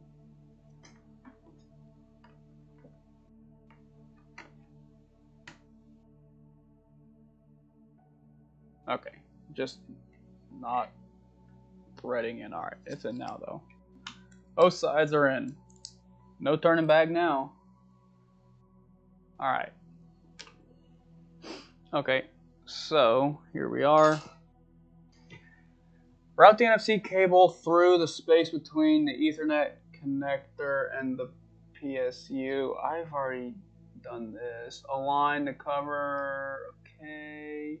So for future Buddy 3D camera users, if you plan to use the Buddy 3D camera, consider pre-installing the USB-C cable inside the printer to simplify camera installation later. Well, I don't have a camera. I mean, where's the... That's like not... I mean, I would love to put a camera in here, but like... I literally don't even know for information on cable placement. Okay, I'm just going to skip that because I don't have a camera or a USB-C cable. For the following steps, please prepare a sheet metal back cover found in metal parts package. Look at this, guys. A new box. A new challenger has entered the competition.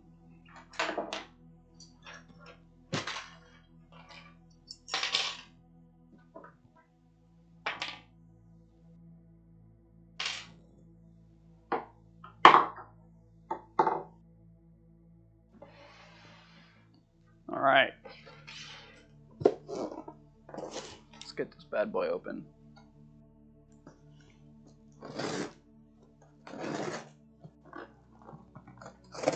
This is not the right tool for the job, but here we are. Oh, that's an interesting looking box. It's a pretty piece of metal. Okay, I need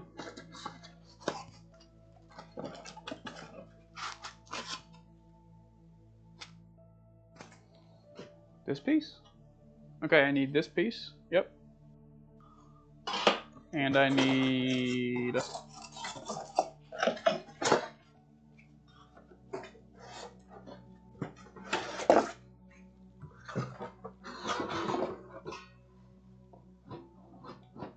X-Buddy cover. Oh, I'm looking for a piece that doesn't exist. Okay.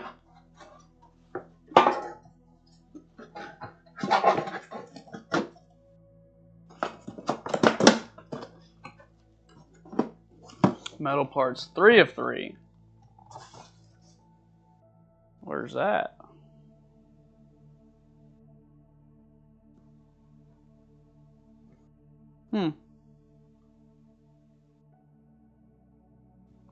This piece came out of metal parts 2 of 3. X-Buddy cover is supposedly inside the metal parts 3 of 3, but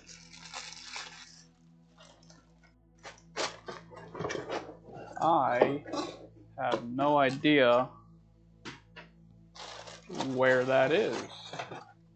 I don't have that. Like, straight up, don't have that box.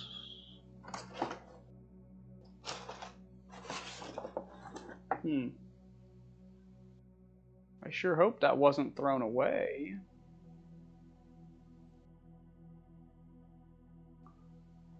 That's quite peculiar.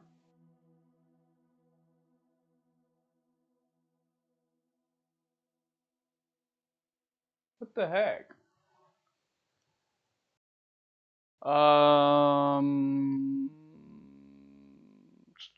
Well, I can tell you as a guarantee,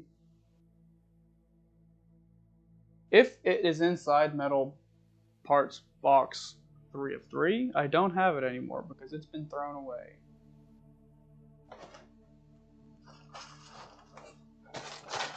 That is a fact.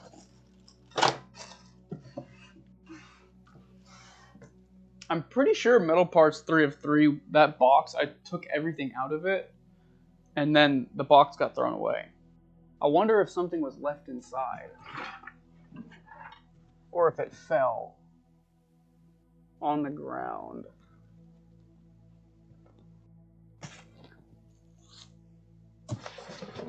All right, interesting. Well, so we're gonna start. Well, we're just gonna assume that that piece is thrown away. That is the cover for.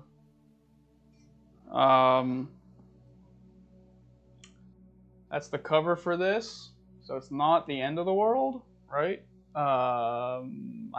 It's not preventing me from doing any other steps right now, and it's not.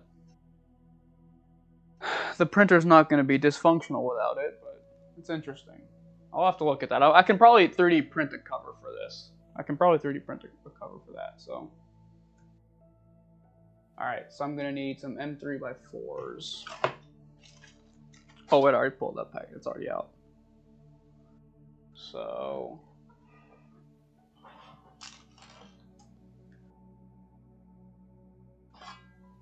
Okay. Well, there's only 2 screw holes on this guy, so I'm assuming I only need 2, even though it says I need 8. So we're skipping this step, and we're going straight to this step. Align the rear sheet metal cover so that the cables can run through the tray. Place the sheet metal cover into the recess. Push it forward.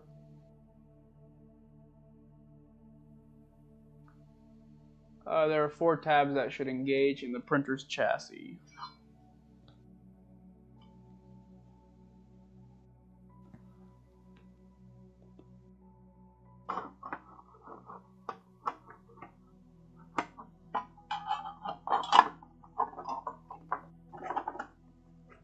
Okay, that appears to have been engaged. Oh, do you know what's interesting? There's no back cover. So I actually, oh, that's unfortunate. I actually will need something for this because that can't be left out. I assumed there was going to be a back cover for this whole thing, but now that I'm looking at it, this is the back cover. It's all individual.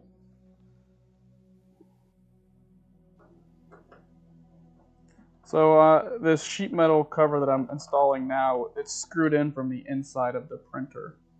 So, and it engages some tab on the other side.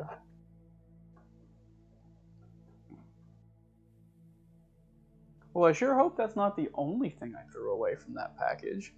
And I sure hope I find it and I didn't even throw it away. I guess whenever I'm done with this, I'll be able to clean everything up and really look to tell if it's all taken care of or not. All right. Okay, so now we now need right sheet metal found in metal parts 2 of 3.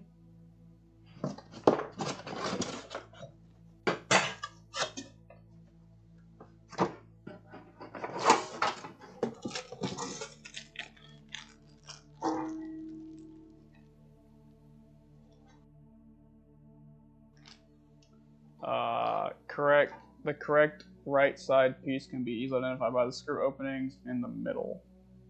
All right.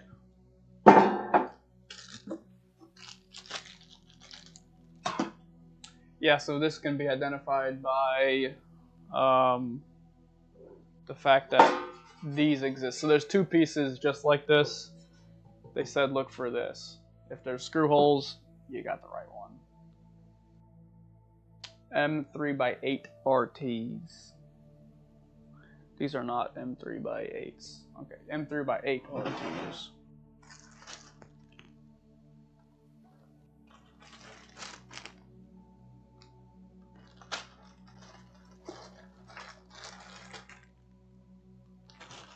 Okay.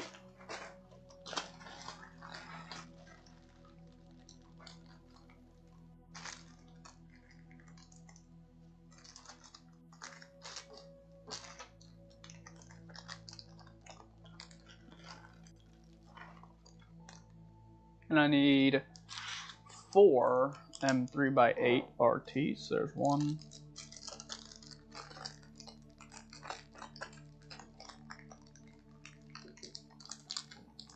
2, 3, 4,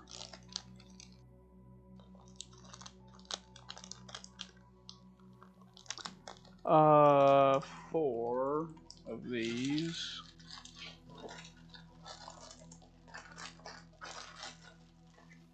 And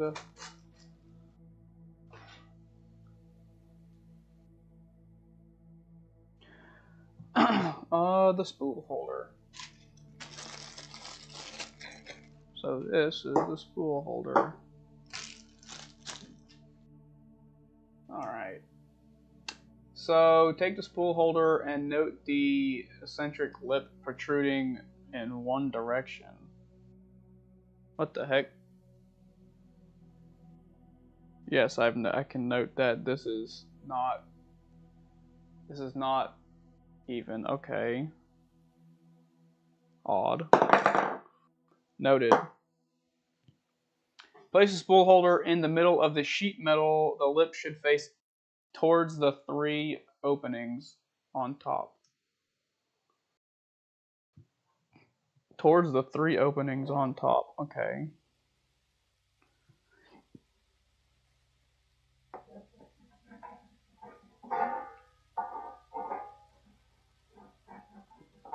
What? What in tarnation? Okay, anyway. Screw while keeping the holder in position, screw it in use. Okay.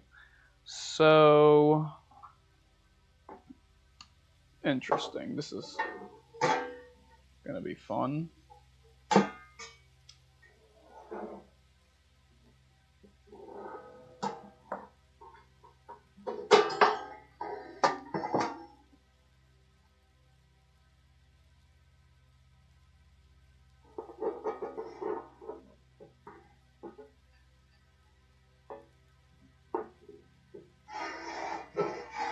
Now, how on earth are you supposed to do this?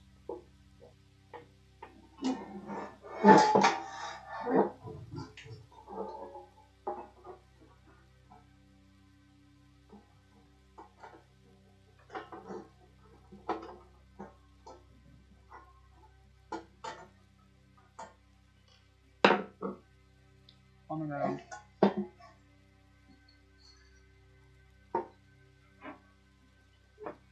I have no idea how to do this.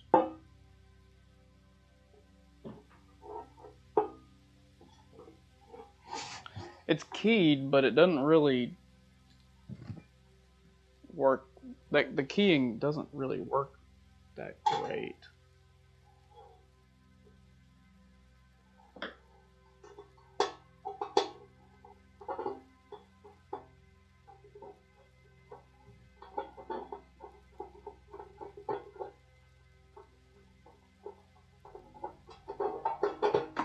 Also, these screws, I thought I was screwing it in, but they're not going in.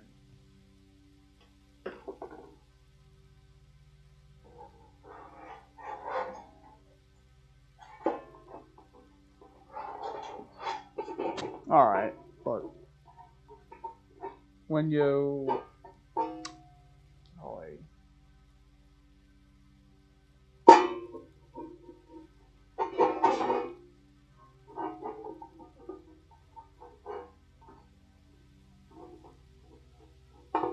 So it's keyed, it'll click into place, but the screw holes aren't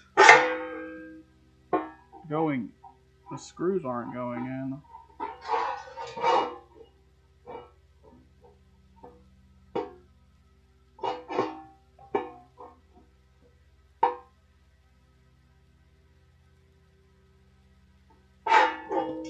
Oh god, this piece sucks. This piece is absolutely horrific.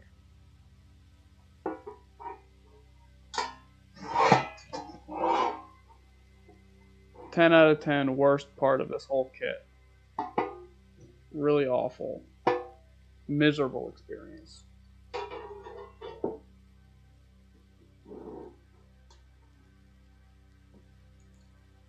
Like I gotta screw, it's like I gotta...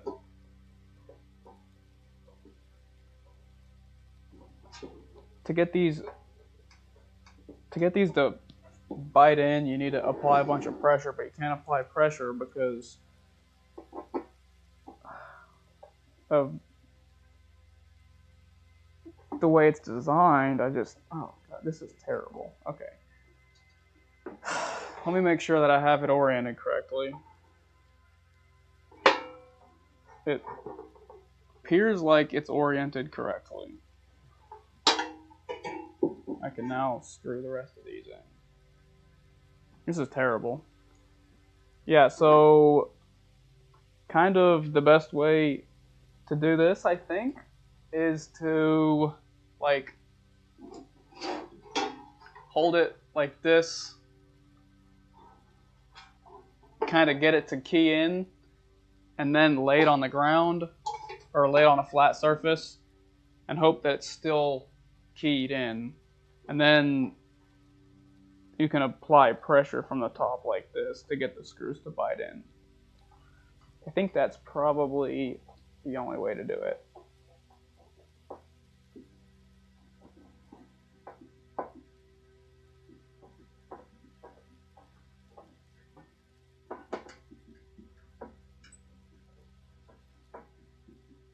All right.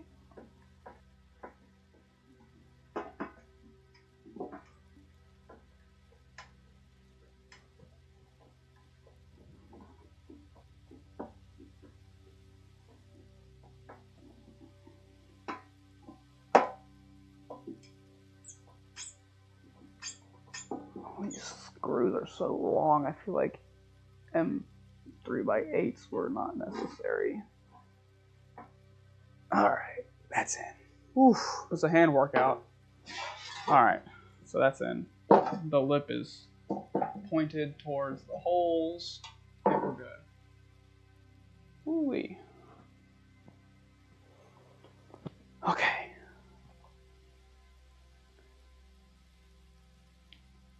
I think we're getting close to being done. We have only a couple left. Alright, so side handle from printed parts.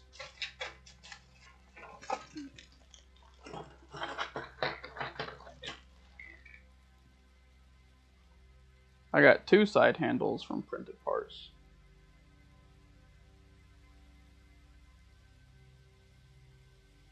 Okay.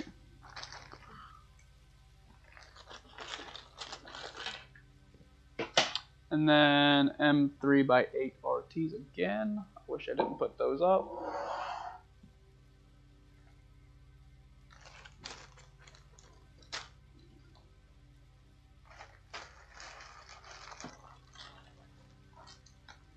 M3x8 RTs.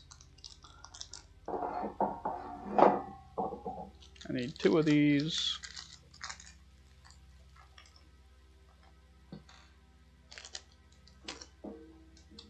And then call it another one.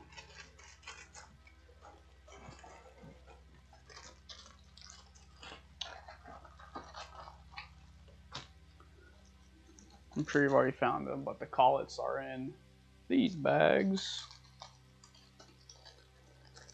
It's a mixed bag of pretty much an unknown amount of random items. And then PTFE tube found in Core XY parts.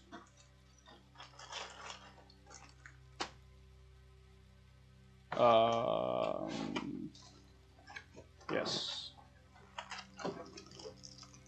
All right. Tiny PTFE tube.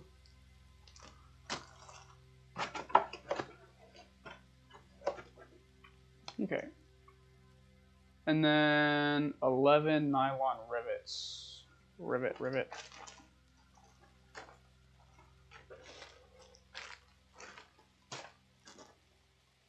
Okay. Now,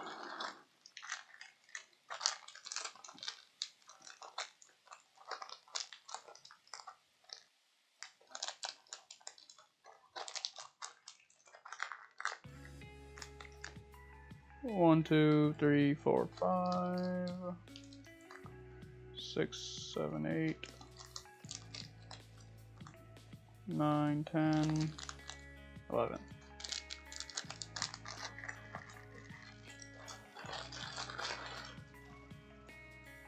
All right. So insert the collet into the handle all the way. Where'd the handle go? Oh. Insert the collet into the handle.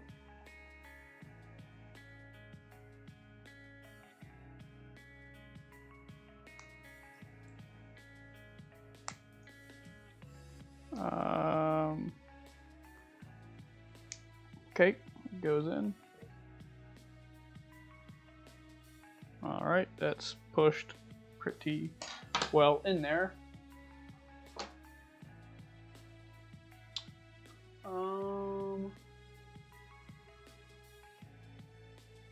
Now, place the right side metal sheet assembly on the right side. Ensure the U-shaped cutouts are facing upwards.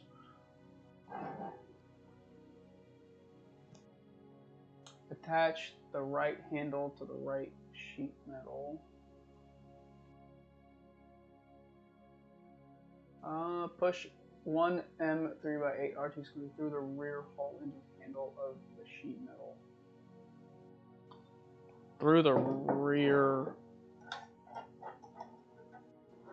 Okay.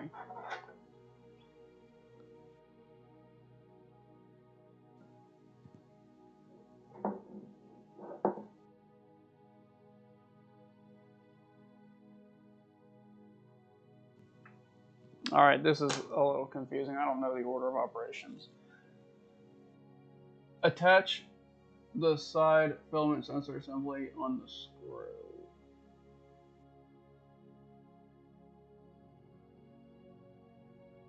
My whole hand is shaking. I feel like I need food.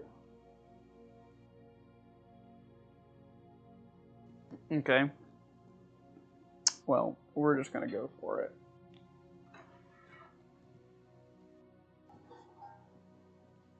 Let's see what happens. Okay, so this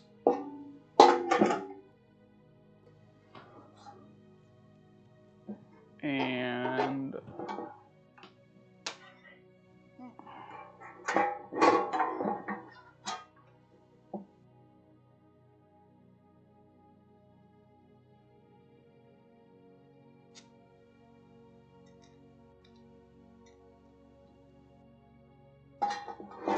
all right, that's not working out.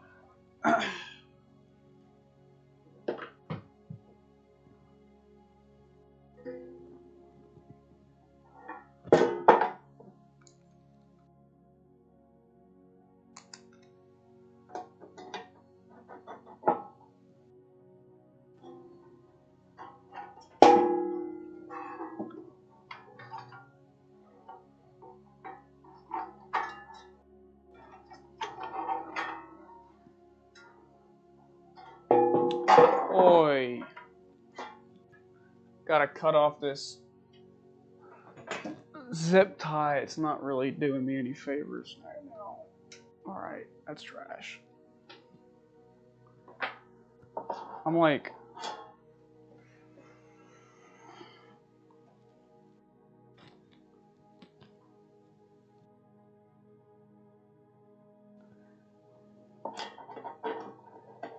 So I've got my handle...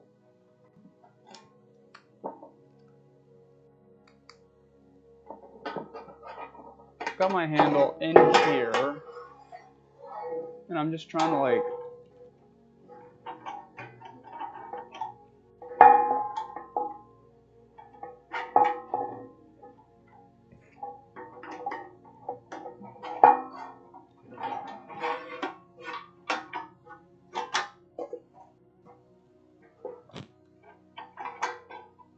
I feel like this is another failed order of operations thing. This is not really that great of a design.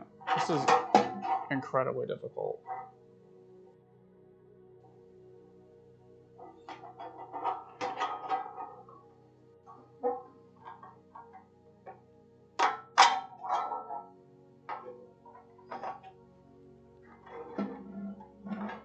This is a really bad design. A really bad design.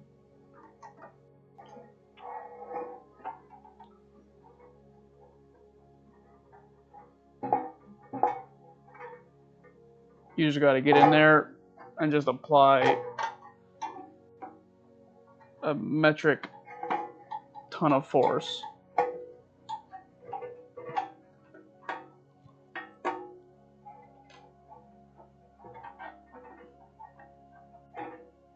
Until it, well, what, like, oh, that's got, this doesn't make sense. This actually shouldn't be that difficult because it has a nut in there. I think the nut is just not lined up, is the problem.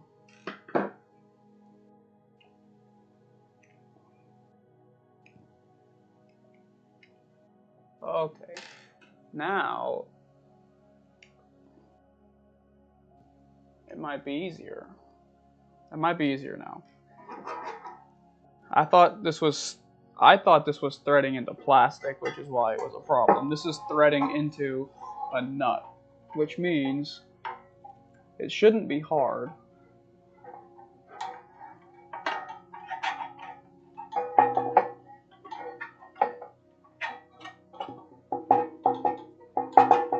All right.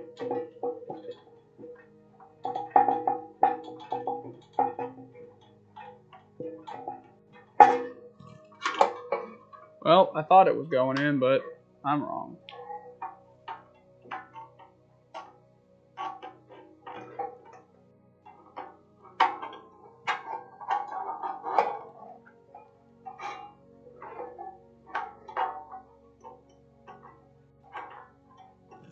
Oh my gosh.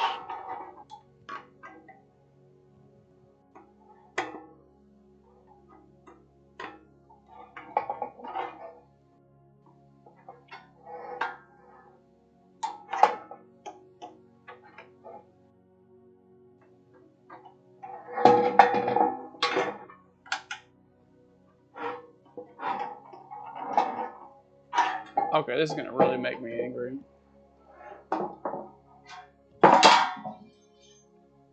Trying not to get mad, but this sucks.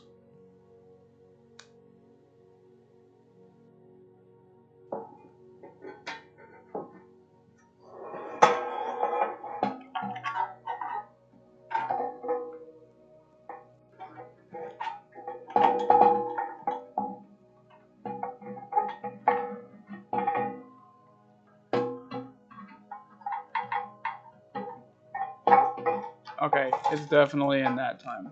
Wow, that sucks really badly. That is terrible.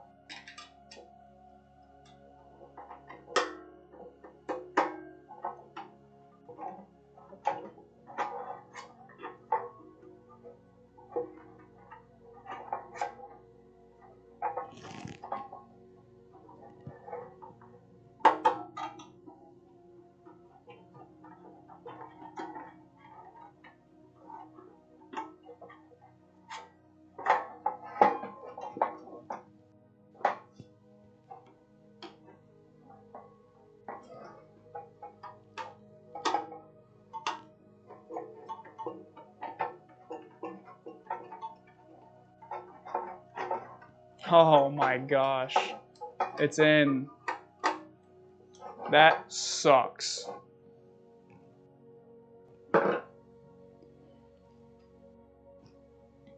I'm not trying to be mean, but this is the worst design. This is one of the worst designed things on any 3D printer I've ever used in my life. This is terrible. Installing it is a metric nightmare. I've done so. I would rather do. That's bad. I don't even. I'm just gonna move along. I got him in. Okay. Secure the right handle to the side of the front rail. Insert the short PTFE tube into the collet. Push it all the way in. PTFE tube into the collet, and it is pushed all the way in. Okay, yes. Now secure it using 11 nylon rivets. Rivet, rivet.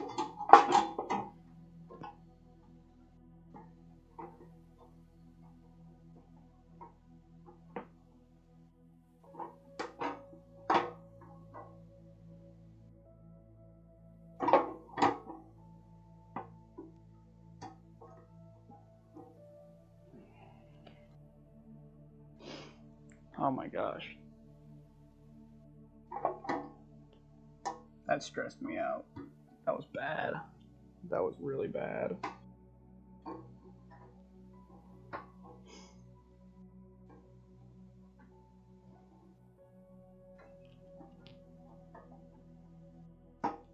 Thank goodness the nylon rivets are easy.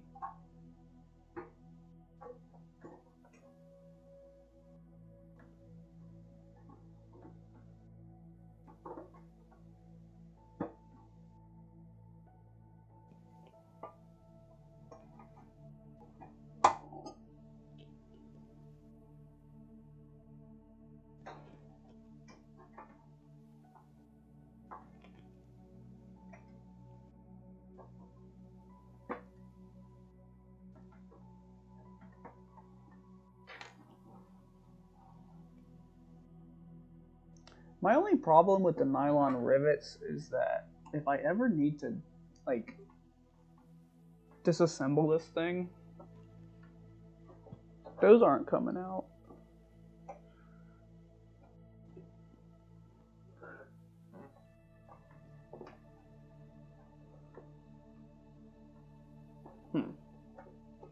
Oops.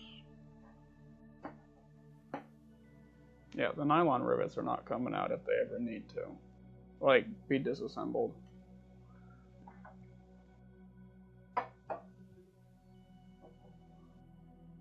I need to lift the bottom up. It's not really aligning perfectly, but it's not that far off. And when I just barely gently lift it, they align, so it goes in. All right. Using the second M3x8 screw, secure the right. Oh, I already did that. Okay, now the left side. Okay, hopefully the left side is going to be easier because there's no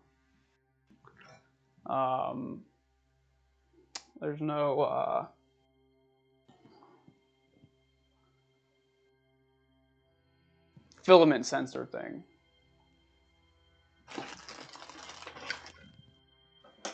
So here's that.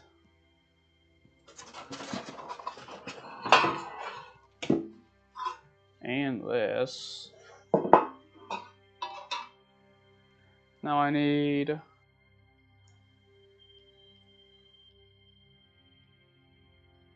M3x5s. Interesting how they're making us use different hardware. I understand it needs to be a different length, or that it might want to be a different length because we're not going into the whatever, into the filament sensor thing, but that's just odd that we're using a different length one.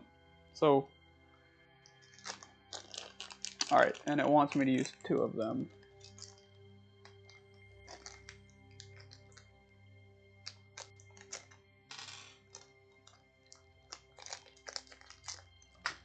And then once again, the 11 nylon rivets.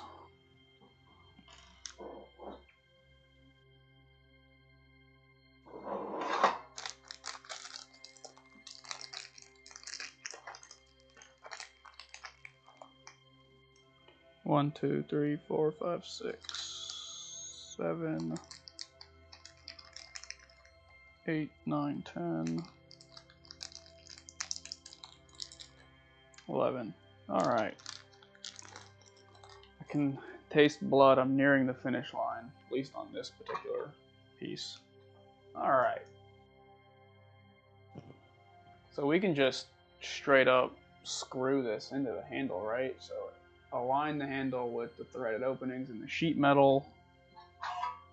Oh, heck yeah. Heck yeah.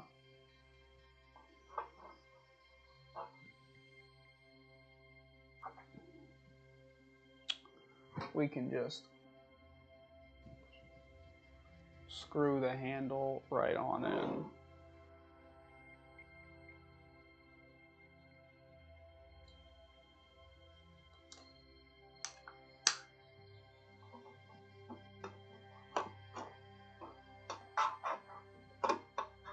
Wow, so much easier than the last step.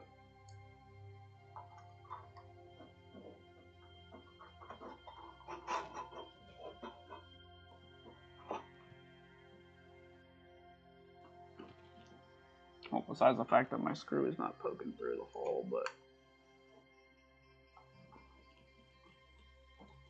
that's the least of my concerns. Why is that not poking through? It is kind of weird, actually. It fits.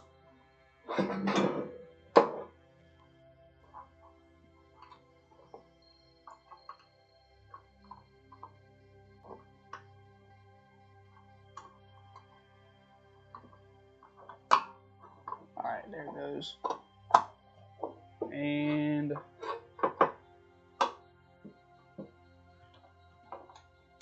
tightened over here. Tightened. Now we're just gonna rivet this bad boy in. And we're done. Oh my gosh. I can't tell you how, I mean, I am very tired, so this is very exciting to me.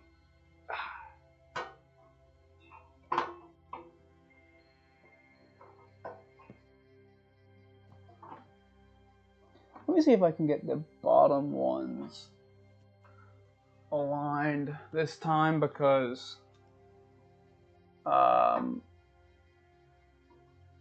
they did give me a little bit of trouble on the last side, so if I can get some of the bottom ones in now to prevent the alignment issue.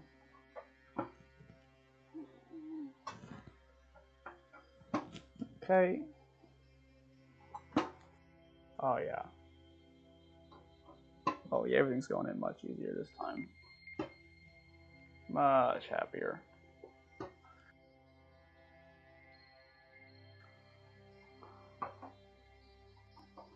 Oh my gosh, this is looking like a printer now. Okay, so we get 5 more.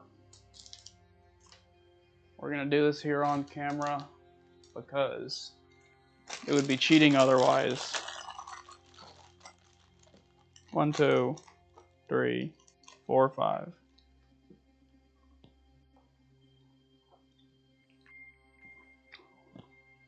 Okay. I am done for the day. So, seriously, thank you to everyone that stopped by. We have one more step. That is 39 parts. Looks like it'll probably be done in about an hour. So, 1 hour left. And then this bad boy should be printing. I'll probably make some dedicated content giving my opinions on it, but I'm probably not going to do a full review, right? That's going to be a lot. I think these live streams will probably get broken out into individual parts, though, and posted as dedicated videos. So, anyway, thank you guys to everyone that stopped out. It's hot. I have a headache. This has been fun, but I also need dinner, and it's 9 o'clock, so I will see you guys in the next one. Oh no, you're following me.